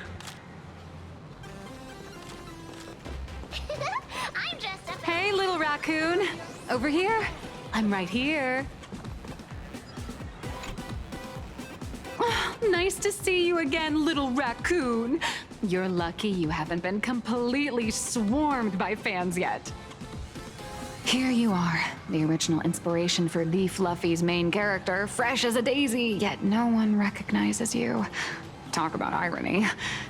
Don't tell me they think you're just some cosplayers. Come to think of it, that's actually quite possible.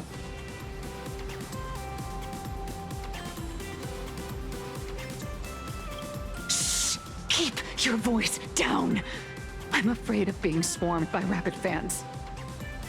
It's honestly heartbreaking that the organizers only gave me this dinky little booth. I was hoping for something more prominent, like a spot on the main stage or something.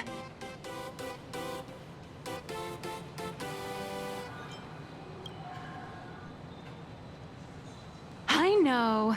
Hey, want to have the number 000000001 collector's edition comic that blurry QR cult signed today?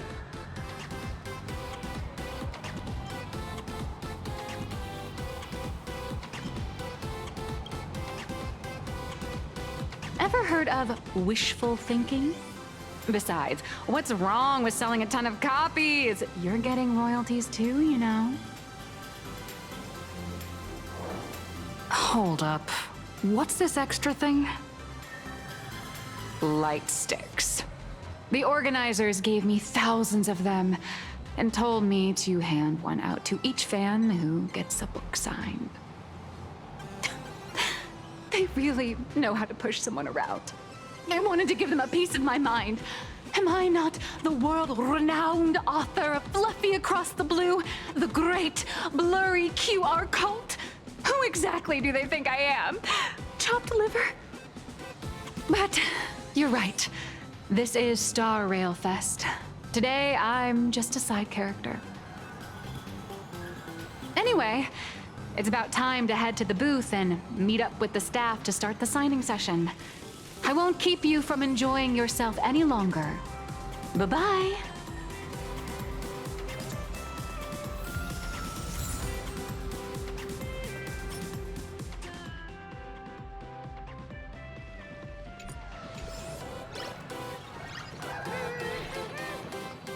Wow! With that outfit, you must be cosplaying as March Bunny. Am I right? The accuracy is just insane! Yeah, just like the original. Since we're all fans here, let's skip the sales pitch. But I gotta say this up front. The conductor is the cutest in the whole universe! I agree. The conductor is the cutest in the whole universe. But wait a minute. Some of your stuff looks familiar to me. Sharp eye! You're definitely a hardcore fan. We collaborated closely with artists from different worlds along the trailblazing expedition to create these products.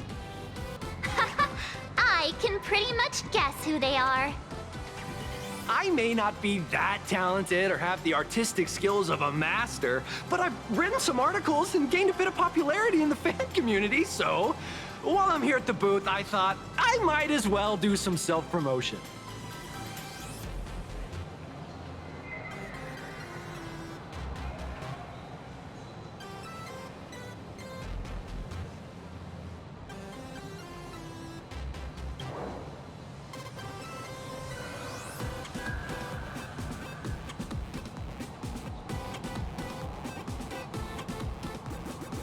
If any of you happen to be super hackers, space warriors, spirit whisperers, or those cursed by eons, come find me. I've said my piece. Looking for a sense of truth in fictional stories is just human nature.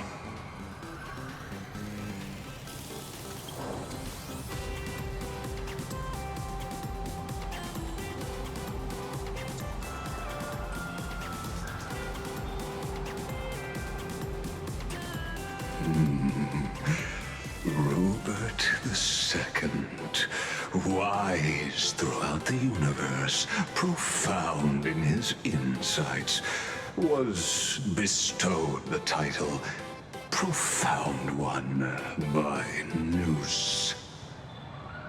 If it pleases you, my king, we shall storm the throne and snatch that bloody seat from Rupert the First. Among the countless stars are whispered the secret chronicles of Rupert.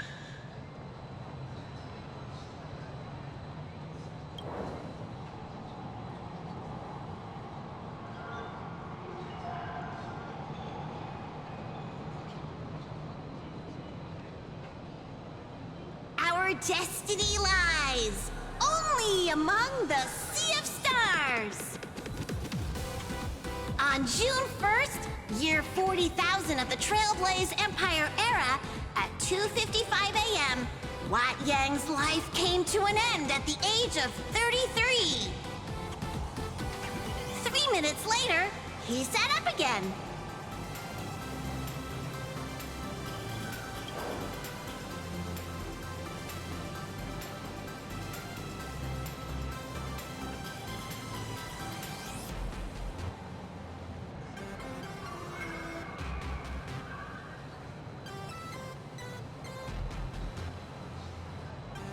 I'm sorry, Kafka. You can survive without me. But if I leave Mr. Yang, he won't make it. Well, what about Silverwolf? Are you planning to release her back into the wild?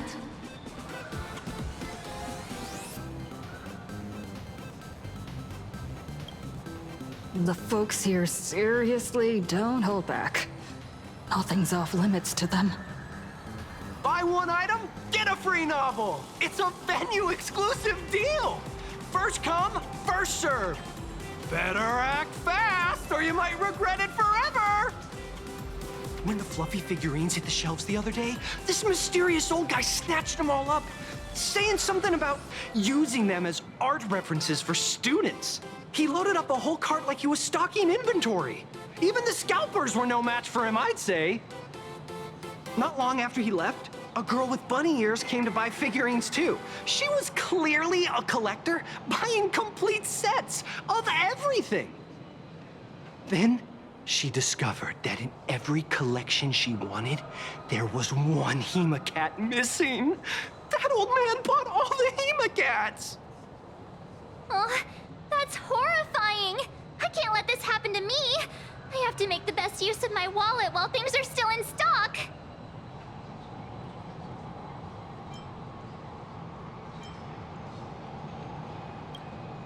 You know that feeling when you see some weird little gadgets and you just can't help but buy them?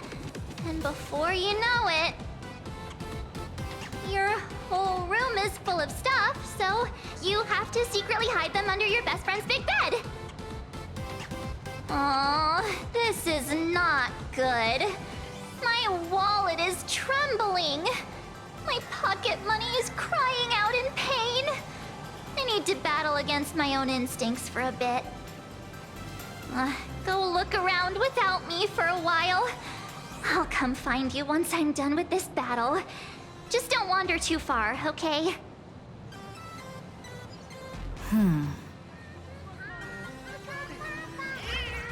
Evanesia.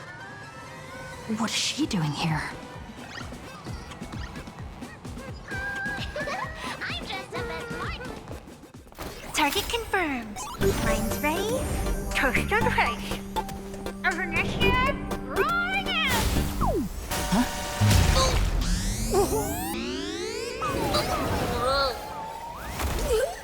Did that guy just pass out?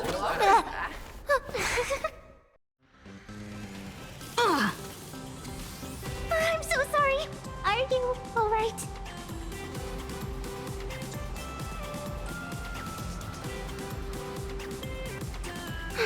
I just wanted to recreate that classic teen rom-com moment.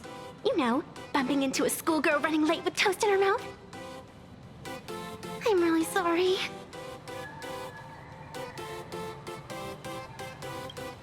Why am I here? Well, probably because the plot demands it. That's got to be the lamest excuse I've ever heard.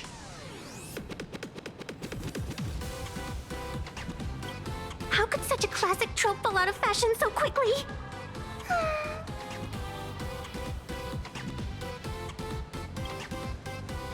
Hey, I helped you out during the Phantasmoon Games, didn't I?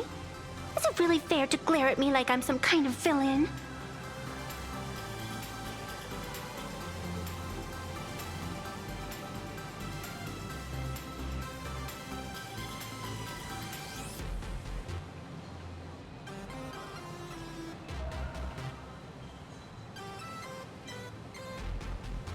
Of course not.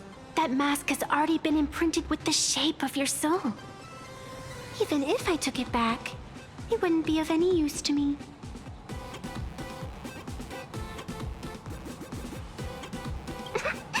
I watched your whole fight at Graphia Academy. I'm more than happy to befriend those who are destined to be part of these games, as long as they can show me their wish.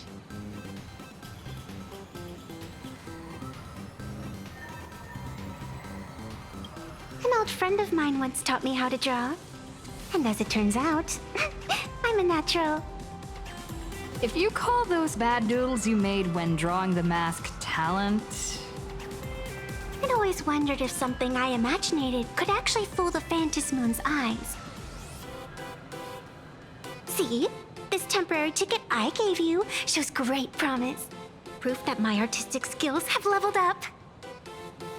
Speaking of which, shouldn't you show me some gratitude?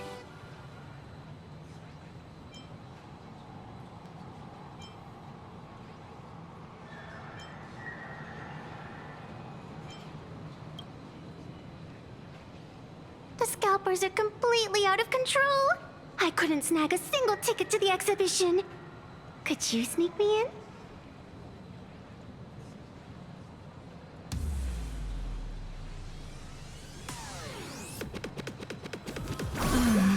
She did help us out before, but as a dignified nameless, how could I do something as unethical as helping someone sneak in without a ticket? After all she's done for us, you're gonna be stingy about a tiny favor? Besides, since when were we such paragons of virtue? I sure don't remember any of that.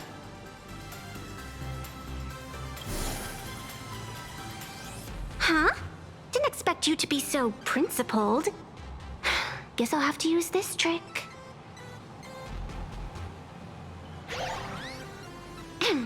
Little raccoon, I've actually been a huge fan of yours all along.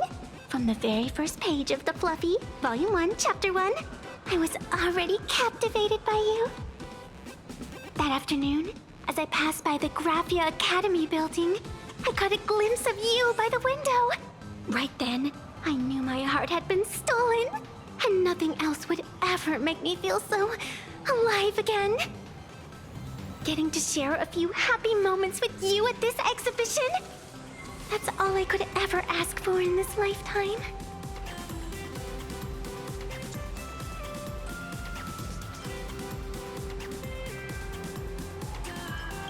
All right, I'll do it! Stop nagging already. Just as I thought. No one's immune to some good old-fashioned glazing. Let's go. We've wasted enough time. I need to meet up with my friends first. What should I get next? A baseball raccoon? March bunny? Or Woof Woof Dawn plushie? Or maybe I should get an autograph from Blurry.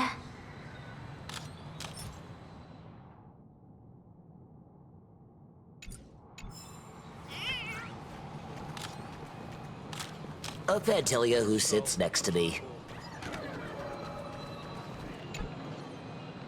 I tried, but I still just couldn't keep my wallet shut.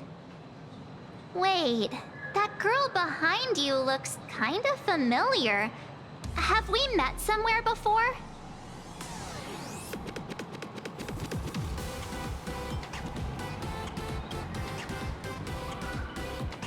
I feel like you're throwing shade at me.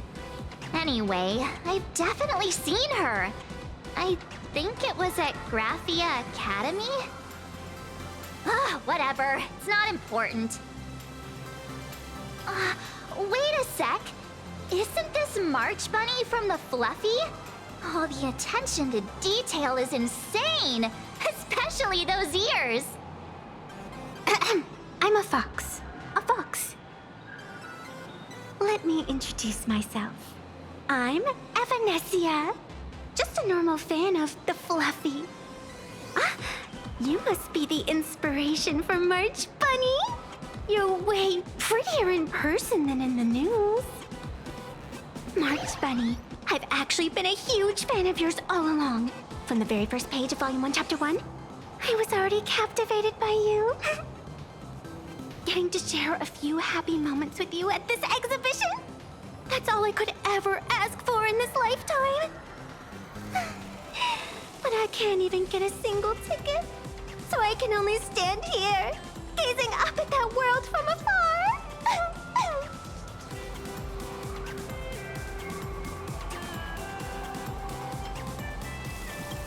Oh, you poor thing.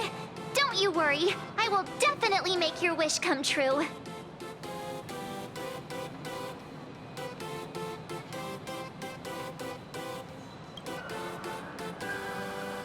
Wanna join us? Such an adorable little fox girl could never have any bad intentions. It's not like she's another Fantilia, right? Besides, this place doesn't even have any Stellaron or Ambrosial Arbor. Don't worry, Nessia. Just leave it to me. That's great. Thank you so much, Miss March.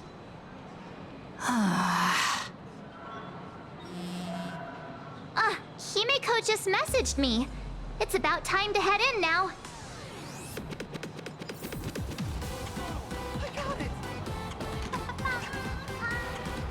So many people. Where should we go next? Wow, if it isn't Trailblazer and March 7th! Such incredible cosplay accuracy. Out of all the people trying to sneak in disguised as the Nameless, you two are definitely the most convincing. Have you considered the possibility that they might be the real deal? And how inappropriate it is to ask our distinguished guests for tickets? Hello there, we meet again. HQ arranged for me to wait here and welcome all of you. Miss Himeko has already entered the venue. Miss Trailblazer, Miss March 7th, and this is... She's,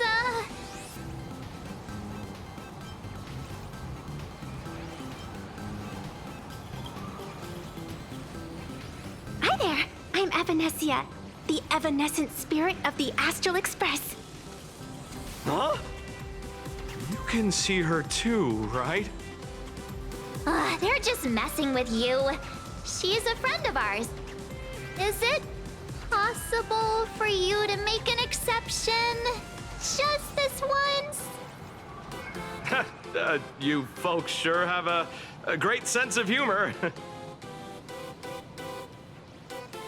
Since you're friends with our guests here, I guess it's all good. Come on in. Ladies and gentlemen, the guests from the Astral Express are about to make their entrance. Get ready to make some noise!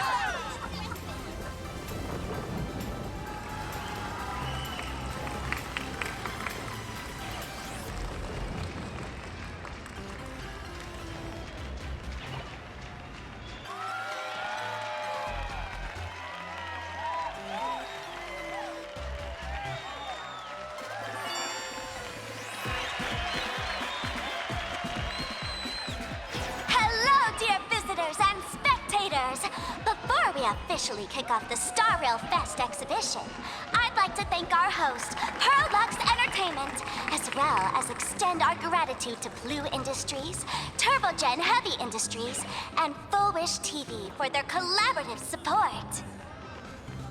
The exhibition area is now open will transport you straight into the Astral Express's incredible journey across the sea of stars. And right now, ladies and gentlemen, you're standing in none other than Bellowbog! Now, let me hear you call out the name of our hero from the ice and snow!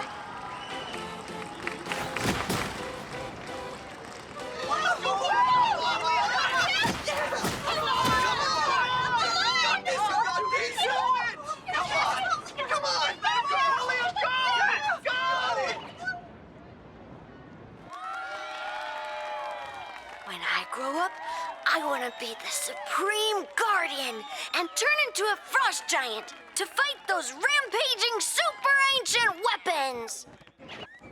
In my next life, I want to be the Supreme Guardian and turn into a magical girl to protect Plain Arcadia.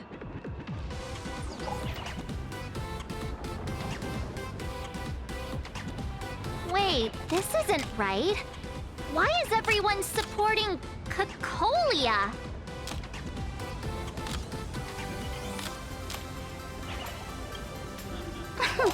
What's wrong with having the most popular streamer girl host the biggest event? Whoa, wait. Aren't you supposed to be on the Department of Aberration Defense's wanted list? That's right. So I'll have to go into hiding right after this job. Come to think of it, maybe I should lie low using my Sparkle identity. After all, what does Sparkle have to do with this Sparksy thereafter? Oh, right. Nameless. Won't you take pity on me and give me back my mask? In your dreams. Yahoo!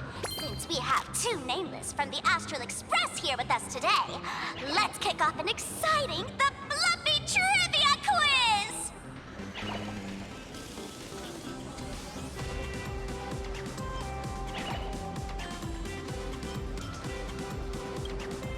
Here's your question. In the final chapter of the Fluffy's Bellowbog arc, the Supreme Guardians Bond, what did Cocolia summon to fight by her side? Oh, the Guardian wand that could transform her into an ice giant? Ding ding! That's correct! Well, looks like this young lady here is quite the devoted reader of the Fluffy, answering even faster than the Nameless.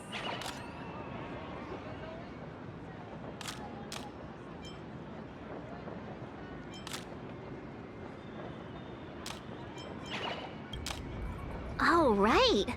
I almost forgot she was the one who first awakened the engine of creation. And what's the deal with this ice giant? Sure, Cocolia can transform, but she shouldn't be anywhere near the size of the engine of creation. What? Lady Cocolia fought the engine of creation in her human form? That just makes it even more awesome! Ugh, but they didn't show that part in the comic. Next question. Before Cocolia was frozen in ice, what did she give to Baseball Raccoon?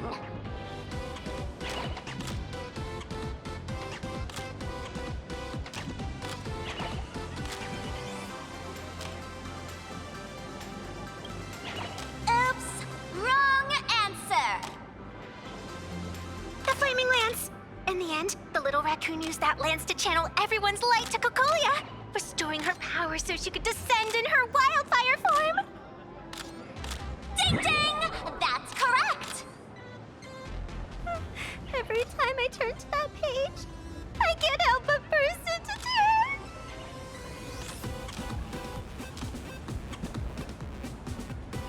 Actually, I inherited this flaming lance from the previous Supreme Guardians when I got stabbed right through the heart. What are you talking about? In Bellowbog's final battle, wasn't it like this? Despite her grievous wounds, the Supreme Guardian transformed herself into a frost giant. for the sake of the people of the Winterlands, joining forces with the Nameless to counter the destruction engine that was about to flatten Balabog. So the fluffy storyline follows the official Balabogian narrative? Wait, is that not how things went? Could you at least spill a little? Just a little? I see. If the truth about this were to be revealed to the people of Balabog, the hard-earned peace would crumble, wouldn't it? Nessia, please keep this a secret. Of course, my lips are sealed. But I have to say, I'm surprised that even the heroes of the Astral Express can tell lies.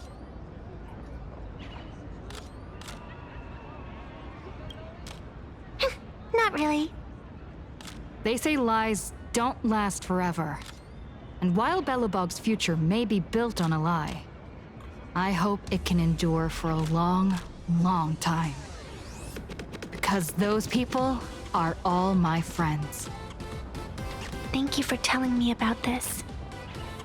The Phantasmoon games make supplicants wear masks. But if you ask me, that's when people really drop the act and face their true selves.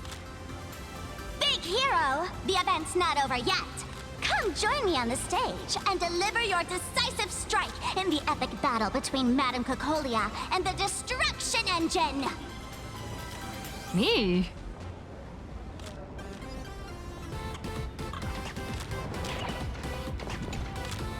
Madame Cocolia is in crisis! Hang in there, Madame Cocolia! Fear not, everyone! I can see our hero approaching! Today, we are honored to welcome to Starrail Fest the hero of the Astral Express, one who survived the Battle of Belobog, the Trailblazer! Let me hear you say the name of the Will of Preservation's successor! Trailblazer! Trailblazer! Trailblazer! Trailblazer! Come on, warrior from beyond the sky! Show us that legendary scene again! Ignite your flaming lance! Charge up Madame Cocolia with your power, and let her hear our calls! The host is calling for you. Time to take the stage, great hero!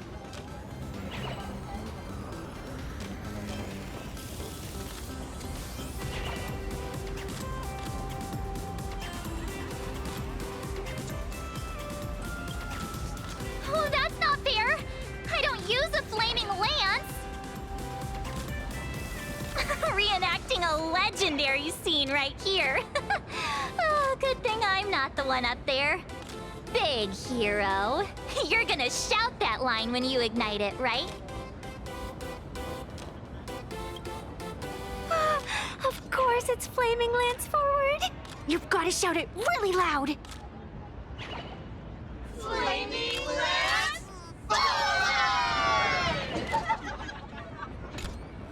Flaming Lance forward! Flaming Lance forward! The spear tip has been ignited.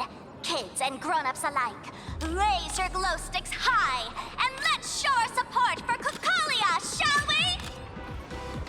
You got this,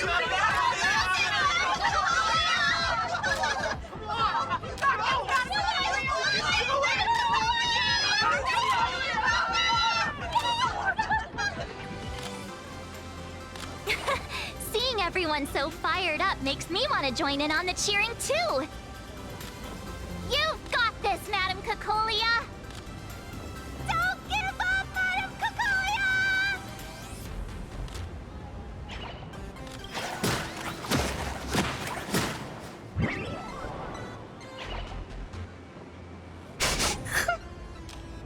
What's wrong, Nessia?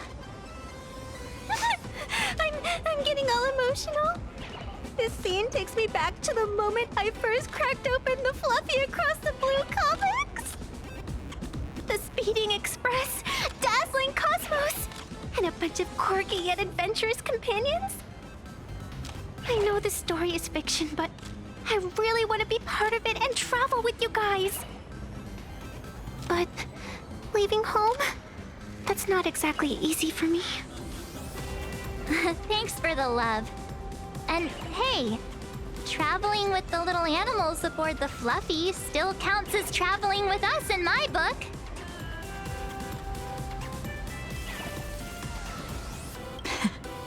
Thank you for the love. Being able to connect with friends like you through stories is probably the most precious part of this journey. Well said. Shall we head to the next exhibition area then? All right, let's get moving.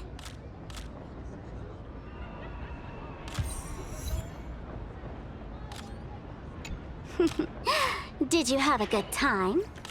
Let's see what they have at the next stop.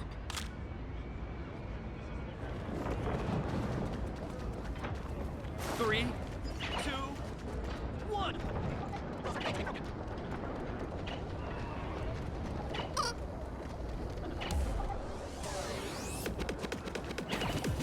Look!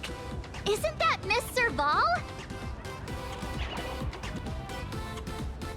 Miss Topaz extended an invitation to Belobog, hoping we could visit Plain Arcadia to discuss a cultural exchange program. I couldn't help but wonder if this was another blessing from the Astral Express. And sure enough, that's exactly what it was. How's everything in Belobog? Great. Everything's great. The ice is melting way faster than we expected. Lynxie told me that more frozen cities are gradually being uncovered, and it's all thanks to you guys. For other people, cultural exchange means showcasing products from Urilo, whereas for me, it's all about rock and roll. This place is way livelier than I imagined, and the rock music here has given me so much creative inspiration! Trailblazer, it's all thanks to you guys for lighting that spark back then. Now, it's our turn to carry the torch forward, Belobog style. Like with some mind-blowing rock and roll! You must be pretty busy. After all, a whole exhibition is being held for the Astral Express. I won't take up more of your time. Let's chat later when you're free.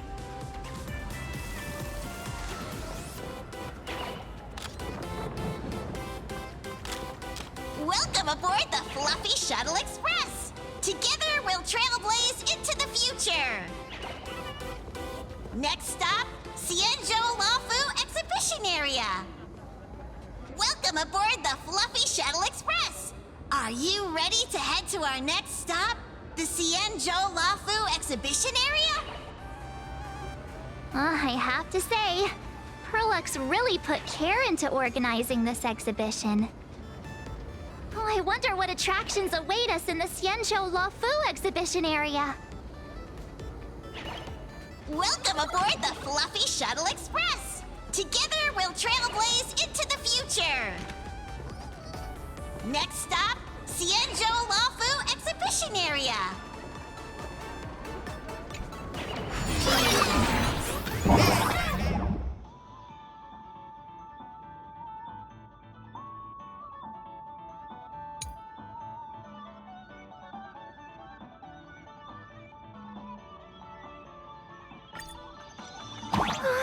The audience is brimming. Welcome aboard, passengers. The Fluffy Shuttle Express is about to depart. Next stop, Cienjo Lafu Exhibition Area.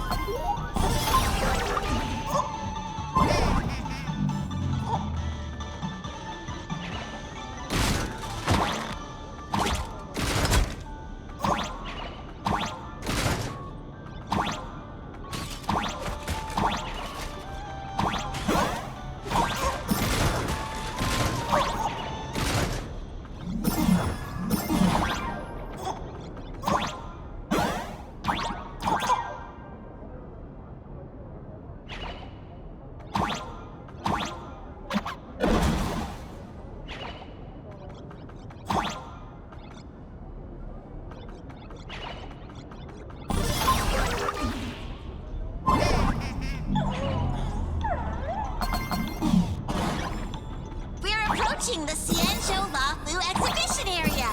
Please remain seated and hold on tight.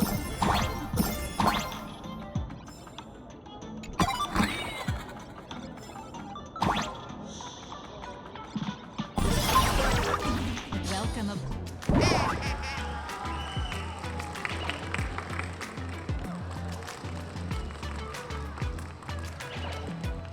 Oh, brr. The frigid waters of Scale Gorge Waterscape are chilling me to the bone. Why is there so much water in the exhibition area? Did a pipe burst or something? I bet this is some cutting-edge immersive theater performance. I gotta say, these tickets are totally worth every penny.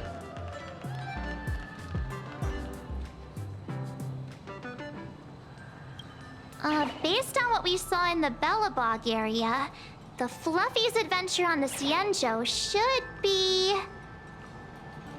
Ah, I got it! It must be Woof Woof Dawn teaming up with Jing Yuan Yuan to battle against the Lord Ravager Fanti.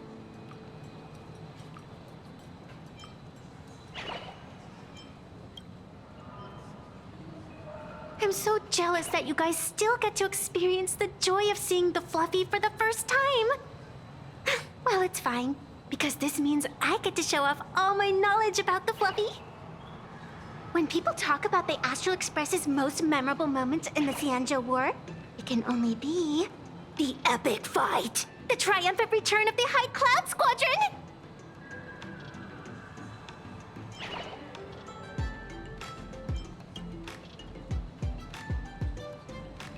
When people say squadron, they mean a bunch of superheroes teaming up. Did I get too excited? Sorry. I really got carried away. Not at all.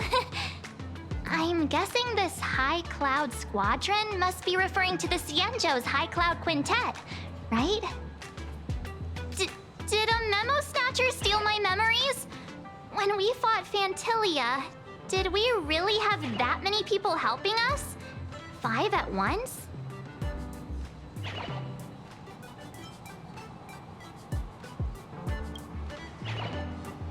Oh, I can't take it anymore. I'm bursting with curiosity. Quick, let's go inside and take a look.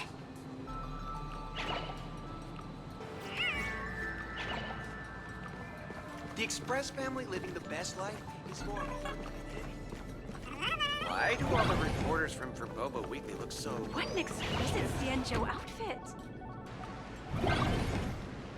This... Holy moly, they nailed the Scale Gorge waterscape. The whole exhibition area is completely submerged. Little Raccoon, I want to see that thing.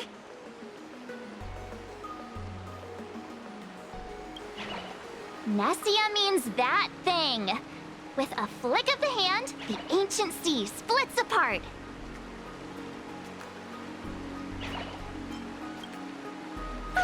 Wolf of Dawn, I've actually been a huge fan of yours all along. From the very first page of Volume 1, Chapter 1, I was already captivated by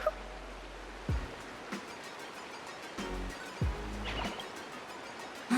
Who on earth did this kid learn to ask favors like that from? From March Bunny in the comic, if you must know. What? This is absolutely the biggest personal attack on me ever! Never mind. I'll go ask someone about what's going on.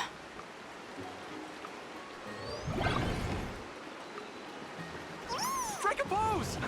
Here I go!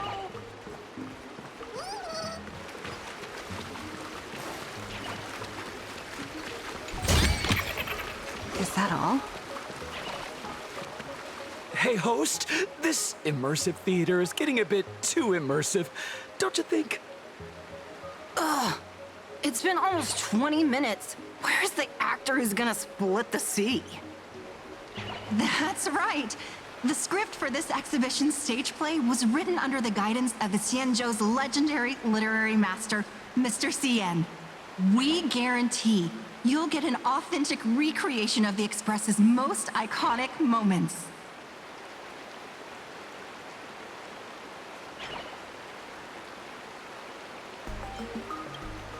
Oh, it's you! Trailblazer! I don't know what happened, but water just started gushing out everywhere.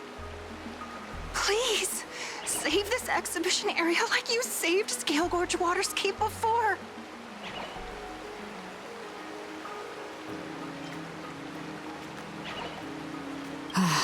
All right then.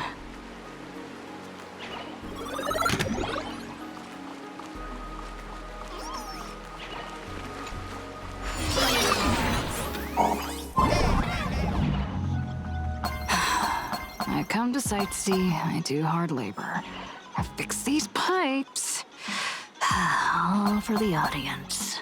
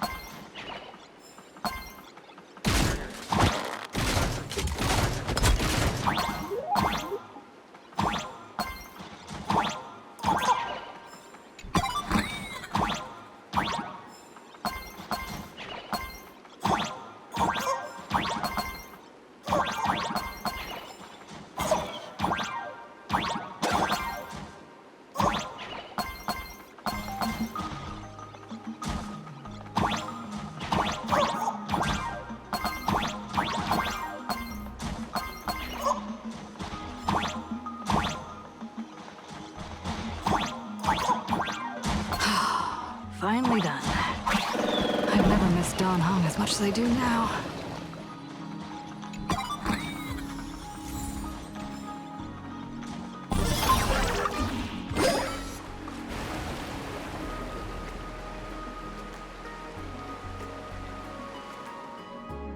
Welcome, dear visitors and spectators. At this moment, you've arrived along with the Astral Express at the ancient and mysterious Xianzhou! It's the Xianzhou Luofu! Oh, that's right! The Xianzhou Luofu Scale Gorge Waterscape! Let's give thanks to the Trailblazer, hero of the Astral Express, who not only saved the Xianzhou Luofu, but also happened to save our little venue today! Whew! And now, it's showtime! Adapted from the true adventures of the Astral Express, we present Battle at Scale Gorge Waterscape! High Cloud Squadron, assembles! Thanks to the support of Full Wish TV, we invited the 4 main stars of the action hero series, Daybreak Squadron, to perform in this show! And now, Trailblazer, please come up on stage and reenact that heart-stopping battle where you drove away the Lord Ravager!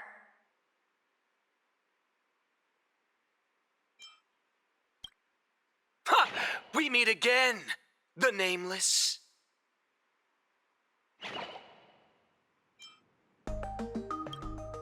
I don't think that's necessary. Aren't we supposed to be the heroes of the Xianzhou? Why do the Xianzhou's heroes need to rely on others to save their land? Same as us. Shouldn't the heroes of this world be able to protect our own people? Can't we be the ones to bring happy smiles to their faces? Hey, Hey! What nonsense are you all babbling about? Is any of this actually in the script?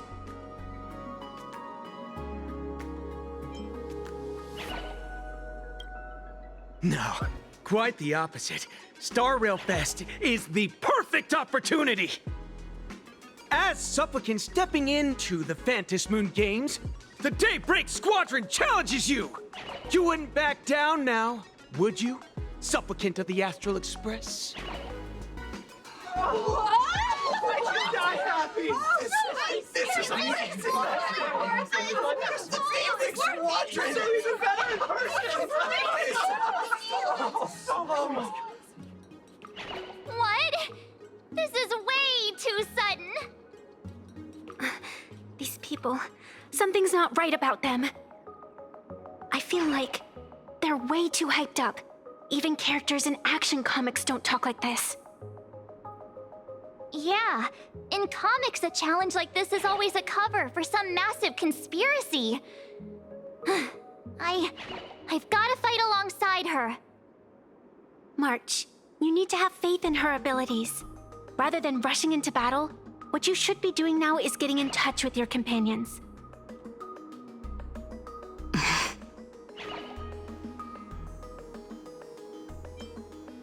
I thought the outcome of our clash at Perlux Tower was pretty clear. Boss, do we really have to do this? Gray, we've been putting on a show for long enough. Wasn't becoming a real hero what you've always wanted? We'll tear the legend of this outsider to shreds right here under the spotlight! Then everyone will see who the real heroes are! The ones who can truly protect their smiles! I accept your challenge. But do we really have to fight here? This is exactly the stage we've been waiting for! Let's do this! The Phantom Moon Games are a ceremony to bind those closest to elation. We'll show everyone the heroism of the Daybreak Warriors! We can do anything!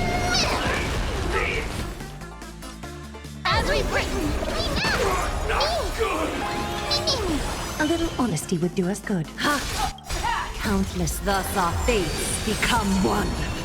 So fragile, like a wisp of silk. It's your turn! Just don't knock me down? It's not that easy. This mortal will watch over you and guide you on your path.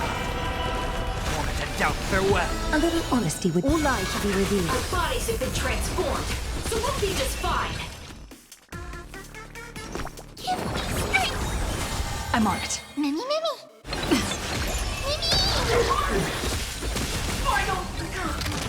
So fragile. A powerful hit! Come at me again! Where are you hiding? I shall bring justice! You don't stand a chance against me. So fragile, like a wisp of silk.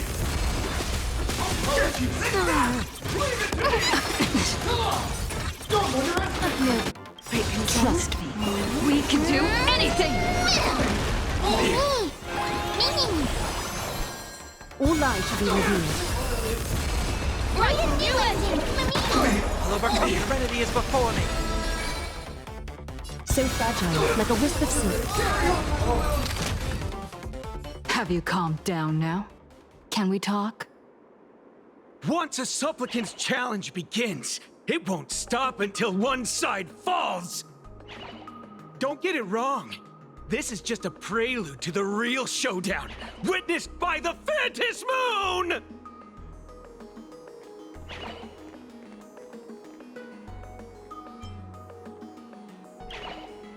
Just what exactly are they planning to do here at Star Rail Fest? Is this the supplicant lurking beneath the surface that Pearl theorized about? But which of the 4 Daybreak Warriors is the supplicant? Well, judging from their strength, I think it might be the red one.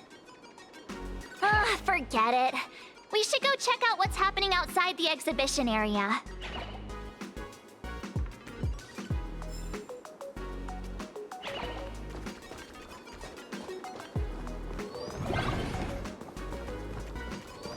If you've lost your belongings, please let the service center.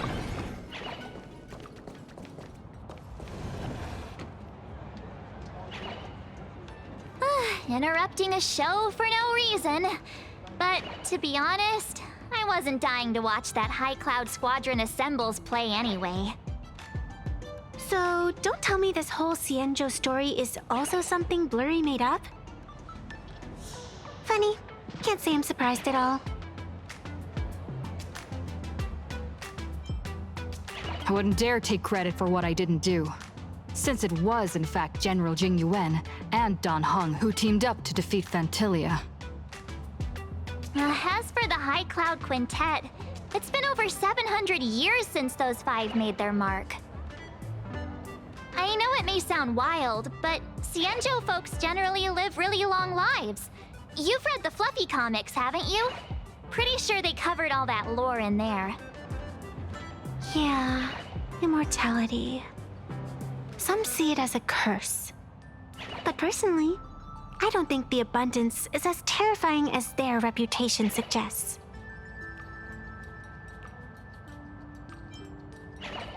I almost forgot we're not in the Xianzhou anymore. Should be fine to talk openly about the abundance now, I guess. Yeah, that's not an issue. But the Xianzhou's attitude towards the abundance isn't totally baseless. We've clashed with the Borisin, fought against the Mara struck. Just imagine if we hadn't won that battle against Phantilia back then. The universe would have ended up with an immortal, indestructible Lord Ravager. Actually, I think the abundance and elation make quite a good match. After all, only with infinite life can one pursue infinite joy. In my opinion, those who are alive have the right to choose death, but they also have the right to choose to live on. After all, there's always something out there that makes tomorrow worth waking up to. Wow. Getting all philosophical on me now.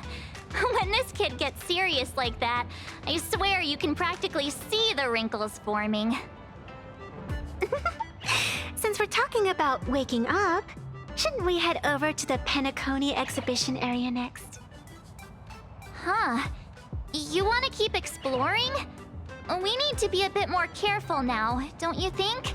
I mean, the Daybreak squadron already came gunning for us. Who knows if there are other supplicants lurking around, just waiting to make their move. Oh, come on, March. Don't be such a worrywart. Didn't our little raccoon take out those guys in no time at all? Such reassuring words. Little raccoon, I've actually been a huge fan of yours all along. All right. Don't push it. Here we come, Penacony! Exhibition area!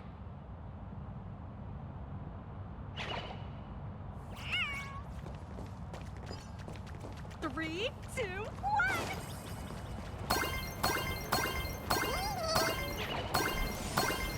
Welcome aboard the Fluffy! Together, we'll trailblaze into the future! Himeko, you're here! Are you two all right? Welt told me to watch the live stream, and I saw the Daybreak squadron challenging her.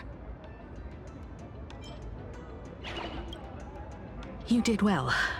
I bet their intention was to stir up their supporters' wish power through the challenge. If you'd hurt them recklessly, it might have pushed many supporters straight into their arms. Oh, and you are? Oh, nice to see you again. Express Navigator, Miss Himeko. Pardon my poor memory, but have we met before? Of course. I've seen you in the news more than once. It's such an honor to meet you. This is Evanescia. I think she's a student from Graphia Academy. We ran into her at this expo, and she's a huge fan of both the Fluffy and the Express.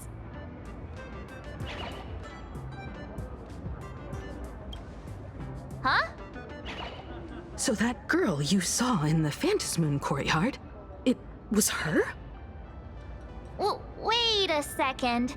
She made you a mask? So you're telling me Nessia isn't just a normal girl? Who exactly is she?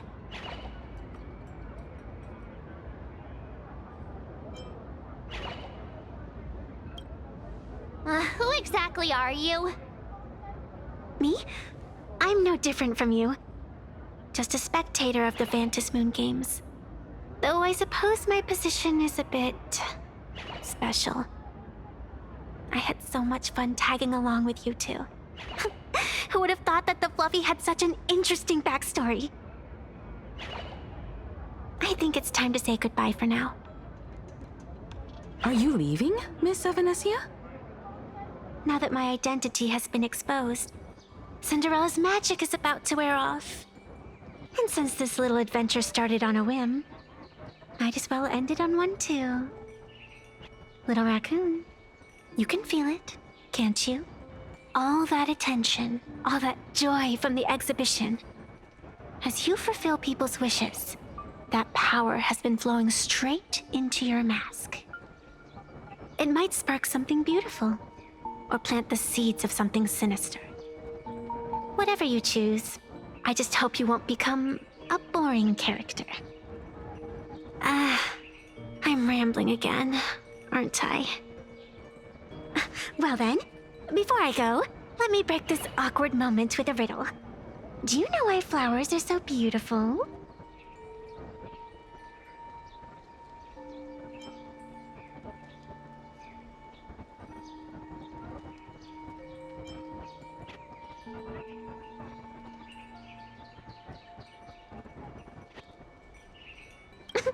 What's wrong?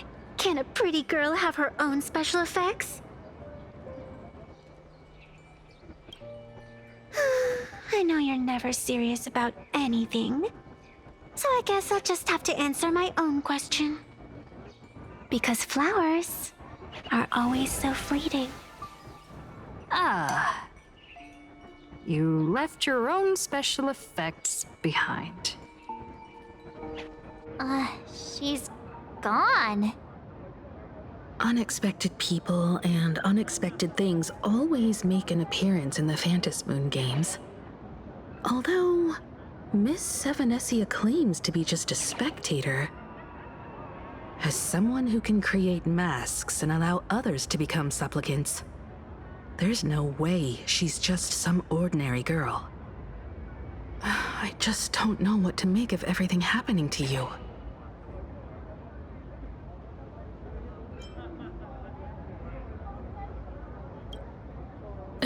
Sorry, I'm just being overprotective. All right, time for us to head out. Where to? Let's continue forward to the next stop, the Penacony exhibition area. I have a feeling that the Daybreak Squadron's challenge isn't over yet. As the stars of this exhibition, if you left just to avoid conflict, all the spectators might think you chickened out and fled. Darn it! This whole Daybreak Squadron business has got me on edge. Somehow I can't shake the feeling we're being watched. Here's some good news. At least we aren't completely without help. Pearl's people are on their way to the Penacony exhibition area to join up with us.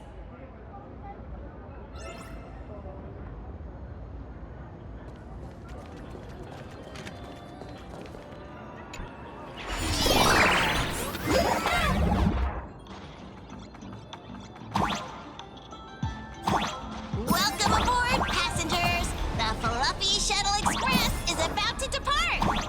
Next stop, Penacony Exhibition Area!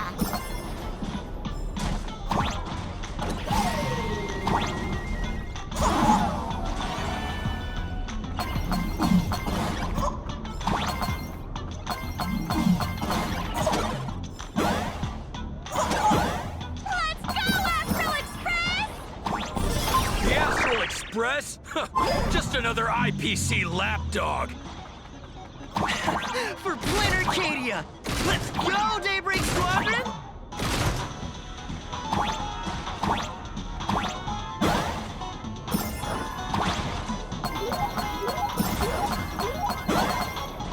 We're approaching the Petaconi exhibition area.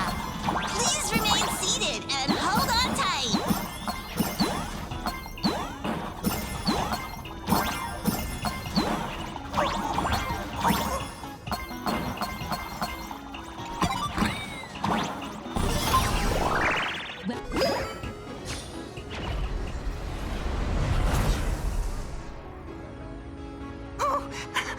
Would I get run over by the express if I lay down on the tracks? Yup, and you'd get blasted straight into a comic book. Who knows? Maybe you'll be reborn as some superhero or something? That's what I call true happiness. It's hard to believe they recreated the scene where the Express crashes into the Great Septimus. All the previous exhibitions were so hilarious, but they really nailed the Great Septimus part.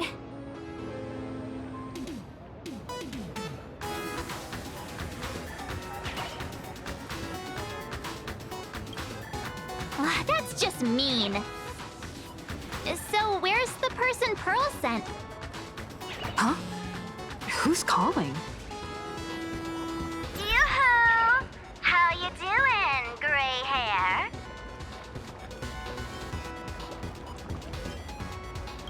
I'm not giving the mask back to you. Get over it. I heard about your big fight with the superheroes, and since I actually respect you as a rival, I thought I'd give you a heads up. You might think you scored a massive win in the Phantom Moon games, but most people probably don't see it that way. Anyway, the news is on right now. Why don't you go check it out?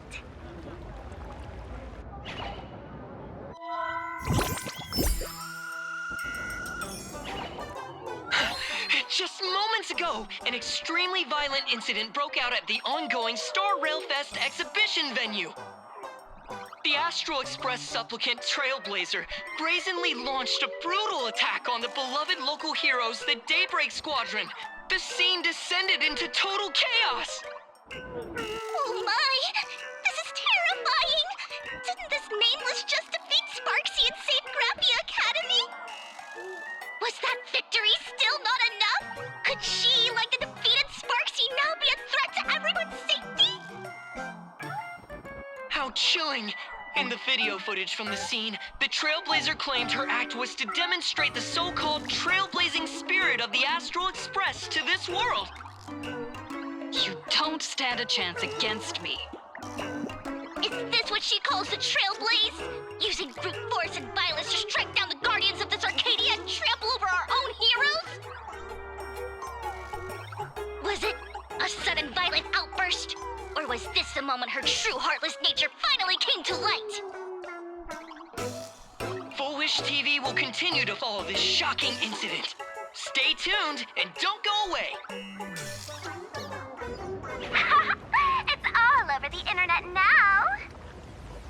Some say you're a violent maniac. Others think you're behind the bloodbath in Dovebrook, that you're the second herald of death. Oopsie. How are you feeling right about now,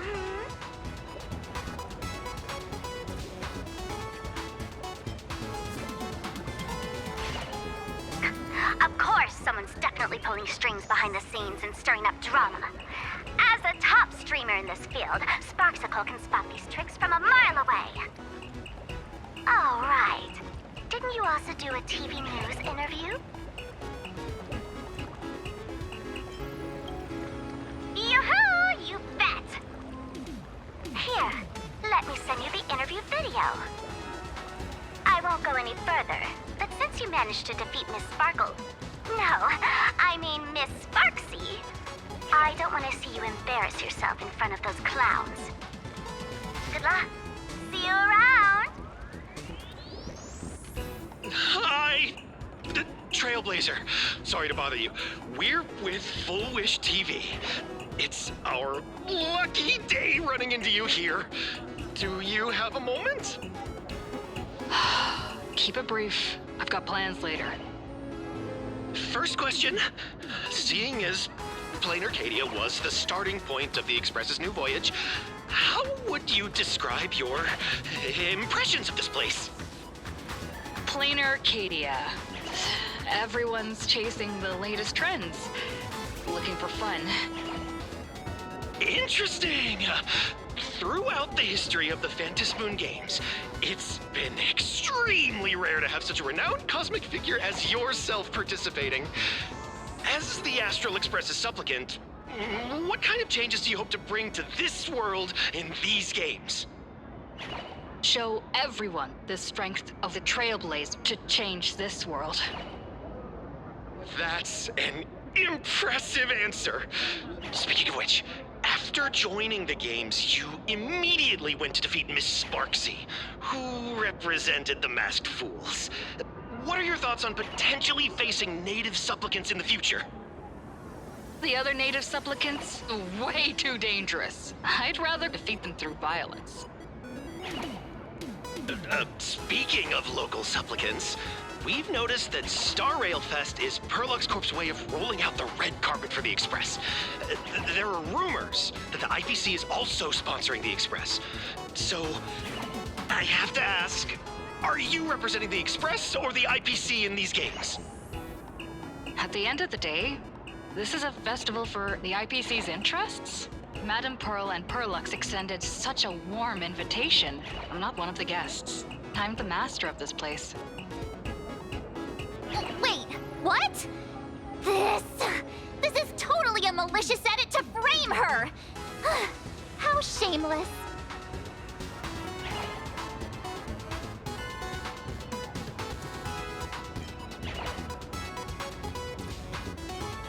Indeed, every word came from my mouth. But when pieced together, it turned into a declaration of war. Over these 15 years, the nature of competition in the Phantasmoon games has evolved. The Daybreak Squadron's taunts were just smoke and mirrors. The real game is being played in the shadows, where our opponents have mastered the art of weaponizing public opinion.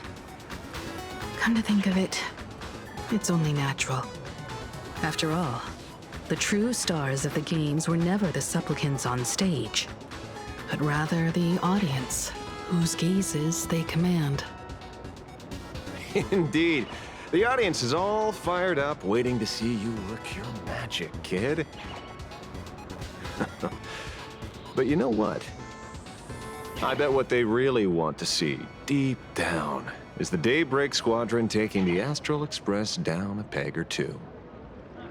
Oh, well. If it isn't the folks from the Astral Express, fancy meeting you again. This storm online is several times more intense than the day you stopped SparksyCon. Miss Kuchiba, you've seen all this fake news too, right?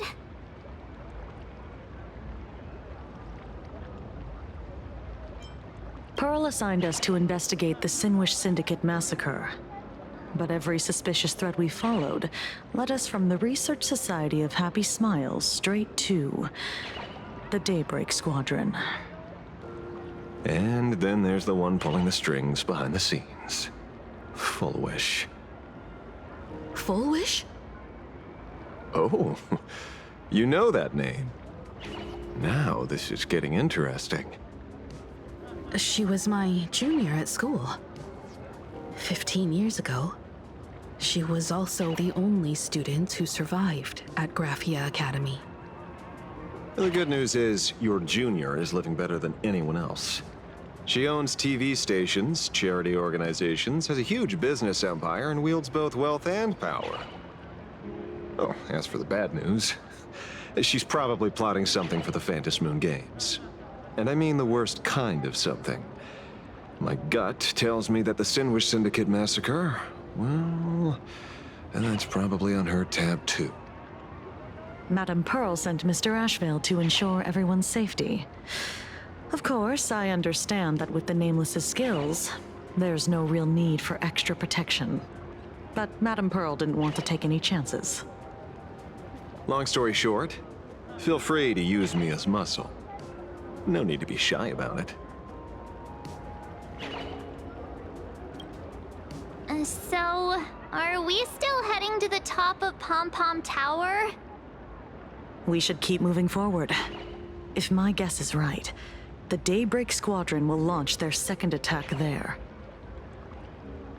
Forget about any fantasies of fairness and harmony. From this moment on, the Phantom Moon Games could follow in the footsteps of what happened 15 years ago. Once this battle turns bloody, fear will seep through the screen and become some supplicant's wish power. See, that's the problem with modern society. Good news stays home, while bad news spreads like wildfire.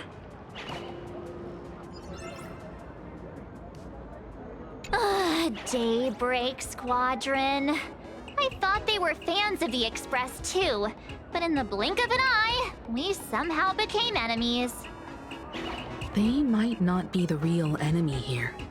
Someone could be pulling their strings from the shadows. If possible, I'd rather persuade them to back down, since once a battle starts, it'll be like pouring fuel into a fire, stoking the audience's bloodlust. A Phantom Moon game like that would only descend into madness. And I certainly do not want to see what happened 15 years ago repeat itself on these lands.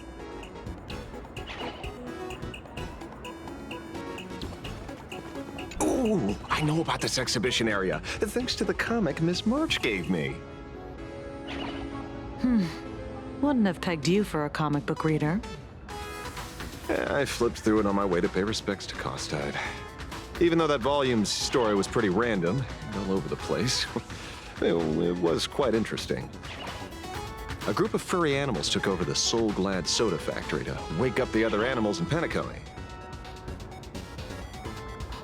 Using Soul Glad as fuel for the Express. And talk about forced product placement. Time to get to work, Detective.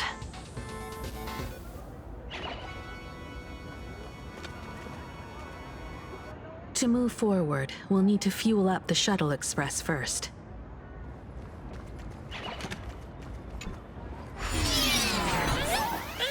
Come on, let's fuel up the Express!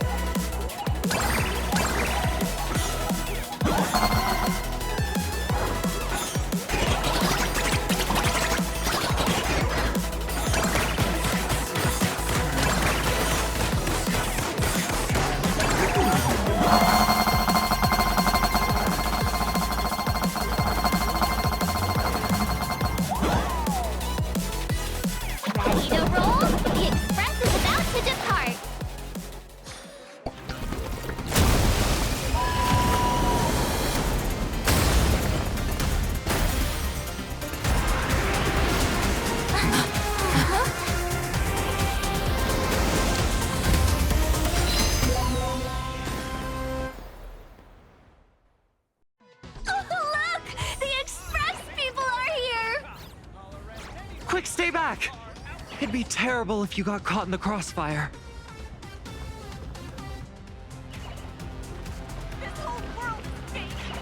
Astral Express! We've been waiting for you for quite a while.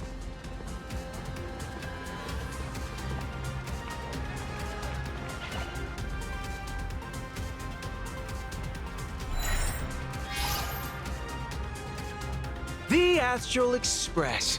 Just as I thought you weren't going to show up. Oh, you brought help? And it's an old friend. Been a while, old man.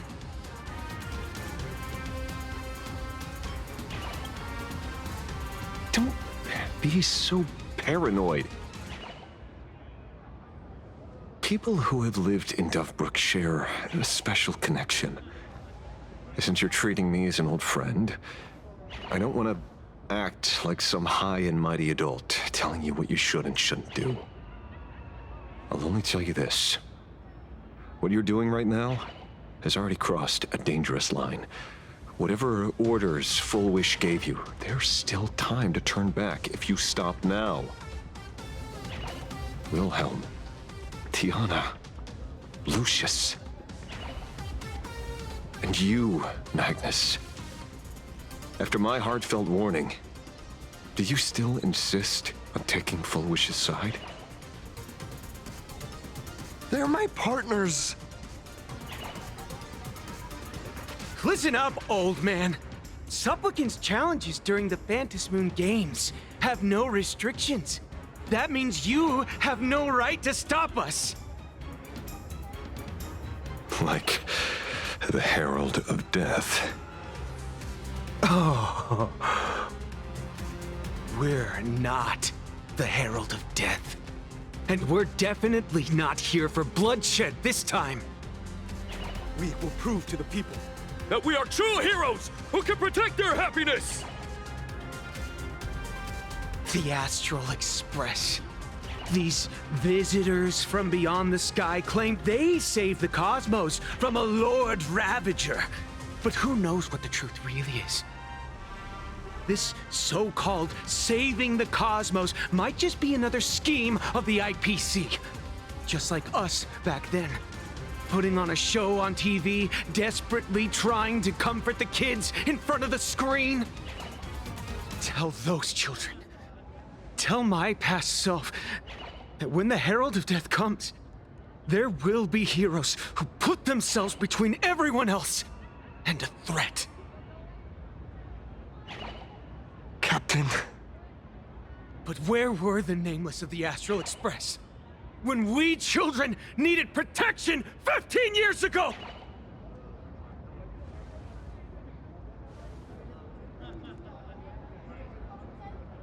Gray, don't be fooled by these flashy, cosmic heroes.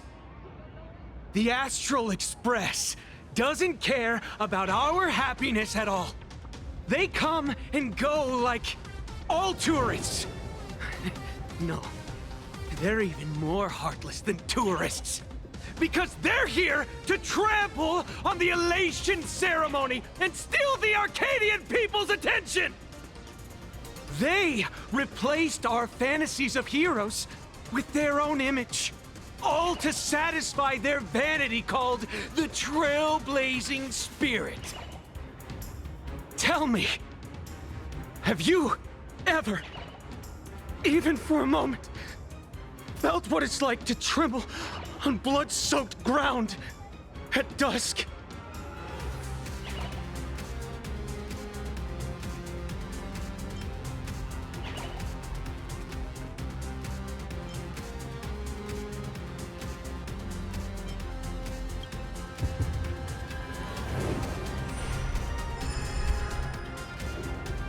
I'm afraid of losing my companions. Afraid of death. There are so many things that I fear. It's not the Astral Express you hate. You're just hating yourself. That powerless child who couldn't protect everyone. But I want to tell you, being powerless was never your fault. The Astral Express is the GOAT! The Astral Express is #1 in the universe! Quit yapping! Tear them to shreds! Beat them to a pulp! I want a bloodbath! Daybreak Squadron! Beat these alien punks to the ground! Shut up! All of you, shut up! As a kid, it wasn't my fault that I was powerless. But we, the orphans of the bloodstained games, won't remain that way forever. We've undergone the happiness surgery transformation. We've overcome our weak former selves and become Daybreak warriors. We've grown stronger. Strange. Even though our suffering was erased, why was I so scared just now? And why were there tears? Brother, that's only because... this pain has been here all along. It's time to overcome it! It's time to use the power of happiness to defeat it once and for all! Well said! Then let's finish what needs to be done. Let's reclaim from these outsiders the image of heroes that the people of Ahatopia hold dear. What about you, Magnus? Sorry, Mr. Ashvale, but a hero never betrays his companions. We are the Daybreak Squadron, 4 warriors of one heart, united to protect the world. I won't let down my companions, or those who believe in us. We are the true heroes. Look at the statue of the conductor. It's just an empty shell. Even Perlux Corp, with countless resources at their disposal, can't breathe life into it. But we can. Let me prove it to you.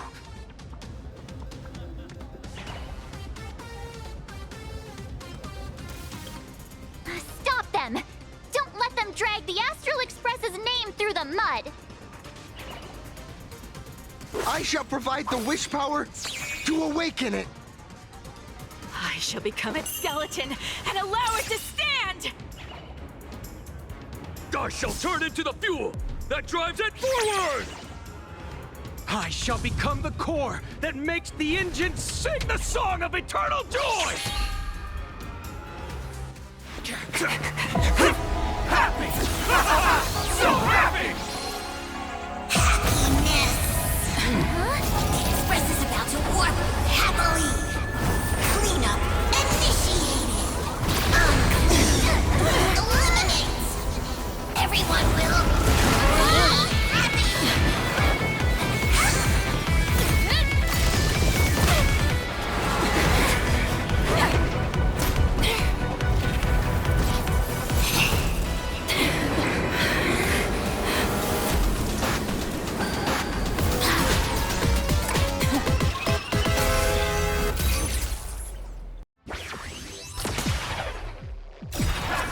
Clean up the trash, and everyone will be happy!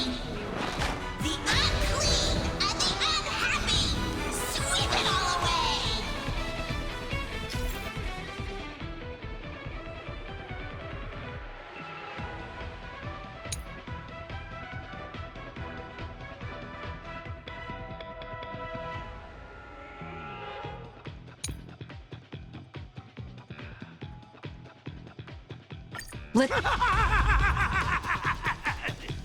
It's really moving! This is the power bestowed upon us by Aha! I will stop you at all costs. I won't let you trash the conductor's image like this! We can do it! Don't bother me! Sweep away pain together! Do not disturb! Earth shatters, heaven trembles! Let's play for a while. Me! Me! Dear viewers, come to the end of the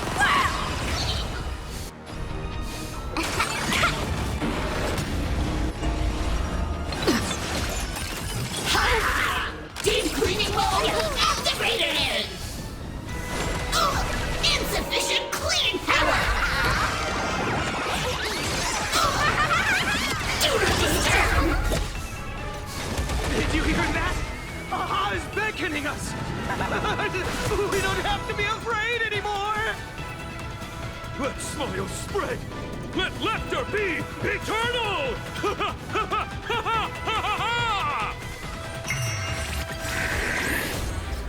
You guys are seriously nuts.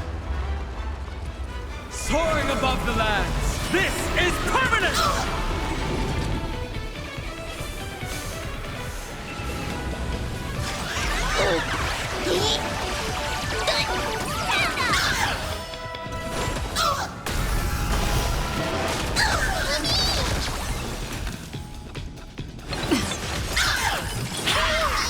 Cleaning begins!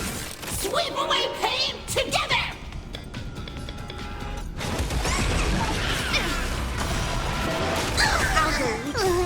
Can you find the answer? That's all the spark you got?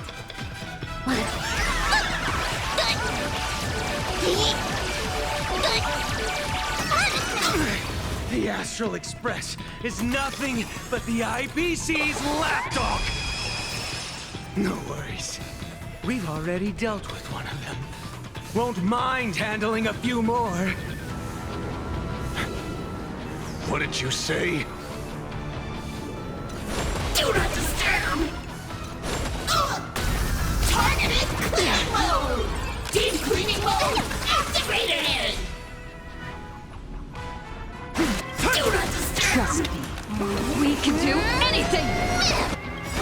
Maybe you learn part the end of the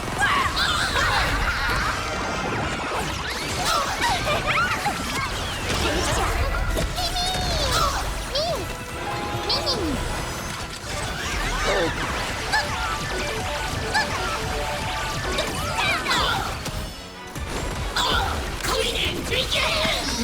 This place is dirty! Right in you,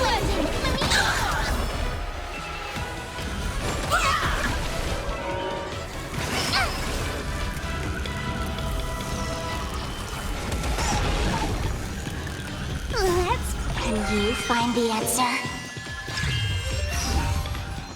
Feeling spiffy? Game's on!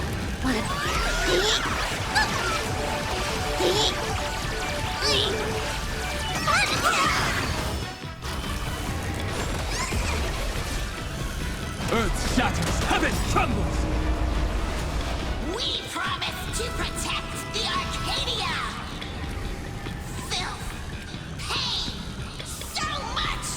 Eliminate pain! Everyone smile! A powerful cleaning mode!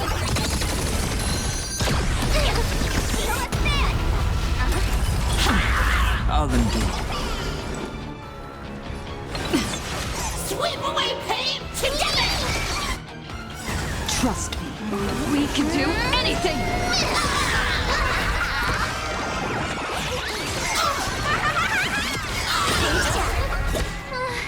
Surely that did the trick this time. Reboot! Self-repair! Must bring happiness!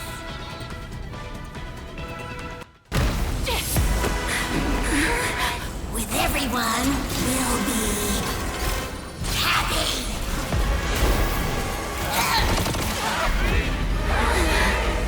I offer my blood to consume this vendetta. I offer my heart to shoot down this injustice. I, lead Hunter La Mancha, call upon you in the name of the Star Hunt Oath. O Skybow, gaze upon this broken-legged wolf and steer my hunt toward victory! So happy! Now arriving at Terminal Station, land of sneering gods! Welcome back into the gods' embrace! Shh. Quiet now. It's time for bed.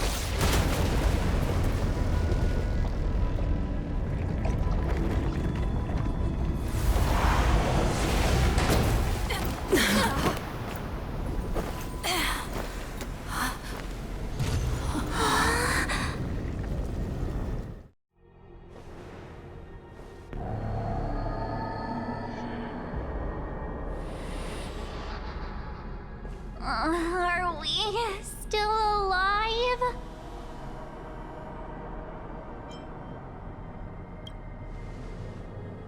Oh, hey, don't say things like that. I remember the out-of-control express taking us down and through an abandoned tunnel. Theoretically speaking, this should be a station deep underground. But what's with all these ruined buildings? And that weird space in the distance? Is this really an underground station? A place this big exists beneath plain Arcadia? Perhaps we're no longer in reality. We may have landed somewhere within the world in canvas for unknown reasons. Then, can we still make it back? We need to find everyone and get out of here as soon as possible. Where's Mr. Ashvale and the others?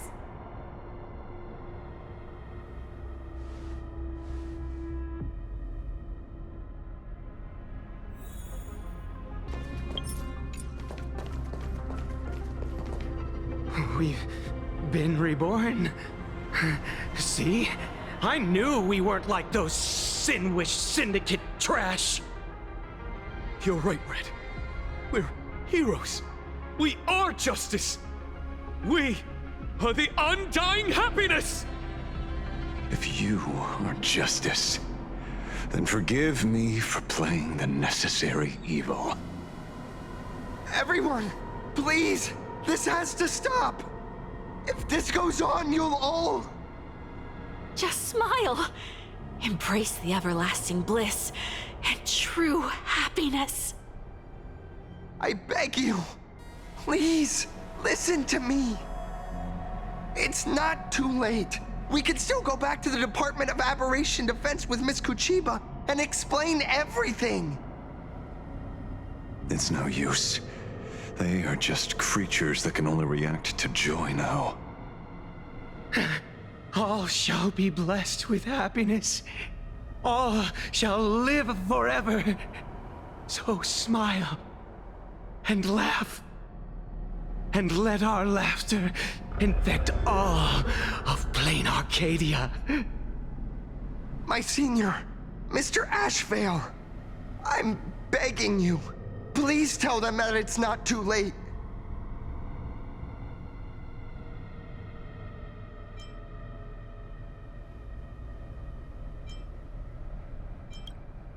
Move aside, Magnus. Please, just give me another minute. You know they're good people. It's best if you just move aside. A true hero never abandons his friends. If I try to kill them now, will you stop me? Or will you turn a blind eye?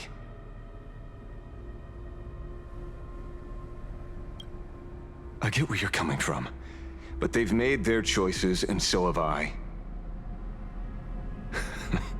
After all, are they really better off like this?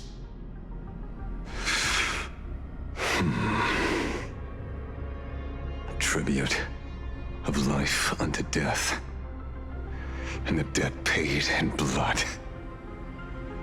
The Sinwish Syndicate, a gang that once ruled the streets of Dubbrook. They sparked massive turf wars that left many with grievous injuries, and racked up charges for robbery, extortion, and a whole laundry list of other crimes. Pullwave and Koss died. They were far from saints. Any good deeds they did in their lifetimes were just like a few pretty soap bubbles floating up from a stagnant pool of filth. That's why we brought them down. They and this whole world have now become happier.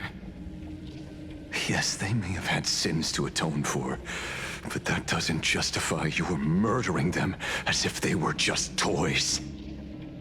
Thank you for your aid. I am the Blaze Weaver Warrior, captain of the Daybreak Squadron!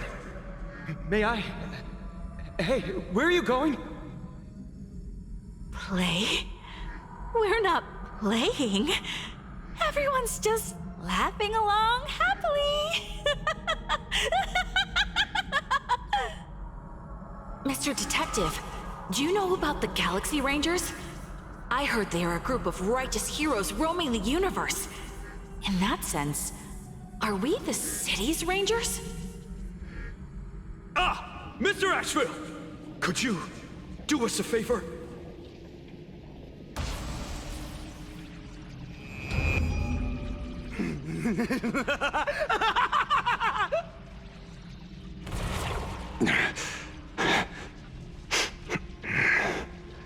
This familiar scent.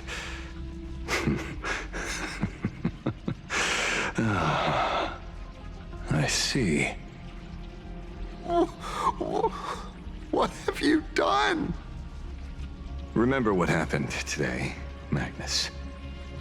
You may seek revenge anytime. I won't stop you.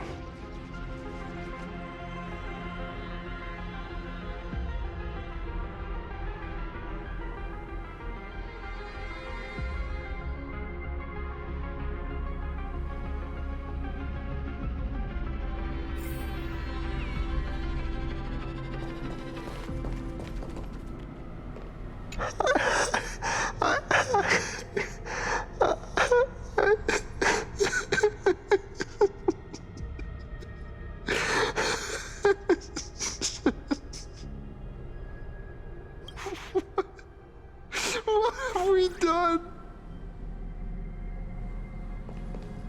And so concludes the new Herald of Death case. But without evidence or testimony, how am I going to write the closing statement for this report? No one but Asheville will ever know. But I choose to believe him. His shadow only bears its fangs at those drenched in sin. I don't know how he came upon such power, but it did help the Department of Aberration Defense crack several hard cases.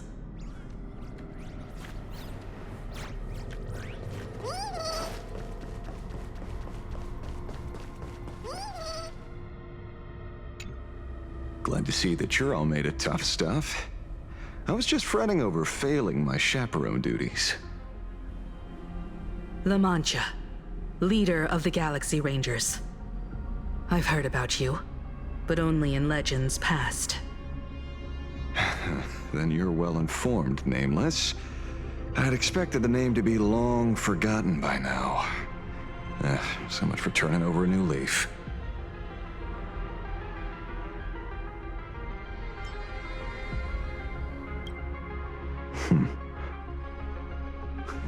But you mean the esteemed Silver Gun Shura and dazzling ninja hero?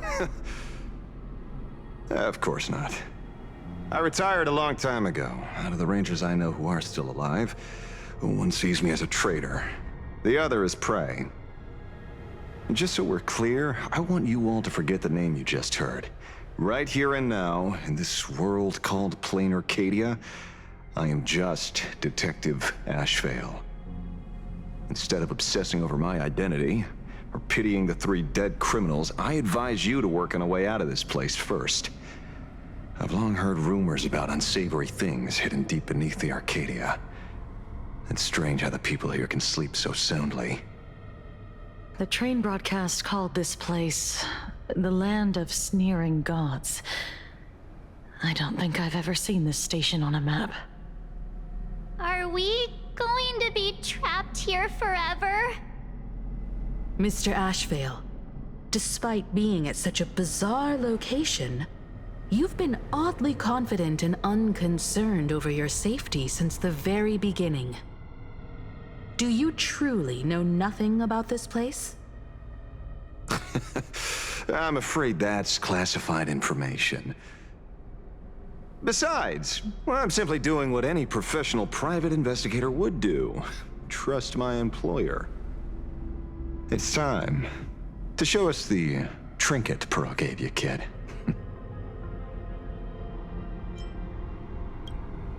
Oh, come on. Didn't Pearl give you a chip?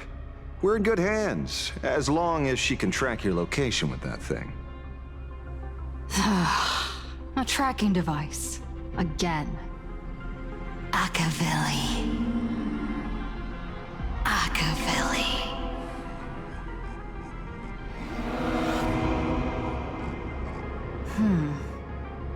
Come this way.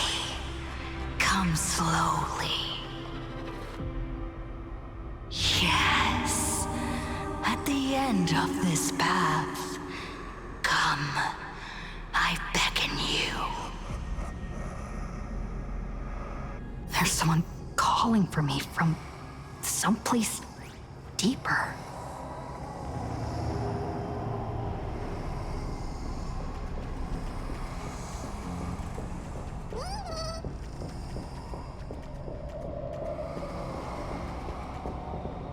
Did you hear that? Come to me. Where did everyone go? There's someone calling for me from someplace deeper.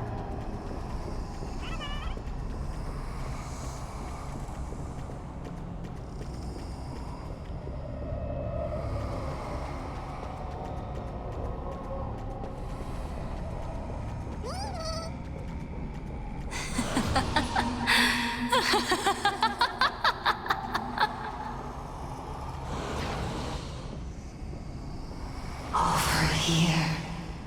Keep going forward.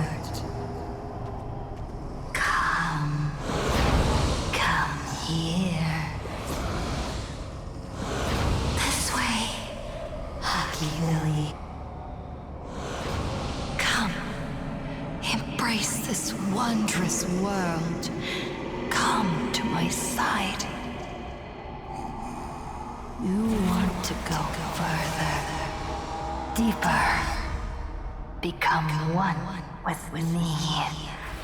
The joy, the positive feedback, sweeps the numb that flickers on your cortex. Gentle, wonderful. Listen, it's breathing. Slumbering, whimpering, and grinning. Warm, gentle, more gentle, warm, and gentle. I am you, and you are me. Come, embrace this primordial joy. Life, in exchange for a boarding pass on the Express toward the end. Become one with me. Become a part of me. Become mine.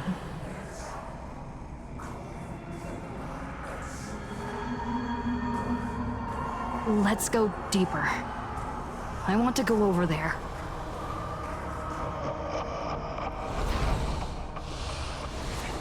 Come.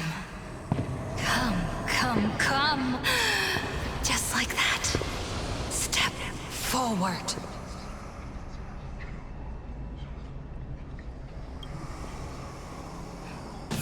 That's far enough, kid. My golden principle while working on cases in this world is to keep my curiosity in check, and not get involved with matters beyond the case itself. Especially things that already look considerably dangerous. However, the thing that slumbers in the deep here does look awfully familiar.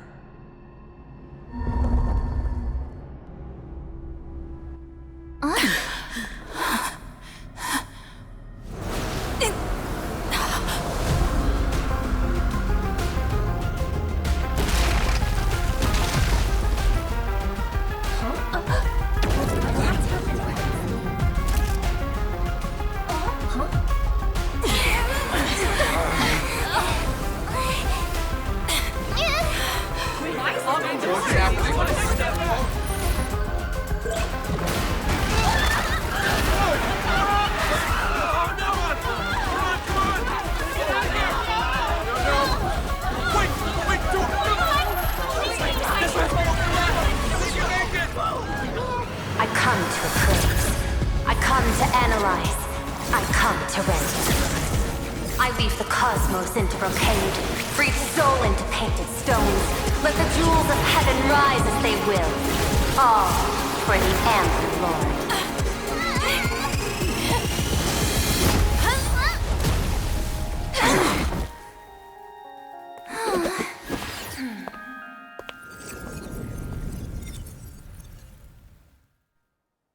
We meet again, everyone. Fortunately, her lucky chip helped me locate you. Please accept my sincerest apologies for not intervening in time and putting all of you in danger.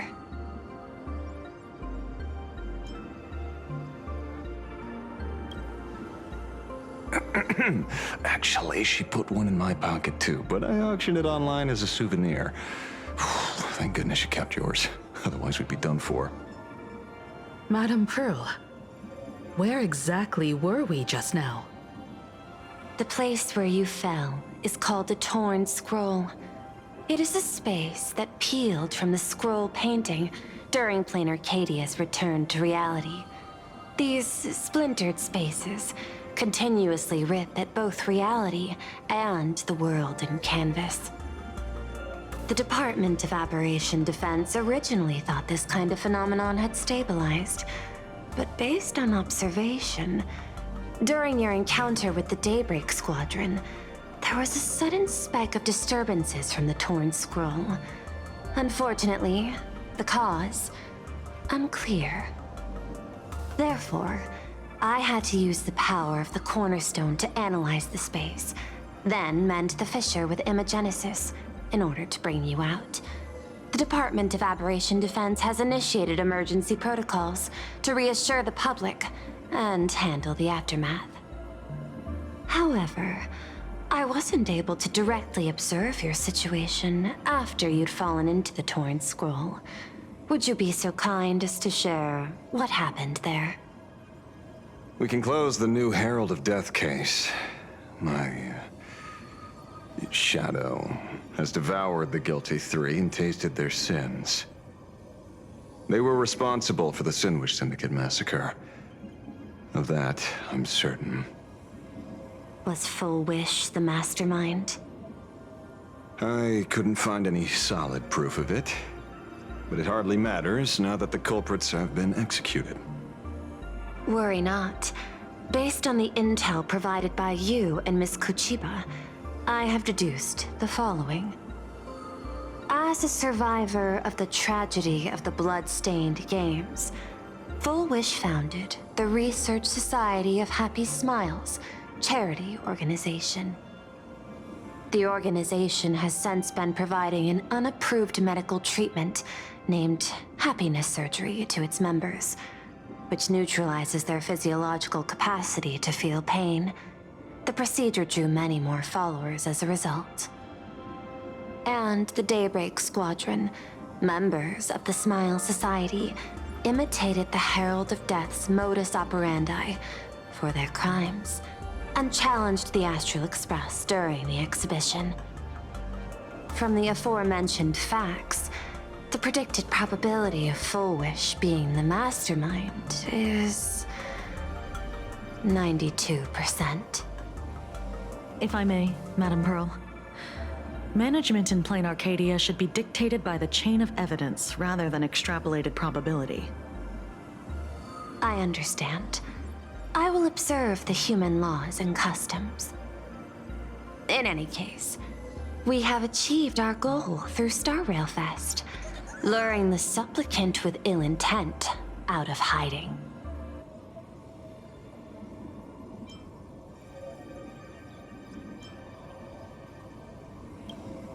You've all fought and worked hard. Please, allow me to apologize again. Since Full Wish is exposed now, and we've defeated her supplicant, shouldn't we hurry and arrest her as soon as possible? I'm afraid it's not that simple. We've defeated Full Wish's supplicant, yes. However, all three Daybreak warriors were supplicants. That can't be. the supplicant should be the only one who wore the mask and participated in the games with the Phantom Moon's blessing. Those devoured by my shadow can no longer lie nor deceive. All three of them had worn the mask before. If they were all supplicants, that means it's still possible for Full Wish to intervene in the games. What's even more terrifying is, when the shadow devoured them, I caught a taste of something familiar. It was the taste of abundance that I'd once devoured as a Galaxy Ranger. What?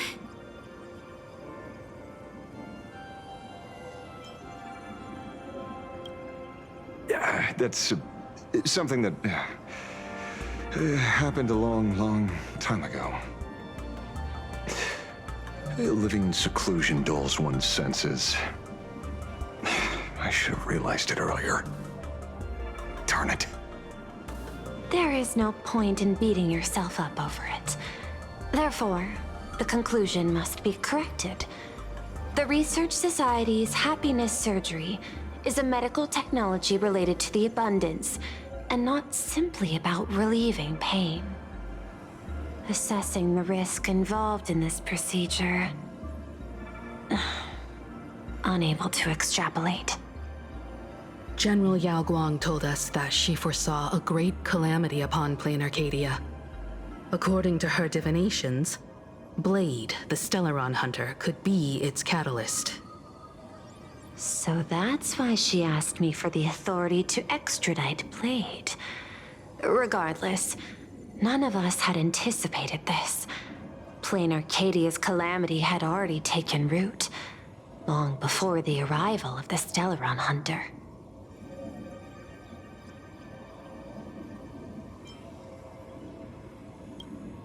Does she want revenge against the long-dead Herald of Death? Or is she trying to erase the memories of that tragedy? It's frivolous to speculate her motives. Unlike Intellitrons, humans may weave an intricate plan for a mad reason at any cost, yet execute it with impeccable rationality at every step. What's important is that she is stopped. Thank you for your surprise intel, Mr. Ashvale. You have just saved many more lives. Henceforth, the Department of Aberration Defense will place Full Wish and the members of the Research Society of Happy Smiles on a special watch list.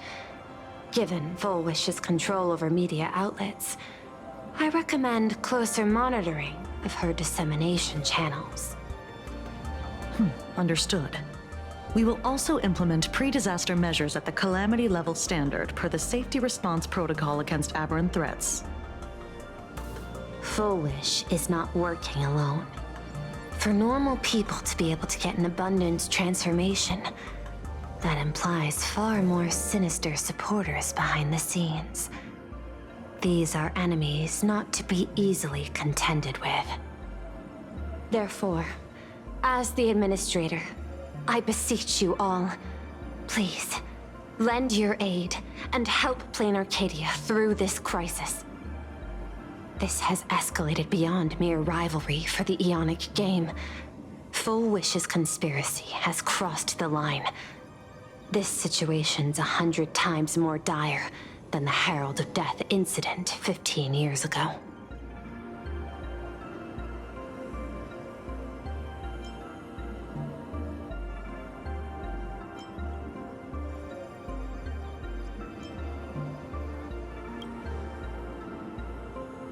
Please, Madam Pearl. This is my homeworld, and I won't allow the tragedy to repeat itself. Besides, there may be an even greater conspiracy behind all this. As a Nameless, it is my duty to see it through to the end. Indeed, there are old scars and fresh wounds to settle. For the way she toys with life, and the taste of that flesh, Full Wish must be held accountable once and for all.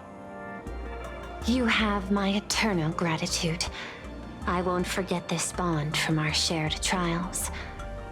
Now then, I shall prepare an action plan, as well as share relevant information with General Yao Guang. The seed of abundance planted by Full Wish must be uprooted and eradicated as soon as possible.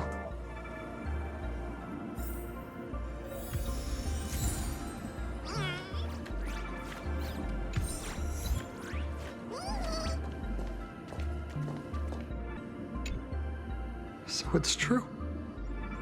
The captain and the rest really did kill all those people from the Sinwish Syndicate.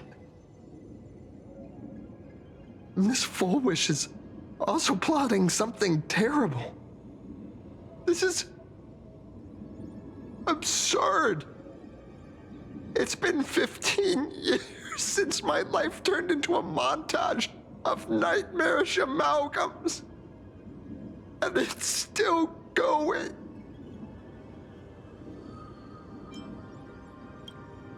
Thank you. Mr. Ashvale is right. This is not the same as playing the hero on a stage. In the end, I'm just an actor.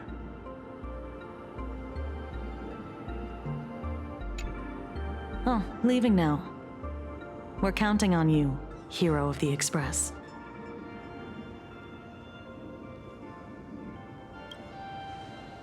Because it's just another Phantasmoon Games for me. Check the records in the Ministry, and you'll see. Save the mythological times. They always end up in a huge mess, without fail. Maybe that's precisely why AHA designed it this way, so they can watch humanity stumble over arbitrary obstacles we impose on ourselves and others. Otherwise, they'd probably die from the boredom of an orderly universe.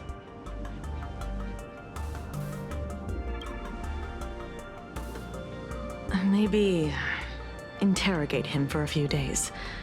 Get a strong light, render him unable to eat or sleep well, and he will probably spill everything he knows about the Smile Society. And once we've picked his brain, we'll let him go.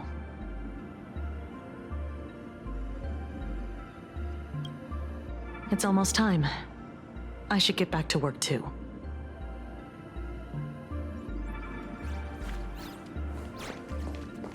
Full Wish's partner. Perhaps someone far more dangerous has already set their sights on this round of the Phantasmoon Games. Oh no. They are definitely up to no good.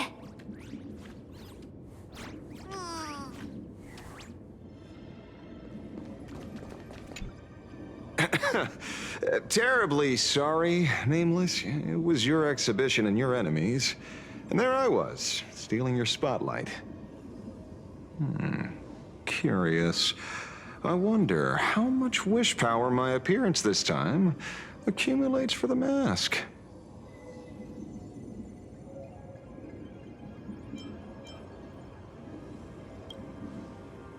Oh, don't be like that. You can tell them that I'm Welt. We already look similar enough. Who knows? Maybe that'll redirect some wish power toward your account instead?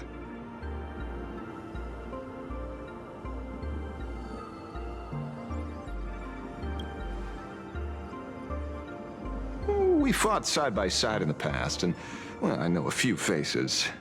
But, as they say, the honeymoon phase never lasts. I heard some of theirs were still looking for me before I went into my last cryosleep. I'm counting on you to keep this a secret.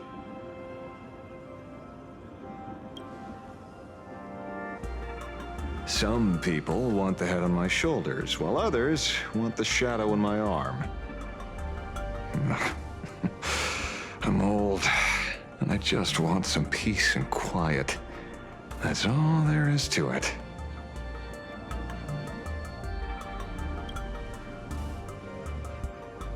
What? Itching to get rid of me already? Well, you're not that hasty, are you? An even greater prey just joined the game. Sure, she could be small fry by your standards, But in terms of viciousness, she might surprise you yet. Before the supplicants go their separate ways, Full Wish is definitely a good hunting target for us to align our goals.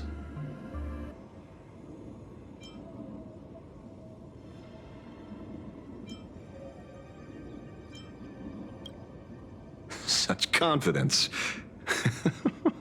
Can't help but smile at that. And for some reason, you really remind me of a young man named Tiernan. You nameless bunch just love jumping headfirst into fire pits, don't you? Well, given your skills, would you be interested in joining the Galaxy Rangers? If you're still alive by the time the Phantom Moon Games conclude?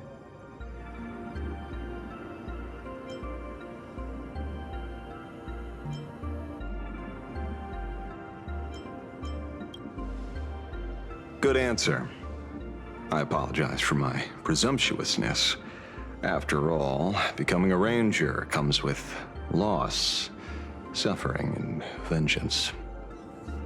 In that case, I will take back my words. Young Nameless, may you never have to tread the path of a ranger.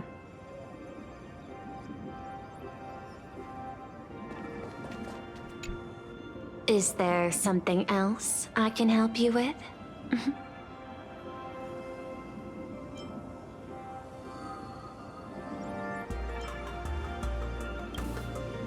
I understand. Your inquiry.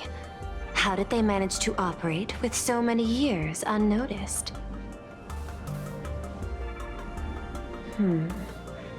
I had put them on a temporary watch list before, due to significant decreases in crime rates in certain regions. But now, we finally know how they achieved such a miracle. Personally speaking, I cannot fault the citizens who joined the Society, nor do I wish to fixate on the accountability of those who governed at the time. After all, for the corporation, the Smile Society is a tool for maintaining stability, and the members are simply following the human instinct to avoid suffering. You've been to Penacony. You should know. There, the family's members lull guests to sleep with power of the harmony and soothe their pain. From a human ethics point of view, it is well within people's rights to avert pain in moderation. Humans cannot turn off their innate negative feedback like Intellitrons do. I understand and deeply sympathize with that. My assigned theme is analytical art, but at the same time, I am fortunate to be appointed governor of a world. The portrayal and sublimation of pain in human works of art shine among humanity's greatest treasures. Tragedy, elegy, and lost epics.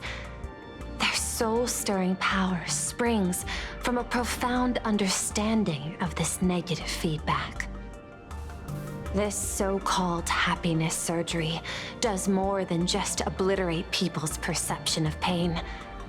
It strips away human complexity and turns what was dynamic and brilliant into a monotonous blotch. To me, governing this world is like creating a painting. My vision is to maintain the diversity of life forms and preserve their potential for growth and change. The Research Society has disrespected my work. Thus, my duty and theme have become one and the same. I will do all that I can to cleanse the misguided strokes of the Research Society from this land. Thank you again for lending your aid, Nameless. I will begin extrapolation of our next steps now.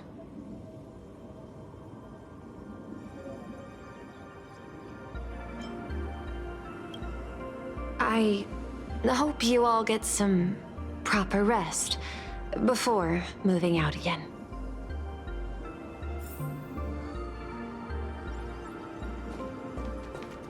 Before the supplicants go their separate ways, Full Wish is definitely a good hunting target for us to align our goals.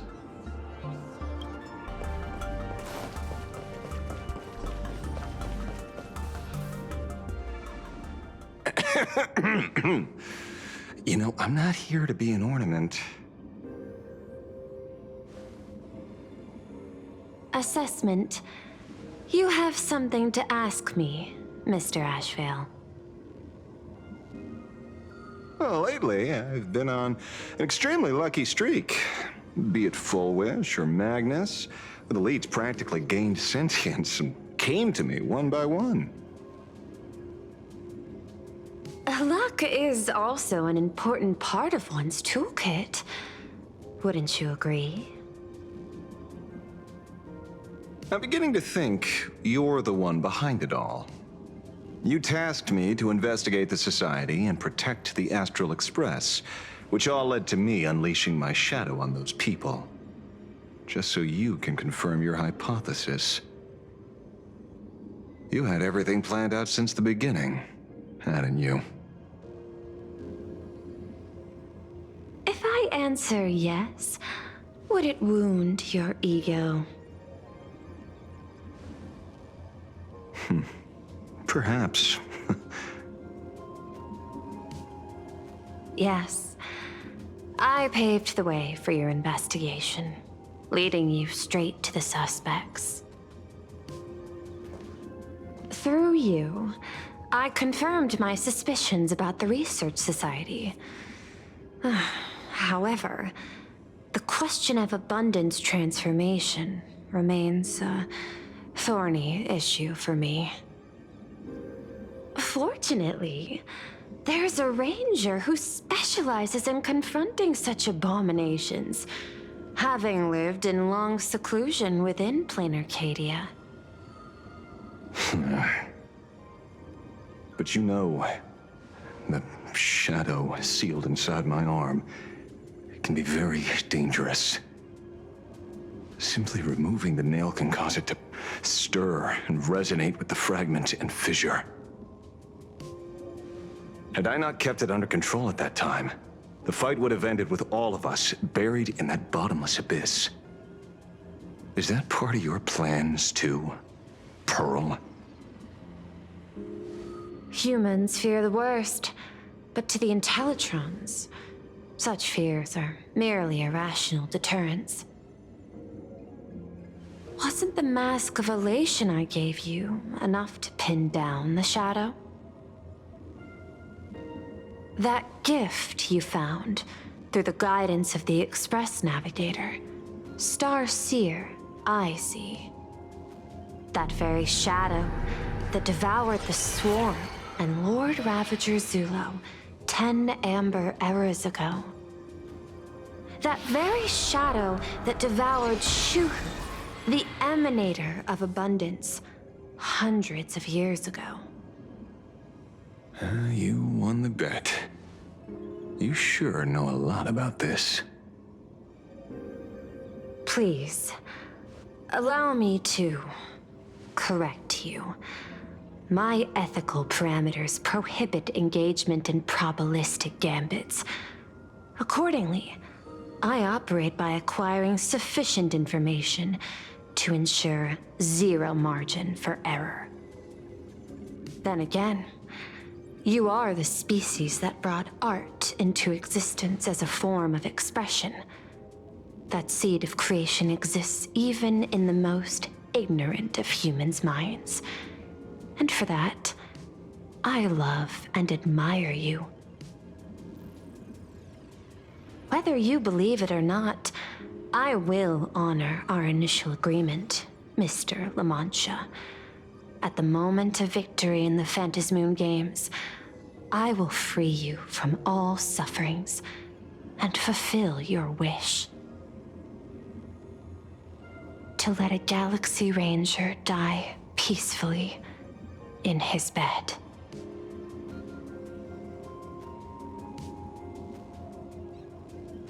In that case, I will continue to fight for you, my lady.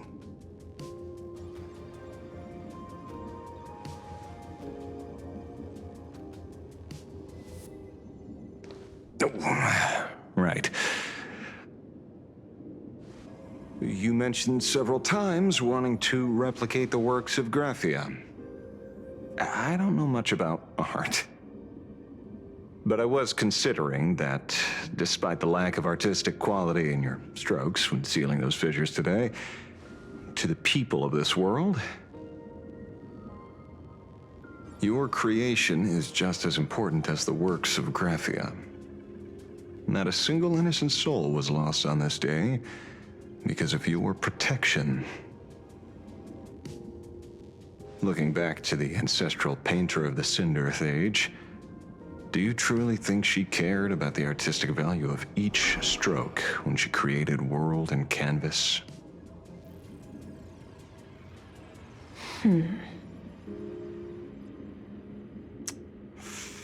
Tisk. Ugh.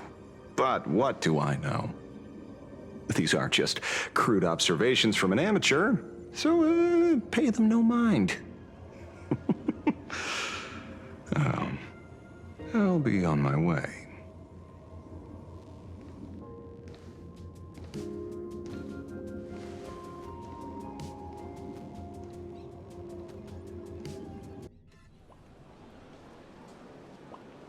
We meet again, Ashen Detective.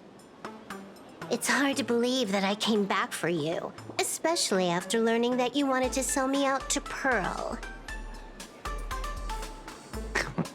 I gotta thank nature's gift. The 6.1 billion credits reward has appeared again. Fortunately, I bypassed you and struck a deal with that Intellitron instead. Regrettably, my current bounty stands at 0. Do you always turn your customers over to the police? How impressively short-sighted.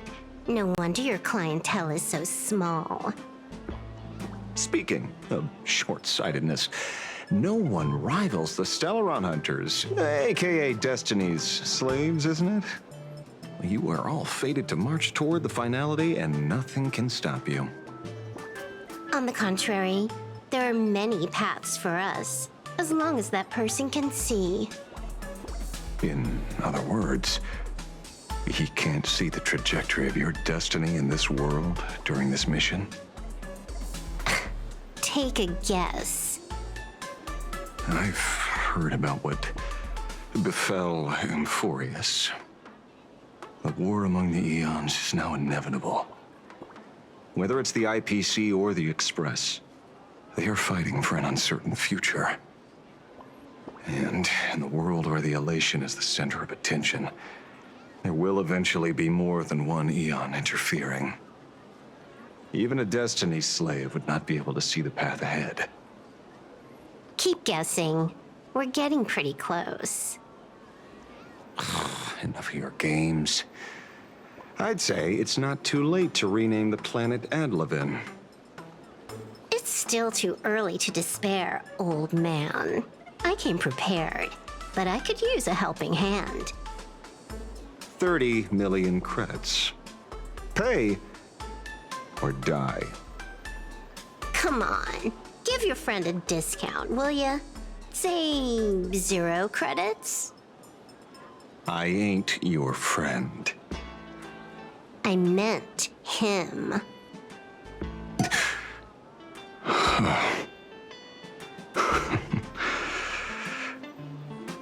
It's been a while, Yingxing.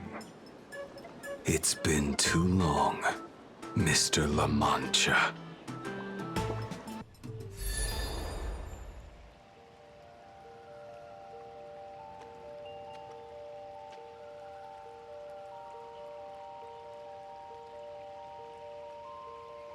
I knew it. There must be an explanation for the unusual fate of this world. Though I lost sight of the sparrow, I discovered a mysterious tree. I finally found the heart of the Phantasmoon games, thanks to this little birdie. Mr. Sunday, do you sense me? There's no reaction from the bird. What's wrong with it? Hello? Is anyone there? Can I get somebody here? No one's here. No one. That's a lie. I saw a pretty girl hiding right here through the bird's eyes. Who are you? That's none of your business. None of your business. If that's how it's going to be, then I'm done playing nice here. If my eyes weren't playing tricks on me, the ancient tree here must be the ambrosial arbor of abundance, yes? Little girl, are you going to keep playing hide and seek, or will you come out and have a proper conversation with me?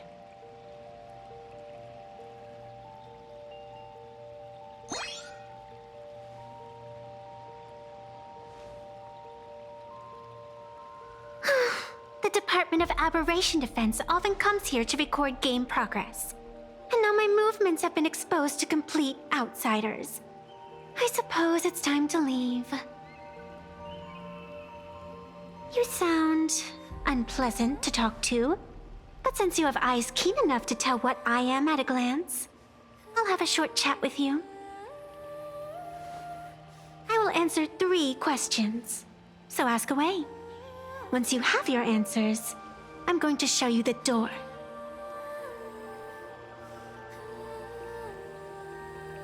I wanted to question why the Joy Seeker would permit the ambrosial arbor of abundance to take root in a world they had blessed. But given their carefree nature, there was probably never any restriction to begin with.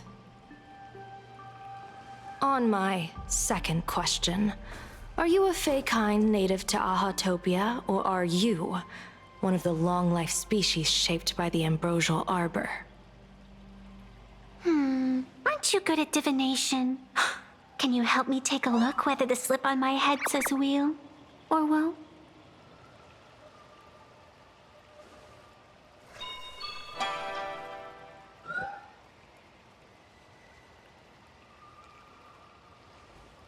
There's nothing on your head except your ears. And that itself is the answer. I am the arbitrator who determines the outcome of the Phantom Moon Games. I am the raging waves of joy, and the living pulse of this world. Diviner of the Xianzhou, the weal and woe you behold are but a single petal fallen from my hand. It blooms with the morning, and withers by evening, reducing to dust in a fleeting moment. My true form is the Panarch Elwood, the embodiment of instant and eternity.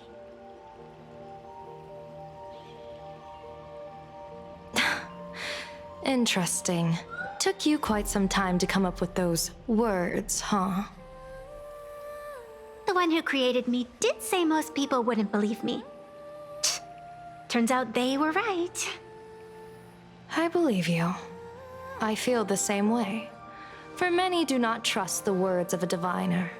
Besides, no weal or woe has befallen you, which means your fate cannot be determined like that of ordinary mortals. You're not the first one I've met with this condition since my arrival here. You're left with one question. Since you admit to being an abomination of abundance, shouldn't you explain the fate of this world's residents? Unless they are your doing? If your answer fails to convince me, it may be too late by the time I summon the Lux Arrow from the sky with the rainbow. Chill out. You shouldn't make jokes like this. I'm not as skilled at divination as you are. When you suddenly speak of the great weal or woe and interrogate me, I get confused too. After all, isn't every rule and every variable of the Phantom Moon Games dictated by the impulse of some god? As for the brewing storm, let's settle down and discuss whether the turmoil once again is the result of the laughter's mischief. This entire day has felt unreal. We had situations lined up one after another, and a growing crisis on our hands. The Research Society is insane to meddle with the power of abundance. There's no telling how many have already undergone the happiness surgery. Full Wish witnessed the tragedy caused by the Herald of Death 15 years ago. And now, she herself has assumed that dreadful mantle. We have to relay this information to Dan Heng, Sunday, and General Yao Guang as soon as possible.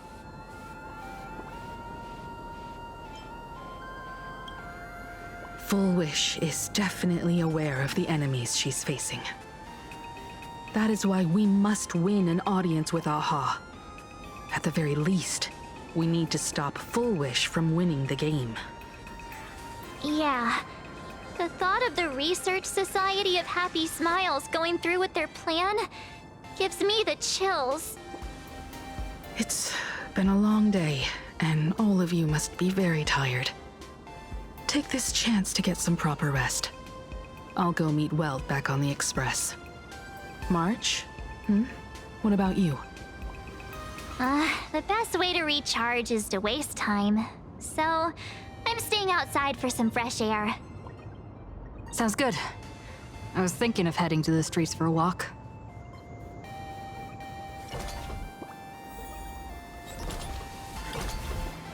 Hey, I'm too tired to join in the fun. Go ahead if you want to play. I'll wait here for you. What was this? Did you hear that?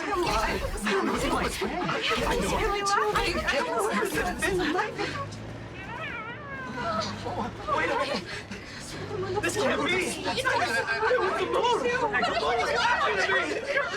It was the moon. Hey there, all the smarties and dummies, children and adults, fools and entertainers.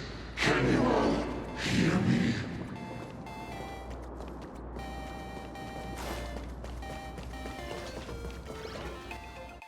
Now that everyone has made their appearance, no need to keep further secrets what you can as a spark must grow into wildfire as an extra one of these fantasy games servicing all of my authority more than a thin minute to become the true permanent demon of elation. As such, it's time to revel in unabated joy.